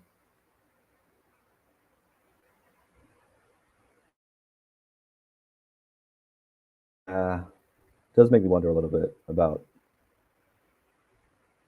not light years or anything like that, but just the difference between the Warriors and other organizations, and the kind of the stability of the institutional knowledge and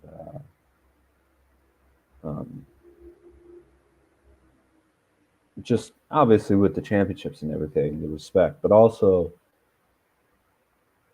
championship or not, the professionalism around the team and just the kind of personalities that the Warriors look for. Man, it's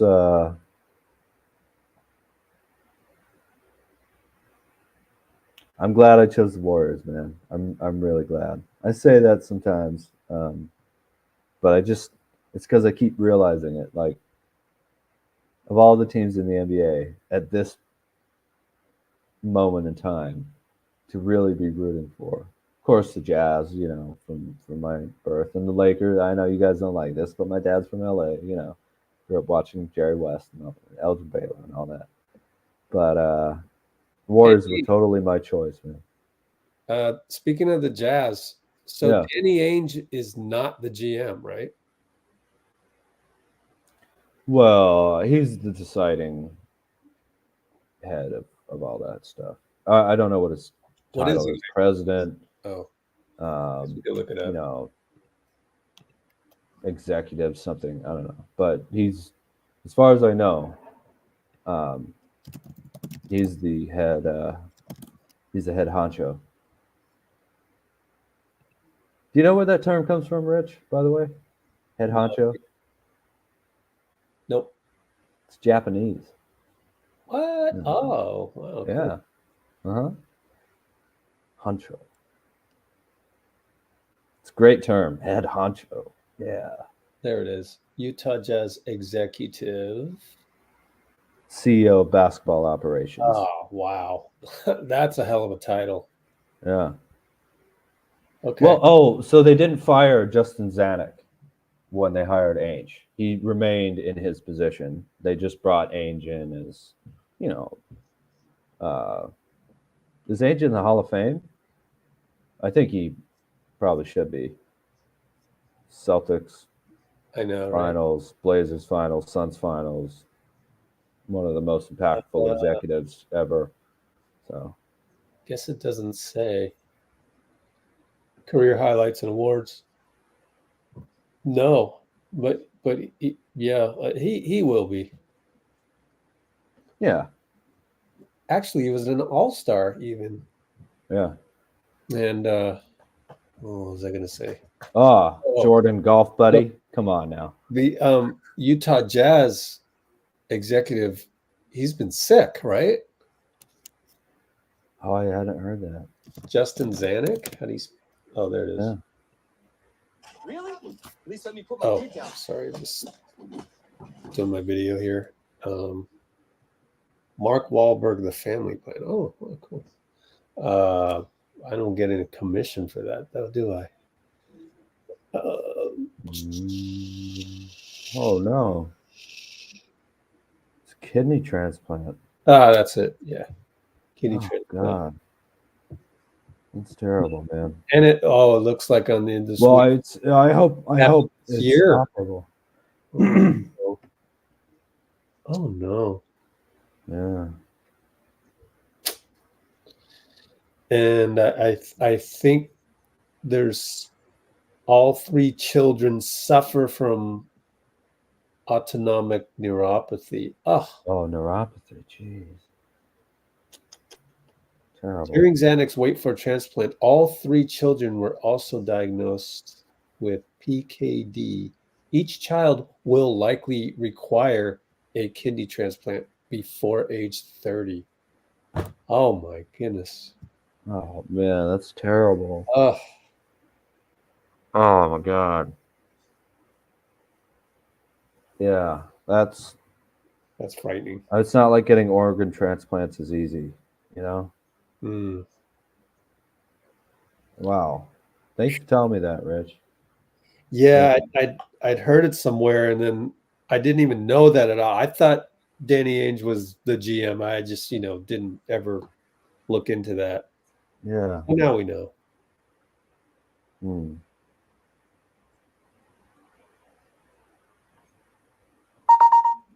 Yeah, that's really rough. Yeah. Been a rough year, but a good year too. Yeah. Strange, isn't it? Sometimes the vibe can be off in years where you don't feel a ton of adversity, but the most adverse years, Warriors wise I'm talking about, that's when it seems like they're able to rally around each other, and come together and everything. And no one has expressed that in the NBA better than the Warriors, amongst the active teams in the league right now. No one.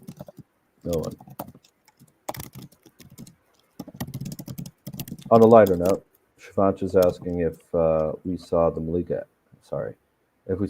Andrews' interview with our rookies. I haven't.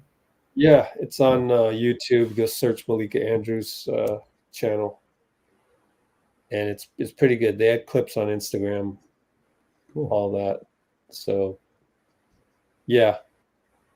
My favorite part actually was just I didn't watch the whole thing, but I saw a clip where he said Lester is the funniest guy on the team. And I just thought that was cool because you wouldn't have thought that. No, yeah. I could see it, but I wouldn't have assumed it. Who would you have thought would be the funniest guy on the team? Trayce went with Draymond. And so Draymond, I think I might have said Draymond, yeah. I think I'd have to go Klay for my humor. but it's not but like maybe not intentionally. Yeah. Yeah.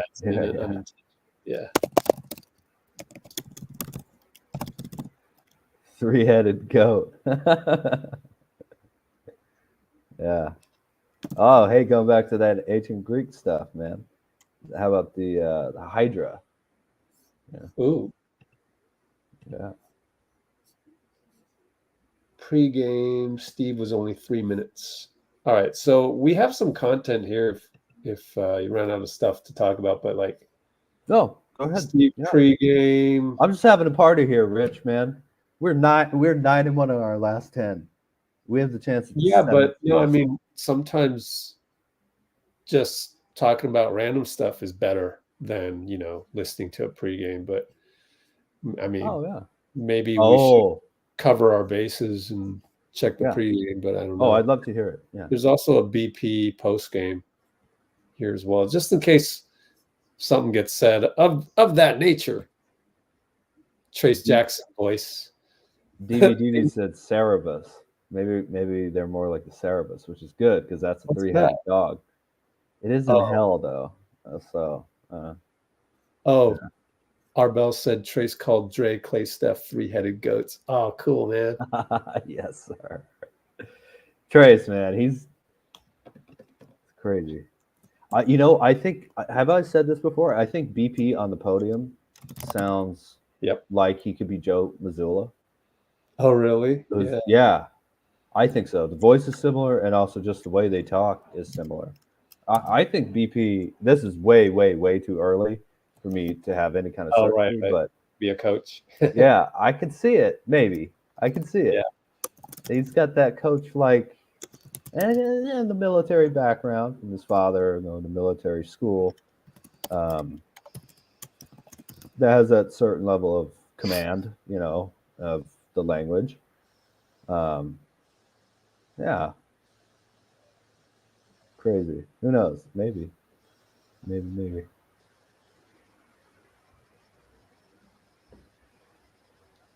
Hydra has 9 heads. Okay. Oh, Amy's very sad about Justin Zanuck. Yeah, it's terrible news, man. It's terrible news.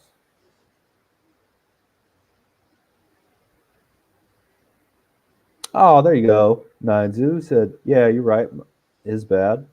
He'll leave it in the past. Wish Wise the best. Absolutely, man. Wiseman. Yeah, sometimes I really go back with Wiseman. People remember stuff, but then how about remembering what right before the meniscus tear? Wasn't he doing awesome? Like, oh yeah, at least 15 points a game, something like that. The hand injury too. You could just look at the game log from 2021, and then just sometimes things happen. So. Wiseman has been on the wrong team since college. I hate to say that, but obviously whatever happened in college wasn't good for him. He only played 3 games. Being on the Warriors is too much pressure. 2021, he played great, but we didn't have Klay, remember? So we're missing the gravity piece. Right. So that was a different team, just like you're saying. Half the season we were able to kind of run plays for him. And then going to the Pistons, that's just tough, Yeah. I hope that he'll maybe get a little bit more grit. It's a little bit of not always playing in college, especially I'm thinking of when he had the chance to come back, which, say what you want about that. But when he was out there for us and the way he was as a teammate, I just really liked that dude, man. And, the kind of negativity around him where he didn't really do anything to hurt us, did he? I can't think of anything terrible that happened. Other than just being 0.2 or 0.5 seconds late to the ball every single time towards the ladder of it. That's it. Just like you said, like the way we had set it up, we didn't have Klay, so we had to go to him. We traded Wiseman last season. Yeah. That's crazy. But he's a good dude, man. He's a good guy, and I hope he succeeds. you know. Yeah. And finding a role for himself in the NBA.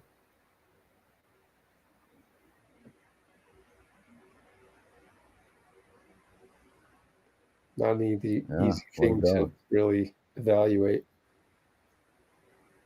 What is? Oh, everything Wiseman. It's a tough evaluation thing to do. Definitely.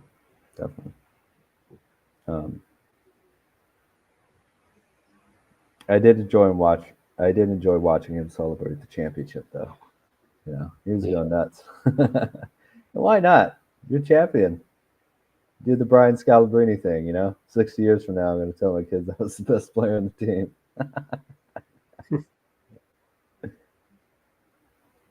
Yeah.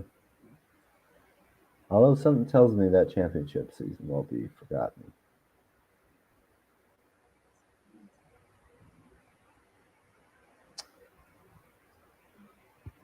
Pinky was going to go watch the rookie interview. Cool.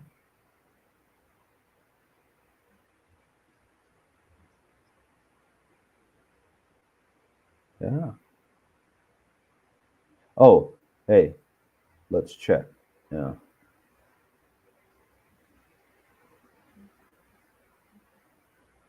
There are. Oh, we have 82 likes. 30 votes in the poll. The Family Jewels is still leading, but only. Oh, I'm sorry. No, it's the Loon Roll. Took over 37%. The what? Oh, Looney. Gotcha. Yeah.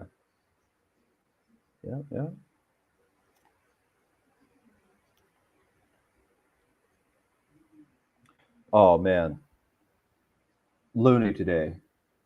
What a classic performance from him. You know. Yep. Just suddenly, Kevon Looney is in the right place at the right time.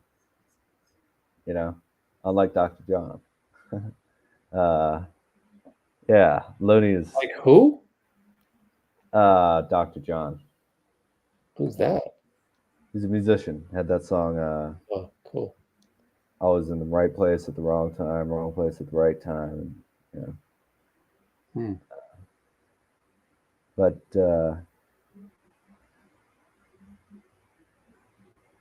yeah, man, Looney just. I had to go get cat food, so I was listening at the start of the third quarter. To you. So I didn't see the Looney jumper, but I started cheering walking down the road, and all the people in the cars just looked at me funny and whatever. But I don't care. Looney hitting a jumper, man. That's a highlight of the day. Anytime that happens, anytime. I know it is. I have to go watch it, actually, I'm gonna try and find it. Very rare. Yeah, you can shoot him though. You can shoot him. I think TJD I would love to see him develop just a 15-foot, you know, jumper. That'd be amazingly. He doesn't really need it. He shoots free throws and dunks, and you know, lays the ball up. Not too many big men in the NBA who don't need a jumper, and no one talks about it. But I would love to see TJD because I think his free throw form is good and everything, and he doesn't need it right now because the defenses are not going to be so focused on him to take away all that. But I'd love to see him develop that. That kind of little, just at least stretch the defense a little bit, you know. I'd like to see that.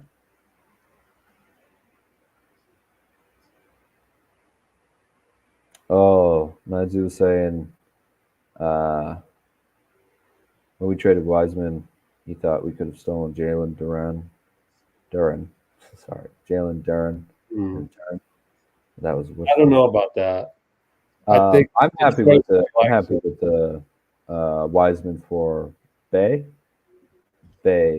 to Portland for Gary Payton. Yeah, exactly. GP2, as Rich was saying earlier, I think Detroit likes Duren. I think they like him. Yeah, absolutely. Absolutely. So they're not going to do straight up thing. They've Isaiah Stewart there too. And they had Marvin Bagley as well for a while. Do you remember where he got traded to? Nope. Look that up. But GP2, it was the Wizards. Yeah.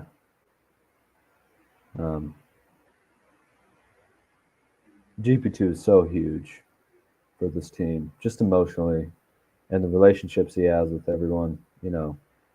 Yeah. Incredible teammate. It's in the video of our from the LA one. Go check it out.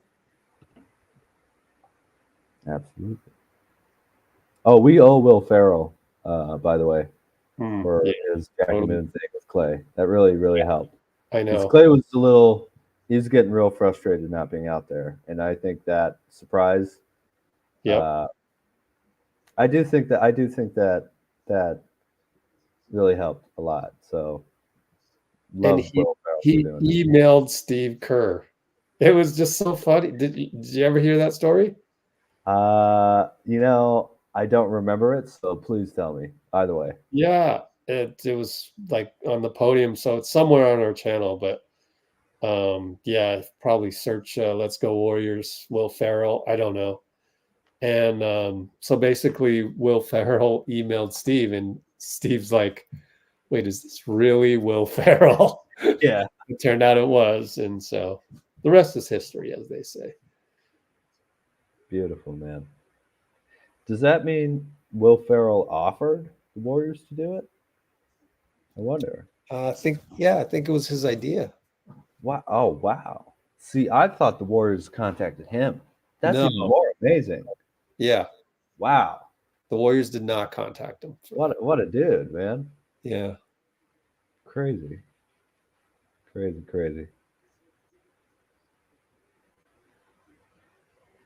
Oh, DVD missed it. This was in 2022. Klay was getting real frustrated that he wasn't out there playing, having torn his Achilles the year before. But he was ramping up to come back to play, starting to shoot around, things like that, practice and whatnot. And Klay loves Semi-Pro, the movie, with the hit single "Love Me Sexy," sung by Will Ferrell himself, but written by his mom in the film. And it's about an ABA team named the Flint Tropics, who are trying to make it into the NBA. And they, terrible team. They're about to go out of business, and they rally together and make a push for it, right? Will Ferrell comes to Klay shooting around, just decked out in his Flint Tropics uniform, and starts shagging the ball for Klay, rebounding for him. And I think it really, there's video of it on Let's Go Warriors, of course. You type in Let's Go Warriors, Klay Thompson, Will Ferrell. I'm sure you'll find it. Let me look that up.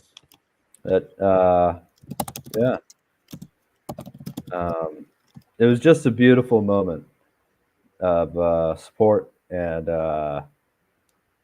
obviously you can't. You'd have to be Kobe sitting next to Chris Rock during a playoff game to not laugh if Will Ferrell is oh, there it is, right down there. Yeah, it's not mine though. But sorry. Yeah. Oh wow, they search posts. I should post more. Hey, there you go. Well, it's somewhere around there. Dylan Brooks. Might be in the shorts. Here's the shorts, and it might be somewhere in here. Oh no, it's a minute short. Yeah. What?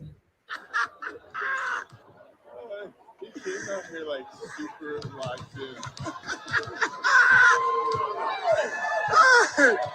This is Draymond's. Shoot that thing! Oh, apparently, There goes Tropic's team. this commentator said. Oh, sorry, this commenter said he was there last night too. Interesting. Oh, in LA? Cool. Yeah. Still doing the video, so a little busy. Yeah. Absolutely. Yeah, that was a great moment, and seeing them there last night too was awesome. Which commenter? Oh, in No, the comments of this. Yeah. Uh-huh. Okay. Yeah. Finishing this up. Oh, Nanzu's asking what we think of Wiggins' motor / effort. I thought it was excellent today, really.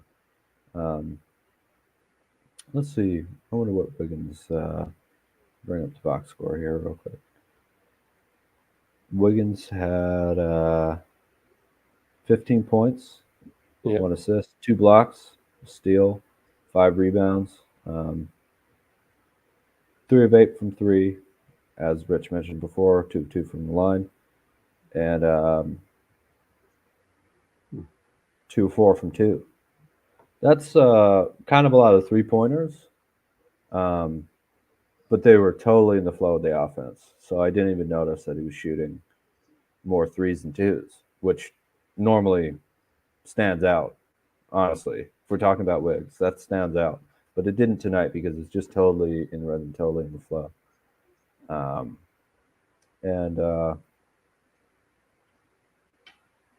I thought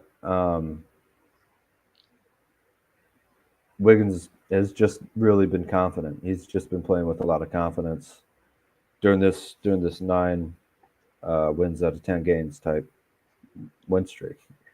That's awesome, man. Oh, DVD remembers him in LA. And yeah, of course. You're welcome for the collaboration. Will Ferrell being in LA last game? Yeah. Oh, I think this is the last regular season broadcast that I'll be on, by the way, because it's Friday and Sunday, and I have work. So the play-in is Tuesday. I'll be available for that, for sure. But I make sure that I'm able to, if I can, of course. Play-in is Tuesday. Is that 7-8 and 9-10, or how does that work?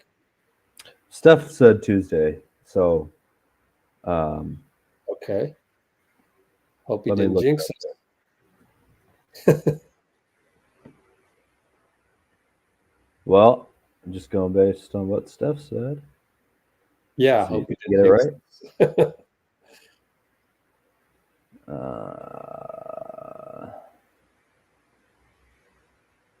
Projected matchup. Because if 9-10 is playing on Wednesday, then he jinxed us. Can't be doing that.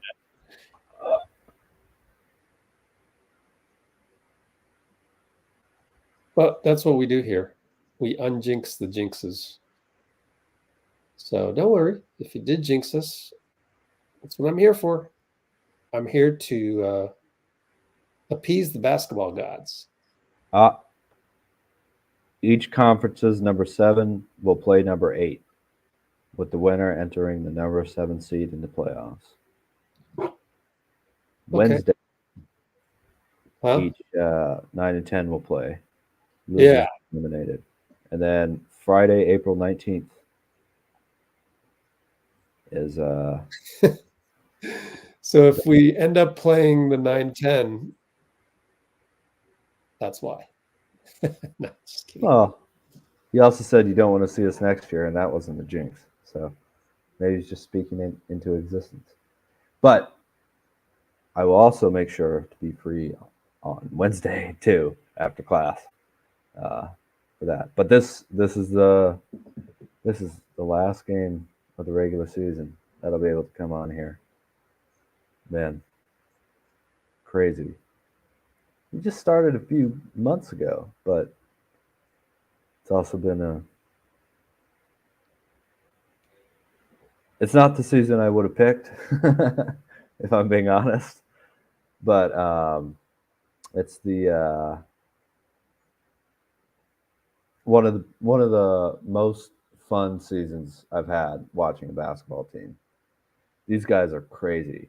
Every night there's something. We played 46 clutch games. 46. And so have the Hawks. They're actually tied with us. We're 23-23 in clutch games. Unbelievable. Now it's not. It doesn't have to necessarily actually be the whole league, but that's over. Well, it's over half a season already. There's another one tonight, so it's playing now. Yeah, Tuesday. Yeah, that's right. Tuesday's the first games, and then Wednesday and Friday, and then you have the playoffs. Probably a few days after. I'm sure they get a little while off. But Dean saying he thinks he enjoyed the season too much. Win or lose, always happy to watch the Warriors play. Yeah, man. Sure. Hey, we have Steph Curry, Klay Thompson, Draymond Green. You gotta watch. He's also optimistic for next year. Warriors will be even more special. I hope so, but I'm not sure if it will quite be like this. This feels like a season where no matter what, it's been a pivotal year in the history of the Warriors. Just with all the changes and everything.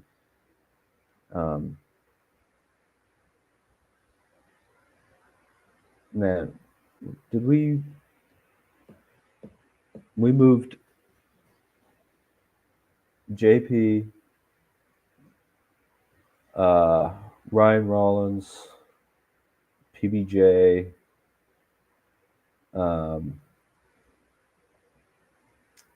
Wiseman for CP3, BP, TJD,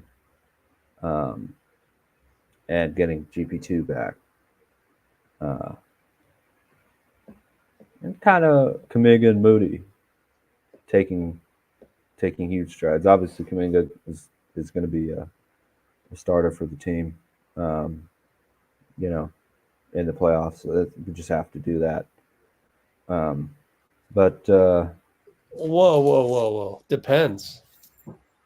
Does it? Yep. You're going to not start JK in the playoffs? It doesn't matter. I just want to win games.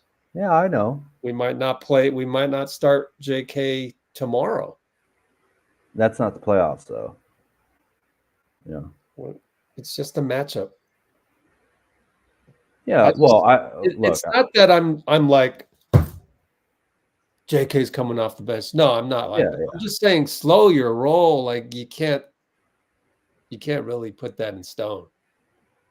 We don't know. We turned the season around though by having him as basically the second option. So I put it in stone though. Not yet.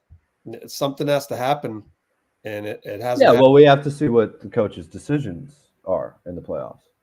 But I'm pretty confident I'll be advocating for it once the playoffs. Okay, you can advocate it, but you said it as if it was going to happen. That's different. I'm just being OCD journalist and keeping you in check, and that I wish more radio stations would do that. But no, I appreciate it. Because you're clarifying my position. Yeah. I'm not saying I'm just saying it's not a sure thing based on information that we have. Now, we can debate whether or not JK should start next year, and I would probably end up voting for that. I just haven't thought about it because I just go, whatever team we got next right in front of us, just like Klay said on the podium the other night. Whoever we got it in front of us is what I'm worried about. And right now, it's like, yeah, I would kind of need Trayce to like defend Jonas and Jonas. et cetera, et cetera. That doesn't matter. But yeah, I'm just being nitpicky. But yeah, we can talk about it because heck, that's what we do here. We talk about stuff. In fact, go ahead, make your case, and I'll probably agree with it. Well, let me kind of rephrase it a little bit too. Sure. I think if we're going to win, JK has to be closing level, and with his youth, that means starter to me too. So what is your starting five like next year? Let's say next year. Let's say we keep playoffs. Yeah, playoffs. Go ahead.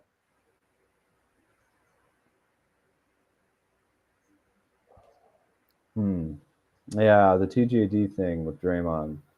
Yeah, I know, right? I'm gonna go Steph, Klay, Kuminga, Draymond, TJD. Okay. I know that's Wiggs off the bench, but yeah, I think JK is perfectly fine playing small forward, and yeah, he keeps rebounding like this. Let's check the rebounds. Kuminga 6, Wiggins 5 on the rebounding chart. Not bad, not bad. 2 offensive too. That's huge for JK. Yeah. Shot 50% from the 3, 100% from the line. That's beautiful. Also, what this season taught me is that the force of Steph going to the perimeter and JK going to the hoop is legitimately something where even if neither guy has the ball in their hands, so the Splash Brothers are 2 guys who can do the same thing. That Steph JK thing is the opposite. They're pulling the teams in different directions. Yeah. And especially with Steph screening for him, you either have to cut off JK going to the hoop or Steph shooting a 3, Right. So that's a huge part of why I'm advocating for that. I just think that JK is such a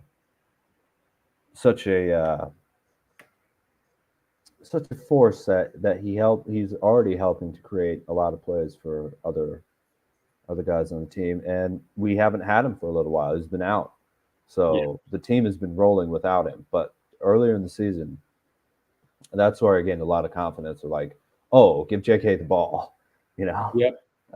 So that's literally kind of why. An article about that. Yeah.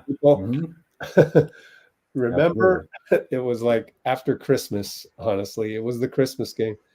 It's so far long ago. It was against the Nuggets.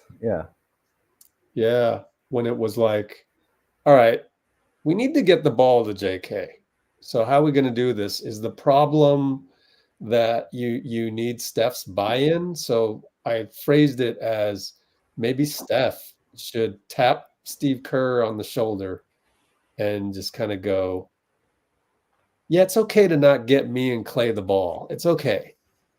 Well, I think that's always been okay for those guys because they're such great motion players. It's just that the offense is built around their motion, right? Which kind of means get out of the way.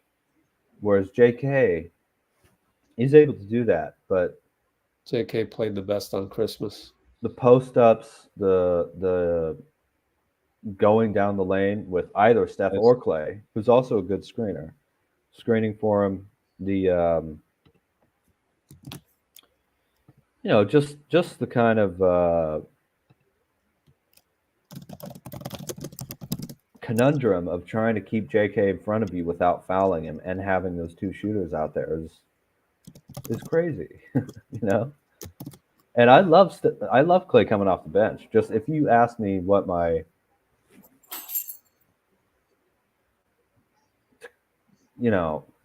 starting lineup in anticipation of closing lineup is, I think it's got to be Steph, Klay, JK, Dray, and TJD. Now, TJD, I can see Wiggs sliding in there and moving JK and Dray out as well, and just seeing what happens in the first few minutes of the game. Because you could start the game and get pulled a minute in, 2 bad fouls. It doesn't. The thing is, starting doesn't really mean that much. Yeah, guys you close with. I could see us closing small with Draymond at the 5, JK at the 4. Yeah. Yep. And a lot of teams, Absolutely. they also go small to close things out too. So it's gotten to a point where we're matching up with them. It used to be they'll match up with us. But yeah, times have changed. Well, I'm just glad we had the pieces to even try that. I love that shapeshifter type thing when the Warriors are able to do that and just match whatever you're doing with the lineup overall. Because I still think we have the deepest team in the NBA. I really do. I don't know any other team that's 12 deep, really. I know, right? 13th guy is Dario Saric. That's Yeah. insane, bro. Mike Dunleavy, he's doing a pretty good job, man. He's doing a pretty good job for his rookie year. And that's Crazy. the thing is, so it's really, when you look at the whole JK question, it's really JK or Wiggs. That's what it you talk about at the end of the season, whatever happens, you still have to evaluate this team and what can you do with what pieces and everything. There's no way we're trading JK because he's making, you can never get value back for that contract. $7.6 million next year. That is an incredible bargain. So is Moody's.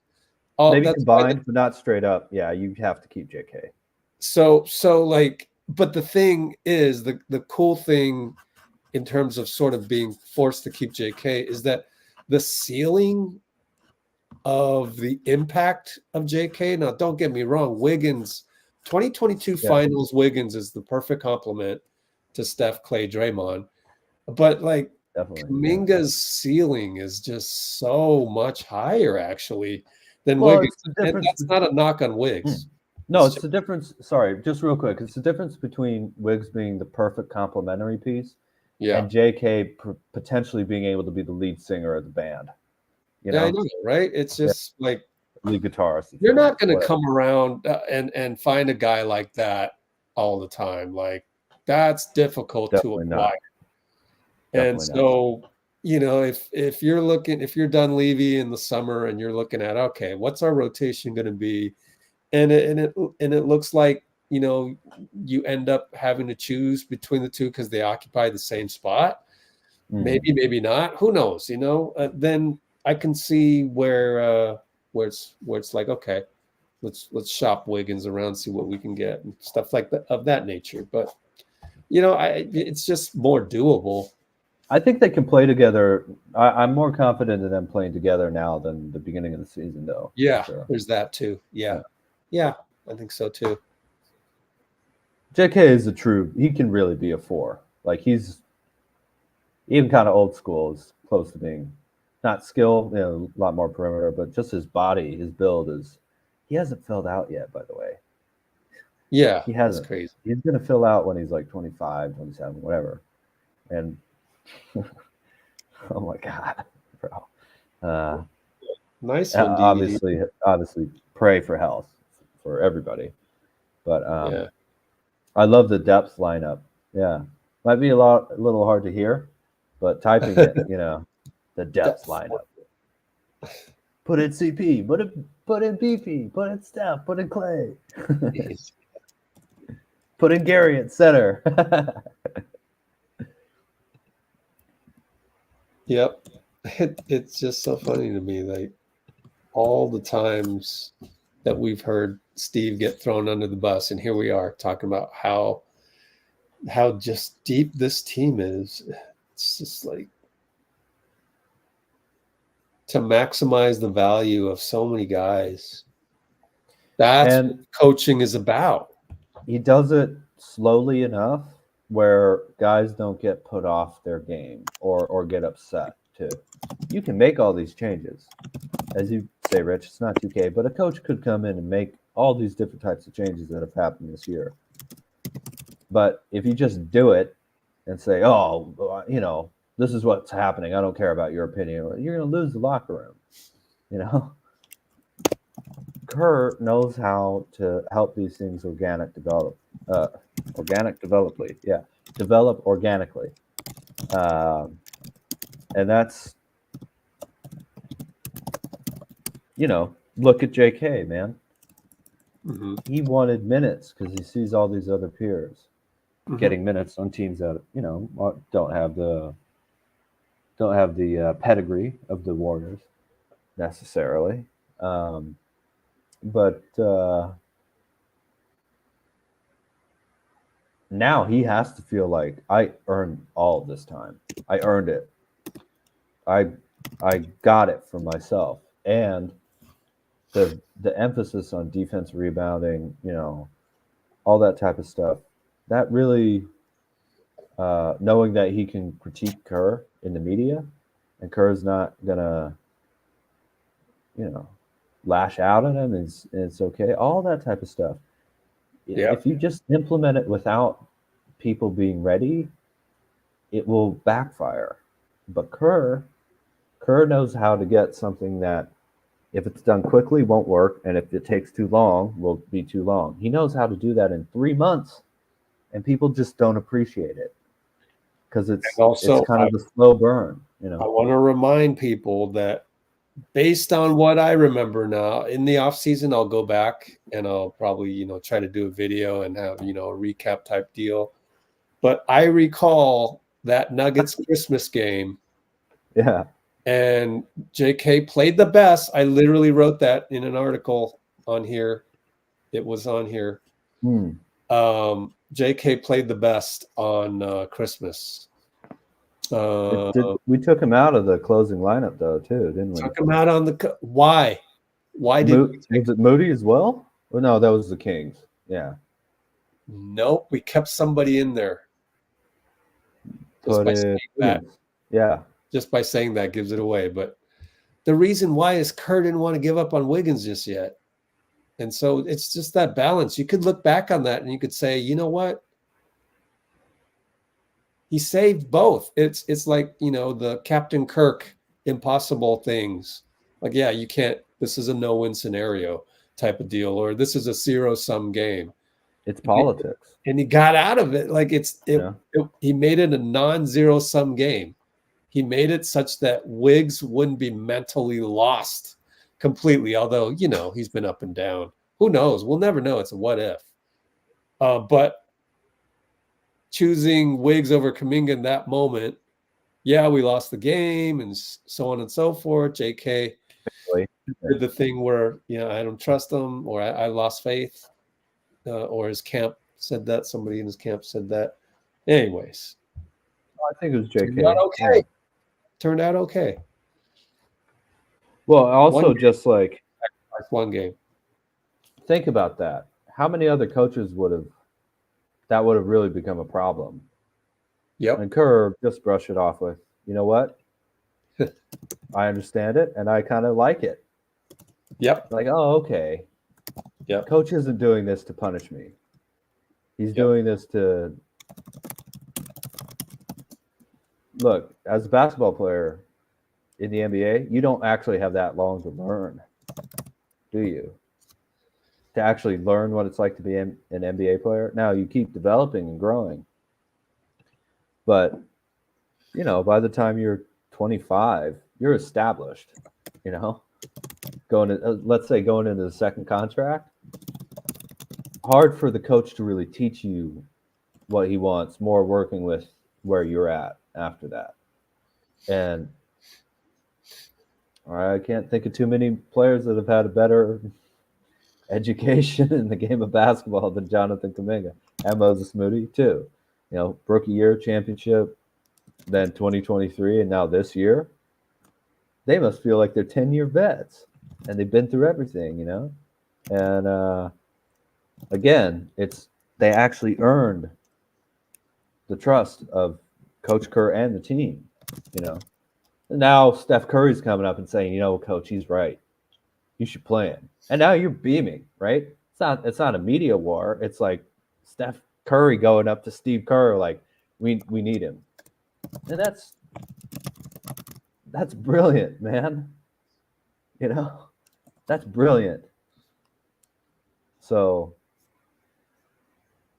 Kerr is not perfect. He's not perfect. There are decisions like you were mentioning today, talking about Jacob Rubin and the challenges. I don't think either team used a challenge all game. Is that right? I don't think they did. Yeah. But just like, come on. But that's kind of Kerr too, right? Like, come on, challenge one of these. Yeah. Okay. But like, I think Steve Kerr is the 6th winningest coach by percentage of all coaches with 400 or more games coached in the NBA. Top 5 in terms of championships. Phil Jackson, Brett Auerbach, Popovich, and then Pat Riley, Steve Kerr. So the other thing too is the Warriors with Kerr as their leader, in a certain way, obviously Draymond, Steph, Klay, and all those guys too. But that thing that draws us all to the team, that strength in numbers, right? Let's just put it this way. Here you go. Steve Kerr is what strength in numbers means. That's the way he coaches. That's what you can expect from the team. Just not just next man up, because that lots of times that means you're not going to play unless someone gets hurt. But like, stay ready. Everybody's important. Play for each other. Have fun. All this stuff that the NBA really was sorely needing. The Warriors' character, I give that to Kerr, man, and I understand critique, playing guys who are just really small or whatever it is, but I don't understand hate at all. I don't understand that at all. I really don't. But I love the philosophy of Steve Kerr as a coach. I really do. Hey, 5 hours. There you go. Yep. Actually, I could just read my article to see what happened that game. Kuminga played the best, and Pajemski was like, we were only looking for threes, forcing shots late. Anyway. DVD's glad that we didn't have to use our challenge yesterday. Really hoping we would be super smart with our challenges in the play-in and playoffs. We absolutely need to keep those for late game situations, in her opinion.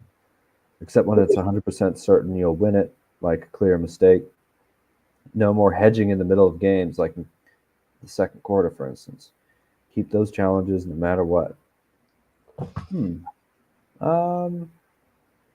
I think, in the playoffs. Interesting. I do think that there's a case to be made for, like, if there's something that you think is going to be a trend for the rest of the game that you don't want, use it whenever you see that trend come up too. That's kind of the flip side to that coin. Yeah.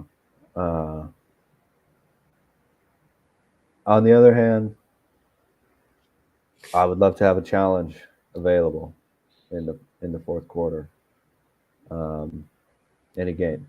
But I do think we should probably use a challenge the entire postseason. There should be something that we challenge every game. You can't go without using it in the playoffs or the play-in, right? You should do at least one, win or lose. Depends. Do you think there's a game we should go without a challenge? I'm talking about if it's close. In the If it's a playoffs, blowout or whatever, you don't want to slow it I think down. in the But playoffs, you gotta save those timeouts. Whereas in the regular season, yeah, I've been a strong proponent of using timeouts because it's like dealing with bad habits is the timeout strategy during the regular season. By the playoffs, you better have good habits. But you can use a challenge a little bit strangely in that even if you don't win it, there are certain plays where you wouldn't be able to, as your team, call a timeout, where you can now, too. Right? Well, like after a foul, if they're going to the line, maybe the other team could call a timeout. No, wasn't it after the second free throw? Oh, maybe I'm wrong about that. I don't remember. Well, once you shoot the free throw, that play's over. Can't go back in time and reverse. A regular timeout, I meant. You can try and ice the other team's free throw shooter with a regular one. Yeah, sure. I mean, I don't even. Yeah, I don't know what brought this up, but like in the playoffs, you got to save your timeouts. You got to have at least one in the last 2 minutes. There's just no way around that. Like you have to save that. Unless it's pretty egregious and like, Draymond's fifth foul or fourth foul or huge momentum shift or it's an and one. Oh, I agree with you about the fourth quarter thing. I just think we should use it and not go a game without using the challenge. It just depends, man. You can't predict what's going to happen. But usually you'd want to have one left over. Right. At least in the last 3 minutes. So it depends. So you're probably not ever going to get a challenge in the first half. And then if it's third quarter, it better be like some huge momentum swing where it's like an and one or somebody might get in foul trouble and so on and so forth. I think every NBA coach is more likely to do that. You see some of them kind of be bravado in the first half on those and trying to establish some kind of thing with the refs. And also the referees will get better in the playoffs. So you'll weed out a lot of the ones. That is true. Yeah, I think you ask any coach, all 30 of them would say, yeah, I'm probably going to try to save one towards the end, no matter like how bad we're playing. Like it's just, I think it's different in the regular season where you're just kind of like, Popovich, angry timeout type thing. You're less likely to do those to make a statement or to first half you get 7 timeouts. I've always been an advocate of using those, but it does affect your rhythm. Even teams that I used to coach in our tournaments, I seem to remember one time when they were like, the message was conveyed that their rhythm is getting messed up if we call too many timeouts to correct this or that, and you sometimes got to just play through it, especially with veterans. Even though we've seen, well, it's the flow, it's the mental flow of the game, flow. But yeah, but I just even wrote on the website a couple weeks ago where first half, I think we should use them, and especially when the PJ Washingtons and the those guys go off on us. It's no knock on, you played bad. No, I'm literally using the timeout to mess him up because he's hot. And Again, icing the hot hand is a huge part of calling timeouts. Yeah. So yeah. We'll see. Well, I realized something that we just won one more game than we won last year. Oh yeah. So I wanted to make sure that was true. And I have the top 10, obviously in the West, teams from last year. Just at the winning percentage right now, the Lakers, Warriors, and Kings will be in a 3-way tie for the 4th seed. And all of them already have as many wins as the 4th seeded Suns last year, who went 45 and 37. That's insane. That's insane. The play-in teams are as good as last year's number 4 seeded Suns. They were only one game ahead of the Warriors, I think. Yeah, they're only one game ahead. I mean, that's just ridiculous, man. That's ridiculous. Can you imagine winning 40, potentially 47 games, and you didn't make the top 8 teams, if depending on how it works out? So I guess what I'm trying to say is seeding, that's not worrying me that much. I think we have a really, really good team, and just the conference we're playing in is absolutely nuts. It's just nuts. You know? Yep.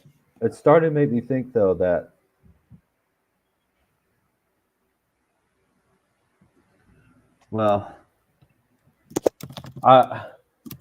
I'm glad that we're kind of I don't like to say this, but I'm glad that we're kind of a lower seed, because I'd rather play one of the best teams in the NBA in the first round than the 8th seed, you know, with the way this team's been playing.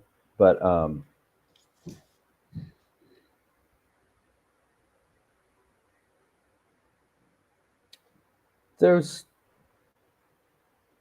it's not completely impossible. We just saw this, as Klay mentioned last year, with the Heat getting to the finals, upsetting the Bucks, upsetting the Celtics,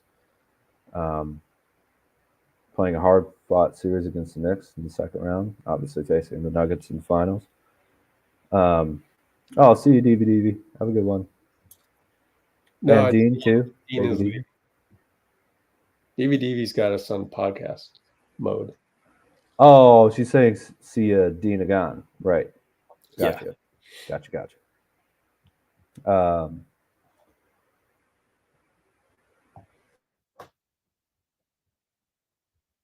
It'd be really tough, man. But I don't think this is just go as far as, well, I'm trying to say this in a way that doesn't sound like delusional or arrogant or something for a 10th seed. But our upset potential in the playoffs, I think, is really, really high. Oh yeah. Even compared to last year, where that one upset against the Kings was amazing, and then the Lakers were just a really good team, really good. It was a bad matchup for us playing them, but I think our upset potential is even higher this year. That doesn't mean it'll happen. You got to go through some insanely great teams, but I'm feeling confident that other teams are not jockeying to play the Dubs, or if they are, it's not because they think we're a weak matchup. No, there's no one in the NBA that thinks that. Yeah, they know we're dangerous. Feels good. Wasn't guaranteed at all this season. We could have seriously. We were close to blowing it and having the Rockets knock us out of the play-in, and then you know, your season ends in April. In the regular season, man. But yeah, I mean, but we're not out of the woods yet. No, we only have one extra game. Yeah, that's all we're guaranteed. We got one game for sure. Yep. In the postseason, that's it. But it's the way the Warriors have responded that's. And I said I already had confidence in this team, but this has been really, really.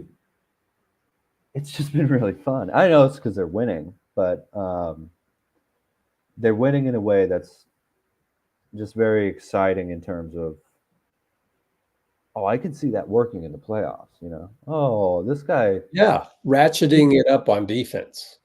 Yeah. Just good old sustainability of the team, you know, the replicability. And we did that without Draymond tonight. We ratcheted it up on defense without Draymond. That's pretty cool. It's against the Trailblazers and all that, I know, but yeah, doesn't matter. The way that they could have lost and did that Draymond thing, of just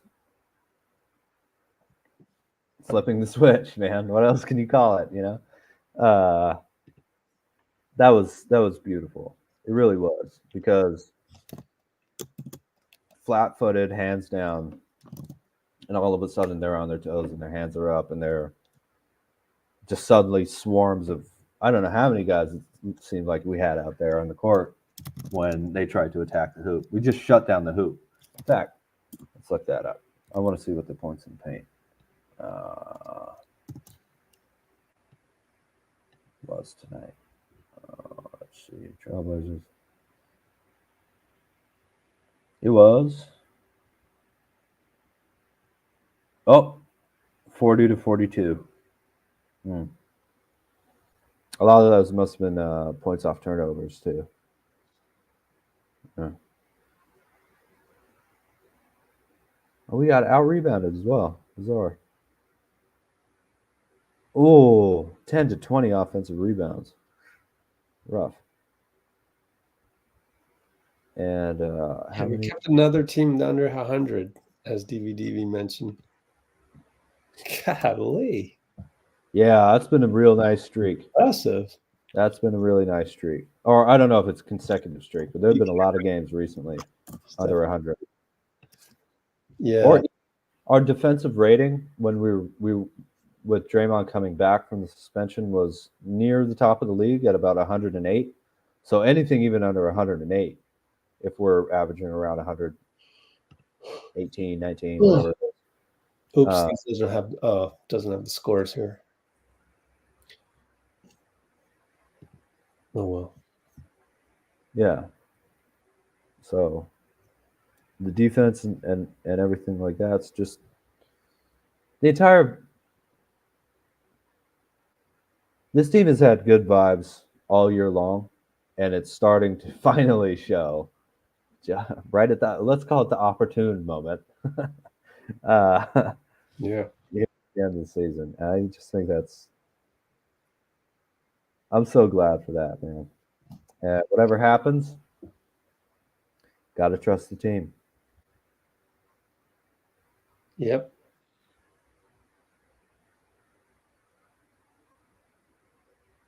Keep all opponents below 100.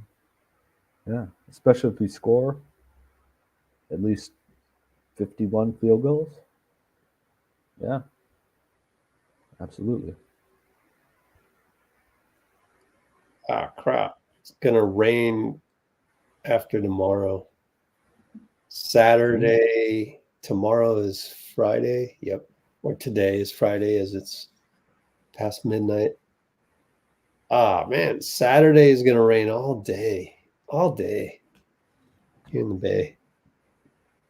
Oh, we're getting that too. 70% chance to rain down here. Sunday too, 54%. Nice. I like that. I walk home in the rain from work. You know. Oh. Yeah, Lakers 110, Mavs 108, Rockets 110, Mavs 100. Lakers were 120, Jazz were 110. Thank you. Yeah, our defense wasn't that good the other night, but we shot lights against out. Lakers? Yeah. Yeah. 134. That's pretty good. Take it. It's hard to do it all the time. It's going up against LeBron too. You know? That's another thing. There are no trap games well, sorry, excuse me. There are no tank games against us, I think, personally. Like, if you were to schedule, like, oh, we were having a bad season, we're tanking everything like that. But what games are we going to try and win? It's probably Lakers and Warriors and Celtics, right at the top of that list. Okay. Nuggets too, of course. Yep. So we're just on that list, man. And we don't know what it's like because there's no other dynasty in the NBA. Like, oh, we have to beat them. Maybe the Lakers are a little bit like that, but they're always going to come at us, man. As long as we have Steph, Klay, Dray under contract, that we're going to get circled in the way that other teams just aren't. You know? Yeah. Like, no matter how we play, too. I mean, obviously the champions are always going to be circled on everybody's calendar. So but I kind of was okay. Like, I was totally okay with Steph resting against Utah because I look at Utah and it's like, okay, if Steph plays, what's Keontae George? He wants to take him down and, really get his name out there once again. But then, we're resting Steph. Then that brings it down just a tad for Keontae. It's altitude too in Utah. Just a little bit less thirsty for the spotlight Keontae George would be, even though. Interesting. Yeah, right. So I didn't mind it, especially Klay played great that game too, man.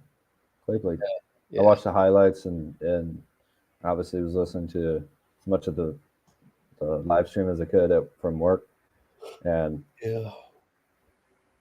just love seeing that. Missed Klay today. Really, this was a great game to watch. Very fun, and obviously love having Draymond out there. But like, where's Klay, man? Yeah, miss that guy. Getting a rest. He should be clear for tomorrow, right? Yeah. Cool. So will that be his 80th game of the season? Is that right? I think he's quite at 80. I thought he was at 79. I said 5, not 9, 75. Oh, 75. Oh, okay. I mean, he said 75 on the podium the other night. Oh, right. So it's 75 games. Yep. Oh, okay. Cool. So hopefully 77 by the end of the regular season. Yeah. Man. That's a lot. How many did he play last year? Oh, good question. 69? 32. Yeah. Wow. Still kind of an Iron Man. Love it. Mm-hmm. Not quite the way he was before, but it's not, look at all those not games. bad, man. Sheesh. And those 32, I bet he hardly missed a single game once he came back in January 9th, right? Yeah. So, go Klay Thompson, man. Damn. Still underrated, if you can believe it. I think. Yeah. Iron Klay. Oh, Klay. Yeah. That's great. So what? 2-year deal for Klay, right? Yep. Nah. 2027. That's where Draymond's deal goes to. 2+1. Player option, just like Draymond. 2+1. Yeah. Oh, you're right. Yeah, it's 2+1. Wow. 2027 doesn't seem that close, but I guess it's coming. Well, once we're there, we'll go. It was a blink of an eyelash. Yeah. That's how life goes. Oh, he wasn't playing back-to-backs. That's right. That's Yeah. right. Thank you, DV. Forgot about that.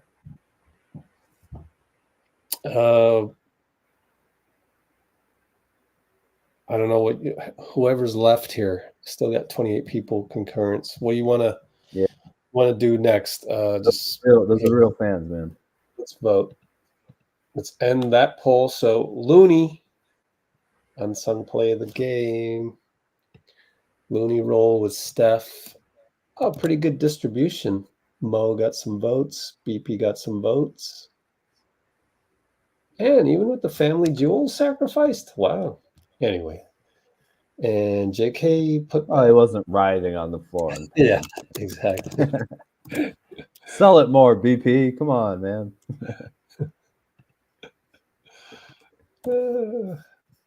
What should we do? Let's see. Start a poll. Looney winning it, though, is beautiful. I love that. I love that. You guys are great. If we continue with Dean leading the way, then I'll put your name on there.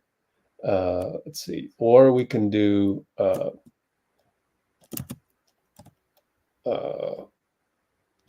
Steph, not Steph, BP, Steve pregame, BP postgame TV, postgame radio, I think it is, audio. Post radio audio. This is for a poll? Yeah. And the other one is watch 13 minutes of all post-game vid.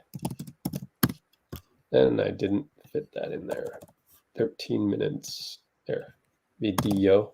Any other suggestions on what to talk about next? No, not at the moment. All right, vote, people. So we'll figure it out. How to flop.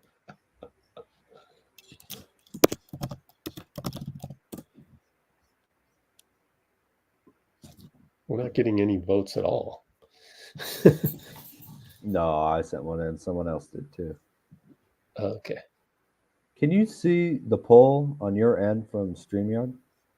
Not StreamYard. I have to go to YouTube comments. Yeah, StreamYard wouldn't be able to do that. That's pretty advanced. Perfectioning flopping. That's pretty funny. Yeah. Day 3. Learn how to yell at the refs while only asking why. What? Why? So New Orleans Pelicans in how many hours is that? 18 hours. And then Sunday, Utah Jazz at home again. So right now the Warriors should be getting on a plane, heading back to San Francisco. Tough one, but final home game. New Orleans, you know what? They luck out because they don't have to go 10,000 feet up in the air. They can just take a bus from Sacramento to here. That's an advantage for them. Yep. Yeah, let's look at how they played tonight as we let the poll kind of grow. Let's see. Let's look at these numbers. Please vote. Please splash the like button. Trey Murphy, 27, 6 for 12 on threes. Ooh. Jonas, 10 rebounds, 13 points, 4 fouls. Zion, 31. Man. Sheesh. Oh, thank you, Siobhan. They are scary with Brandon Ingram, aren't they? But he's injured. So caught a little bit of break there. CJ, 31 for CJ, man. Trey Murphy. I liked him in the draft. I like all 3-and-D wings, honestly. Jose Alvarado, 14 points off the bench, 6 rebounds, 6 assists. Ooh, what a matchup for CP and BP. Dyson Daniels, 10 points. How's Sacramento doing? They've been really struggling. They really really kind of don't understand why.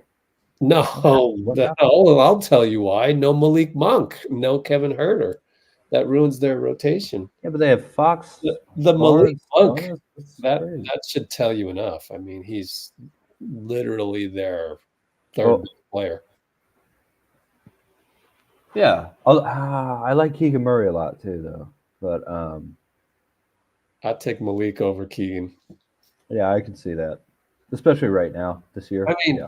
based on the 7-game series we had with them, Malik is a force. Yeah, and the thing is that he would come in for Kevin Huerter, and Kevin Huerter's out for the season, so maybe they're reeling from that. But I think that would make sense, because then now you're asking the 10th guy to play in the 8th spot, the 9th guy to play in the 7th spot. 1, 2, 3, 4, 5. This is really only a 6-deep team, and Keon Ellis. Keon who? Watch him go off on us next time we play him, just because I said that. No, but like, well, it's more Davion Mitchell who Trey Lyles. Oh, Duarte. Yeah, maybe Duarte hasn't been playing well. I don't know. That's odd. Maybe it just hasn't worked out. I don't know. He played well against us in the beginning of the season when we played him 3 times. Really 4. Let's go ahead and play him 4 times right away. But yeah, unbelievable. Greatest preseason game ever, right? Oh, and then the 2 times we played him in preseason. Steph started hopefully a clutch player of the year campaign. Yeah. All right. What do we got in the poll? Wow, I want to listen to only 5 votes. Steve pregame. Oh, I got a vote. Hey. Steve pregame and BP postgame. Cool. Want to do that, or do you have anything else to say about? Oh no, please go right ahead. Pelicans. Oh, the Pelicans. That's 18 hours. We got to worry about them real quick. In fact, I won't be able to do the behind-the-scenes video of Portland. Unfortunately, I'm not able to ever finish within a 24-hour time frame. It's too difficult. Anyway, no, that's understandable. Go ahead.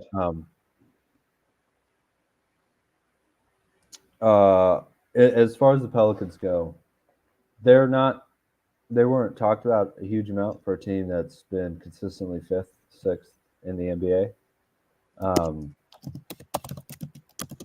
I don't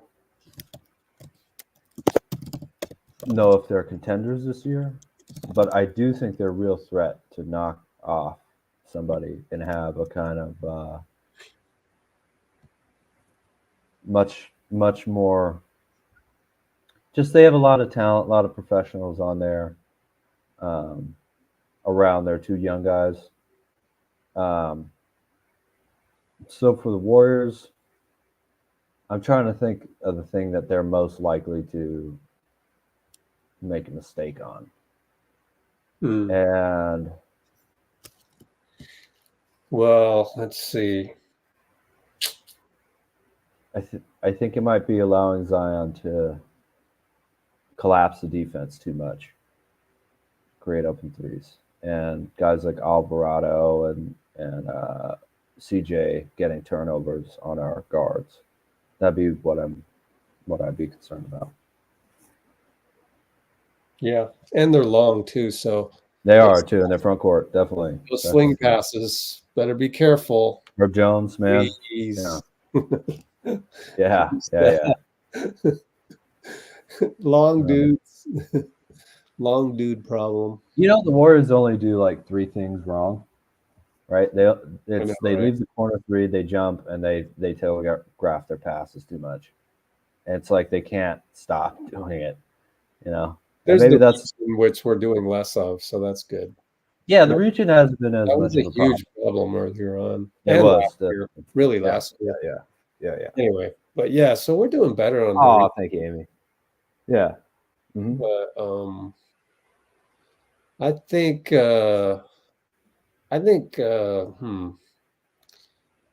Draymond has to contain Zion to a degree, but then they're going to run action to get Draymond off of Zion. So, and that's where I'd hope Kuminga's size and athleticism can come into play. I wish we could do a group watch of New Orleans versus Sacramento like right now. But that's without regard to sleep and rest. But that'd be fun to just see what they do. Because I wonder how Willie Green got 31 points for Zion and CJ and 27 for Trey Murphy. That's tremendous in Brandon Ingram's absence. Definitely. That's really impressive. Like, wow, 27 for Trey Murphy? Wow. The Zion thing is like 31, 4 and 6. Oh yeah, fell out of bed. CJ's certainly capable. 7 assists, 0 turnovers. CJ, wow. So yeah, that was a debate in the comments before you came on. Would you have Steph just guard CJ straight up? Because somebody was, I think it was Uday, was suggesting that Herb Jones is not as much of a factor. Look, only 5 points, okay? Not as much of a factor on offense, so maybe put Steph on Herb Jones and then go from there. I don't know. But I wouldn't do that. Herb Jones is taller than Steph. Yeah, there's so that athleticism thing, shooting 40 from threes. And Herb Jones is going to be more of a screener, too. So if Steph's on the ball handler on the point guard, if they screen the point guard, you're taking Steph off of that. Now it might be a screen and give, but it's easier. It's harder to switch correctly when they're trying to go for a switch of a guy of one of our defenders onto their ball handler, right? Because most of the other players out on the court, you would imagine you wouldn't want to, if you're CJ, you wouldn't want to switch Steph for those guys. So I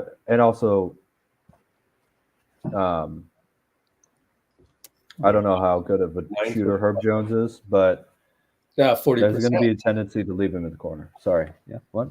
40% on threes.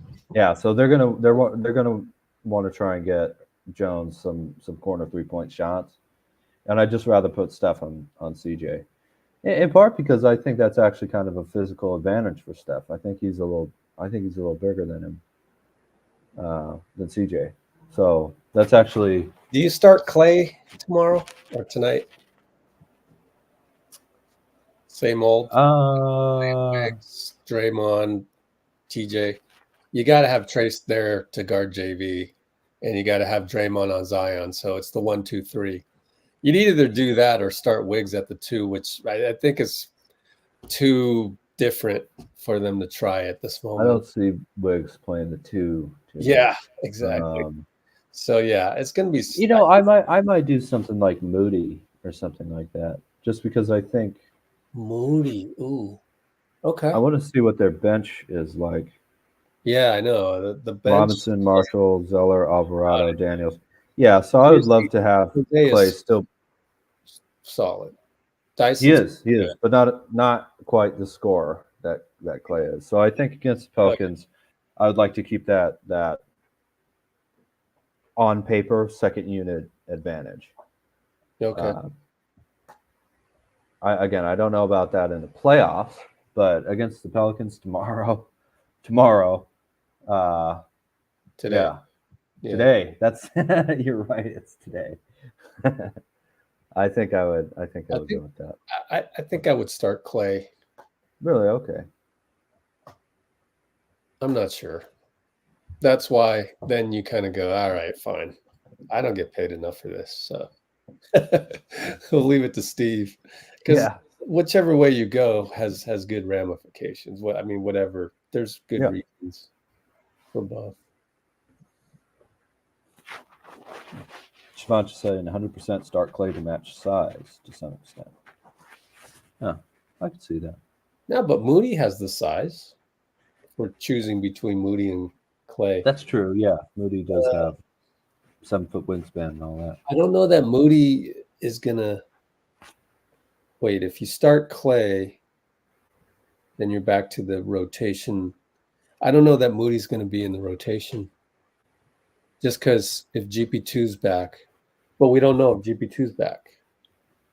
But anyway, yeah, I mean we're gonna beat this thing, and doesn't matter.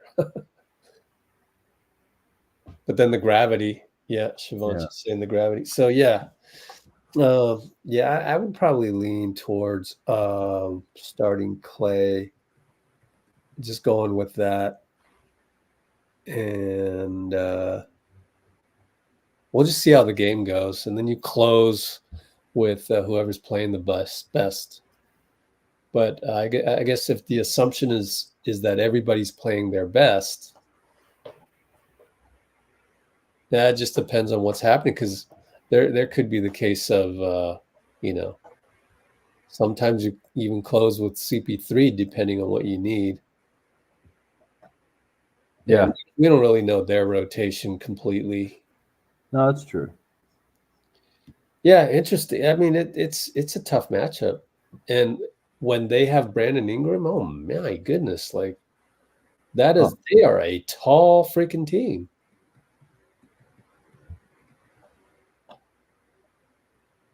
That's why everybody was like picking them as dark horse, whether it was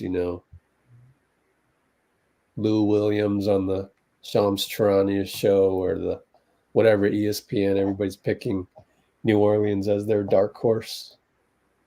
That's fully healthy though. Brandon Ingram. Yeah, absolutely. Going to be a good game tonight. It's all set up to be, honestly, a bigger game than the Laker game ended up being, because then they didn't have AD. And crazy. It feels like it's pretty evenly matched, but if our bench should outplay their bench, hopefully. But you would say that we're disadvantaged to them athletically, but that we should, on paper, have the better bench, especially not just bench as in the guys who didn't start, but like whether Klay starts or not, we can leave him out there, take Steph out, bring Steph in, take Klay out, play both together, all that type of stuff. So, what a game it's going to be, baby. Yeah, big game. They should be rocking, and we'll have JD John Dickinson back. Hey, there you go. He's missing him today, man. We're going to really feel missing that halftime report. He wasn't here today because I was missing him. Oh, you were missing him, yeah. Gotcha. Yeah, I was missing hearing his take at halftime. Yeah. I'm glad it was. I told him this. I'm glad it was like if you had to miss one, it's like today, because I mean this. That almost turned out not to be true, though.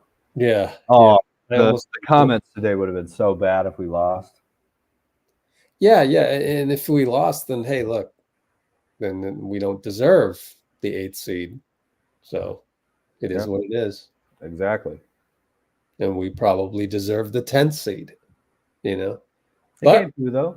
Came through and proved that the risk that the coaching staff took, it came through. That's the bottom line. They did it. Absolutely. Doesn't matter how you did it. And I would imagine that they had enough advanced scouting to kind of go, okay, this might be the game where we can rest Draymond and Klay and not so much get away with it, but like we'll be okay. Like it's not irresponsible to do that. Yeah. And I think we saw, because we don't get to see Portland all that much, but man, they've got throwing the ball around too much. Scoot Henderson's their young team shooting is not good. So it was a struggle for a bit, but and then I do like Scoot though. I like him as a prospect. He's had a rough rookie year, but I think it's only 1 year. If really the main thing he needs to improve is his shooting, that's like one of the easiest things to correct, actually. Like, well, it depends. If you really can't shoot, that really hurts as a guard. But if they're just not going in, but you have a good form, replicable, jumper and quick release and all that, then you're right. It'll just click into place one day, I think. Yeah, he'll be fine. I mean, like, definitely got the body. Man child. He's the definition of man child. That's insane. Yeah, he looks like a dad with his glasses too, Yeah. Goggles, I guess. Yeah, man. Just well, what DVDV said here proves to her that we have something real going on here. And I agree with that. Could have been disastrous, ended up being a great win. Yeah. I'm so proud of the team, by the way they've tried to close off the season so far. And right? 2 more games. 2. 26-11 in our last 37 games. Wow. Yeah. That's pretty good. Oh, it's more than pretty good. The Draymond games, so we are 32-16. That's pretty equivalent to 27-11 or 26-11. Pretty close. Same thing. Yeah. Shall we go to Steve here? Let's just hear what he had to say for 3 minutes. Cool. Yeah. I'm taking a break real quick.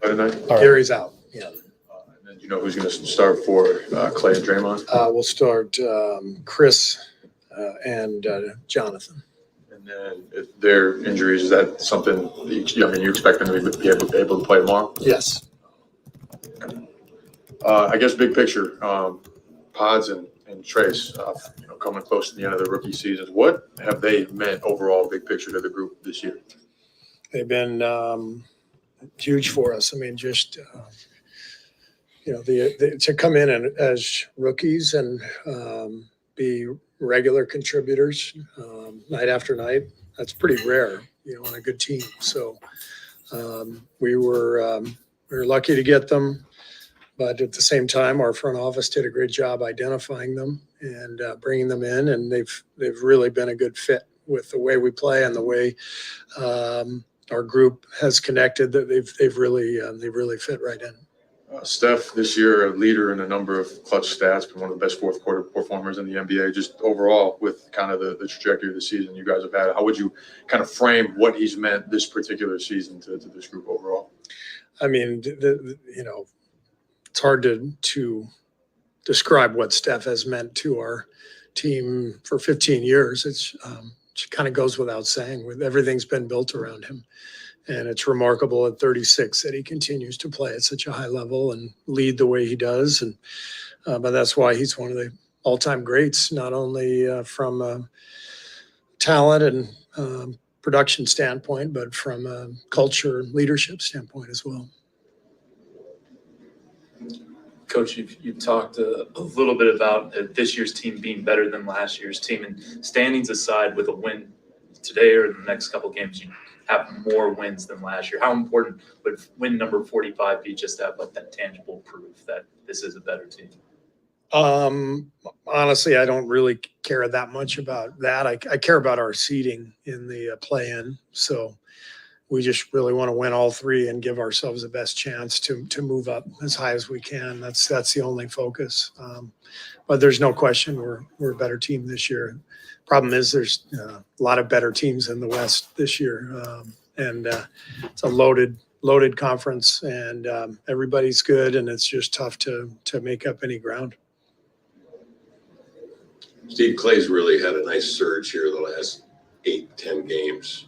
Does that matter of health or just better health? I think the finish line finish line being in sight helps guys, honestly, especially, if you've got a lot of mileage on you, like Klay and a couple of huge injuries in the past few years. I mean, it's 82 games is a long haul, and he's played in about 75 games or so. It's been amazing to see his durability.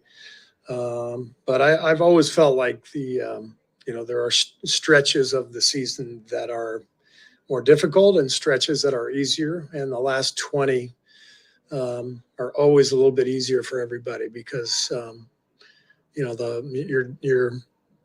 you're nearing the finish line and you can feel the playoffs coming. You can feel the summer coming. The sun's out. It's, it's just a different vibe. And I think Klay is tapping into that.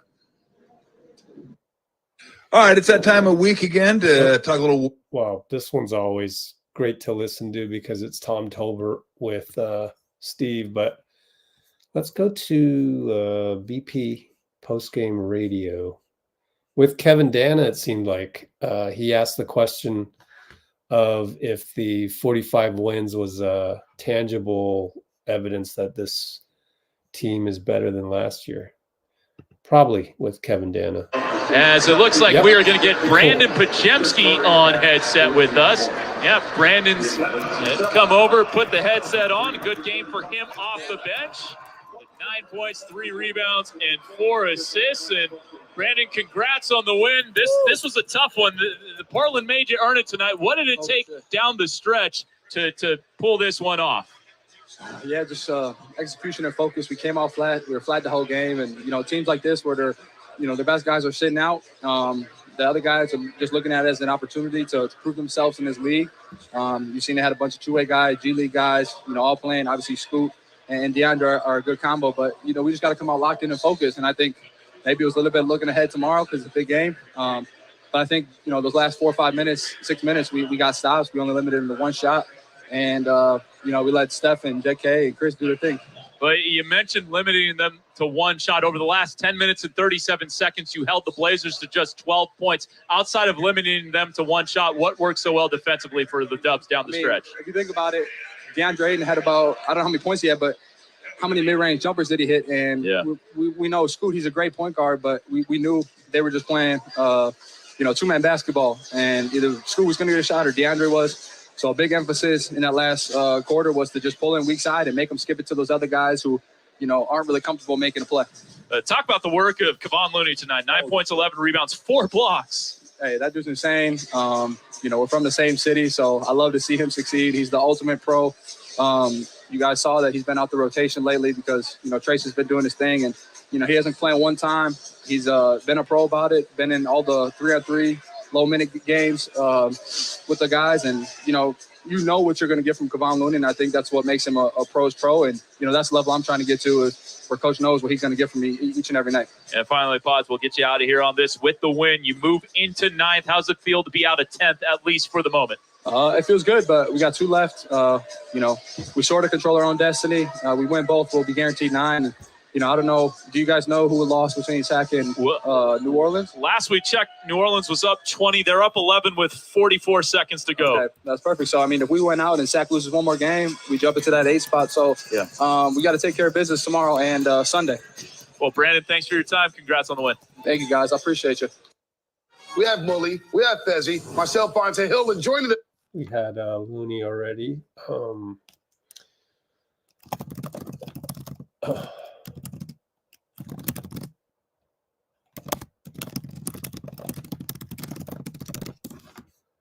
Okay. Yeah, Milwaukee. Yeah, I think I'm good. If you want to catch the post-game stuff, I've already posted them on Let's Go Warriors.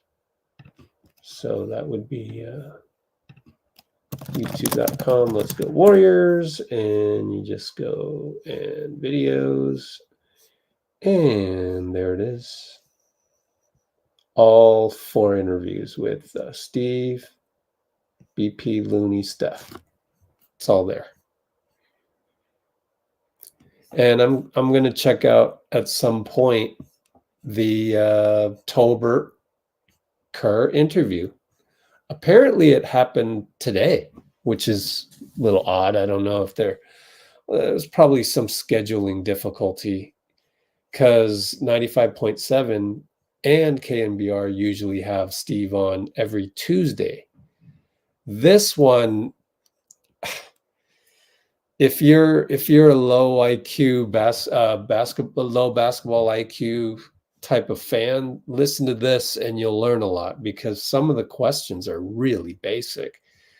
I was honestly, I'm really just disappointed with their type of content all year long, but they've been doing this for years. But I get it. Like if I ran a radio station, I'd probably have to run it that way as well.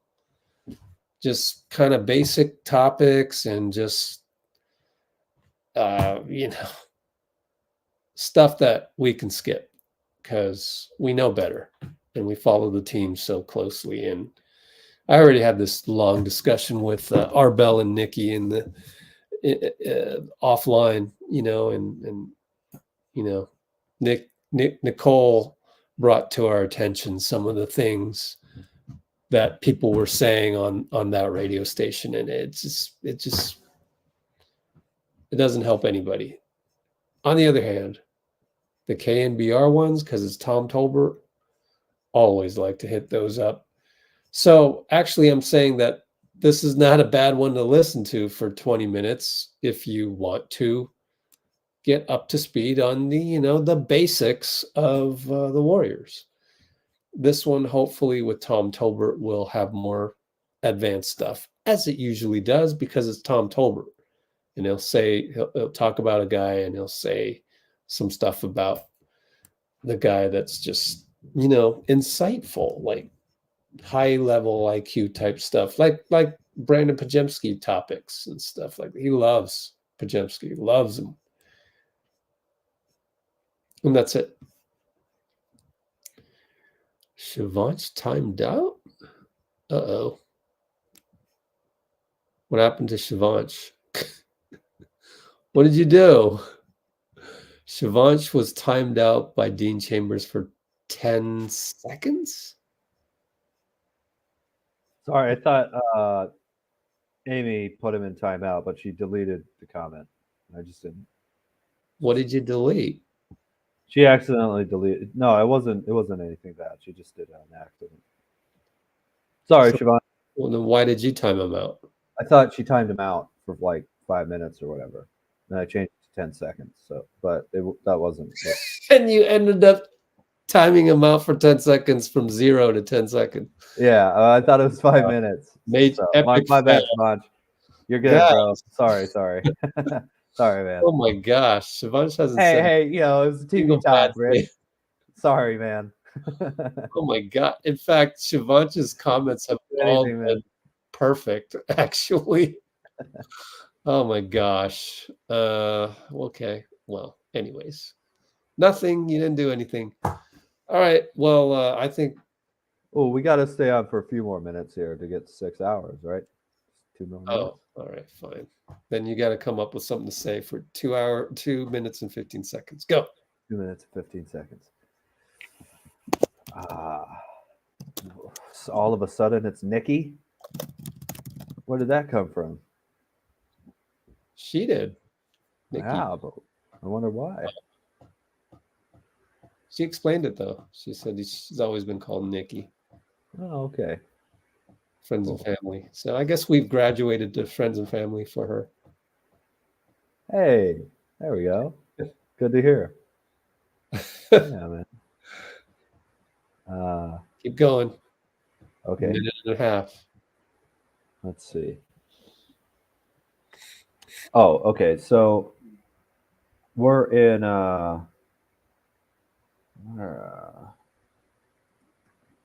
NBA standings. If we win out and we stay in the 9th, there's looks like we're facing the Kings right now in the play-in. Sorry, we would play the Lakers as the 10th in Golden State and then go to Sacramento. Oh, interesting. Wait, what? So if we lose to the Pelicans or what? No, if we win out, what Kevin Dana said was that and BP said was that we would secure the 9th seed. Oh, I was totally not paying attention. Oops. Is that what was said? Okay. Yeah. So if we win out, we can secure the 9th seed. Oh, no matter secure. Gotcha. Yeah. Mm-hmm. In which case we would have the Lakers come to Chase. Yep. In San Francisco, and then we would go play the Kings. Right. Well, the Kings would have to lose to the 7th seed. That's right, against the Suns. Right. But what I'm saying is right now, to get the 8th seed, if the top seeds win in the play-in, it'd be Warriors versus Kings in the second game on Friday. Is what it's looking like. So Lakers, Kings, and then Nuggets, Timberwolves. Yeah, but I mean, look. So, but wait. In that scenario, Kings would lose to the Suns in the 7-8, right? Well, if the Kings are going to lose to the Suns in the 7-8, why don't they just lose tomorrow against Phoenix? In that case, we're in 8th. So rendering the discussion moot. It could still be against the Kings in the second game, though, in that case, if we don't get the 7th. Oh, I guess right? so. I guess, yeah. Kings would have to beat the Lakers. That's a pretty fun rivalry series. And oh, yeah. If it's not that, then it's going to play Kevin Durant. This is going to be insane, bro. Yeah. Is it LeBron and the Lakers? The kind of not quite crosstown rivals, but close to that, Kings, or is it KD, Devin Booker? Oh, right, and the Suns with CP3's old team. That's amazing. These are fun games where I expect the talent is going and the intensity will actually help this team, as I've been saying all season long. And I'm super excited for any of those possibilities, man. Yeah. I'm still leaving hope that we can snag the 8th and then somehow snag the 7th, because that would just be incredible. That would be. It's kind of like we believe level. But anyways, here's I want to point this out. Nate Jones, who is the basically the agent for Damian Lillard. Kings fans killed me for saying it, but that team isn't going to be much better than this with a team built around Sabonis. He's so good, but it's hard to build a contender with an undersized center. That said, saying this, staying like this for years is much better than perennial losing. I think the asterisk on this is that they're not fully healthy today. So no, they're not. Yeah. And that's the problem when you're not watching teams on a day-to-day basis and you're like at the league level and you're just, so when you're not in the granular stuff, then you could be wrong about your facts might be wrong. So that's why, channels like us are important. Like, just like Tim Kawakami always says, is the local reporting is important, because you got to have the feet on the street or the, passion at the local level to look through all the minutia and do stuff at the granular level. And I just don't know that he's taking into account that they don't have their 6th and 7th best players, or 5th and 6th. Actually, Malik Monk is like their 3rd best player. So I think it's an unfair judgment at this point in time to say that, because maybe they wouldn't be free falling, and then maybe they'd be in the top 6. And then if you're in the top 6, the West these days, if you're in the top 6, you can't really say anything bad.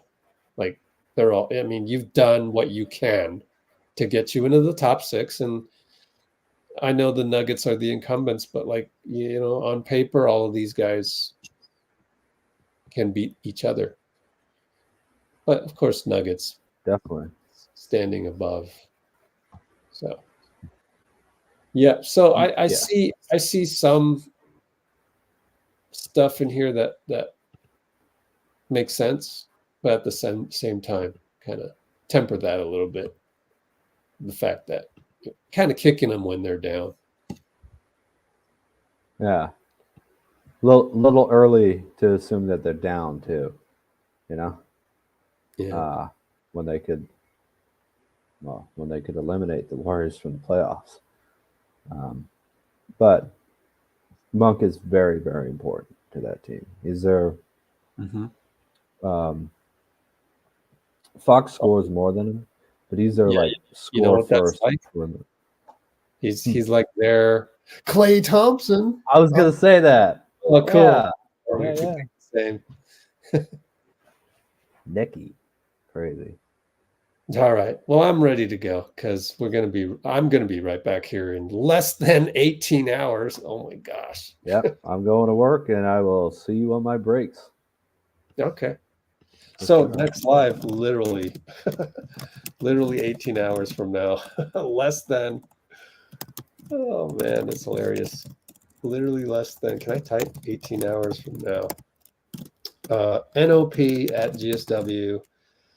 7 p.m. PDT. It's at 7, right? Yep. Check that. Yeah. They wouldn't do that to Bay Area traffic. I have to do it at 7. Right here. Boom. It's at 7 in the rain. And guess what? The Just Us video is actually from Portland where they were tonight. Please leave a comment thanking Rich for the 6 hours of brilliance today. Thank you, man. Of course, Rich. Thank you, man. Let's go. Yeah. Brate. See you soon.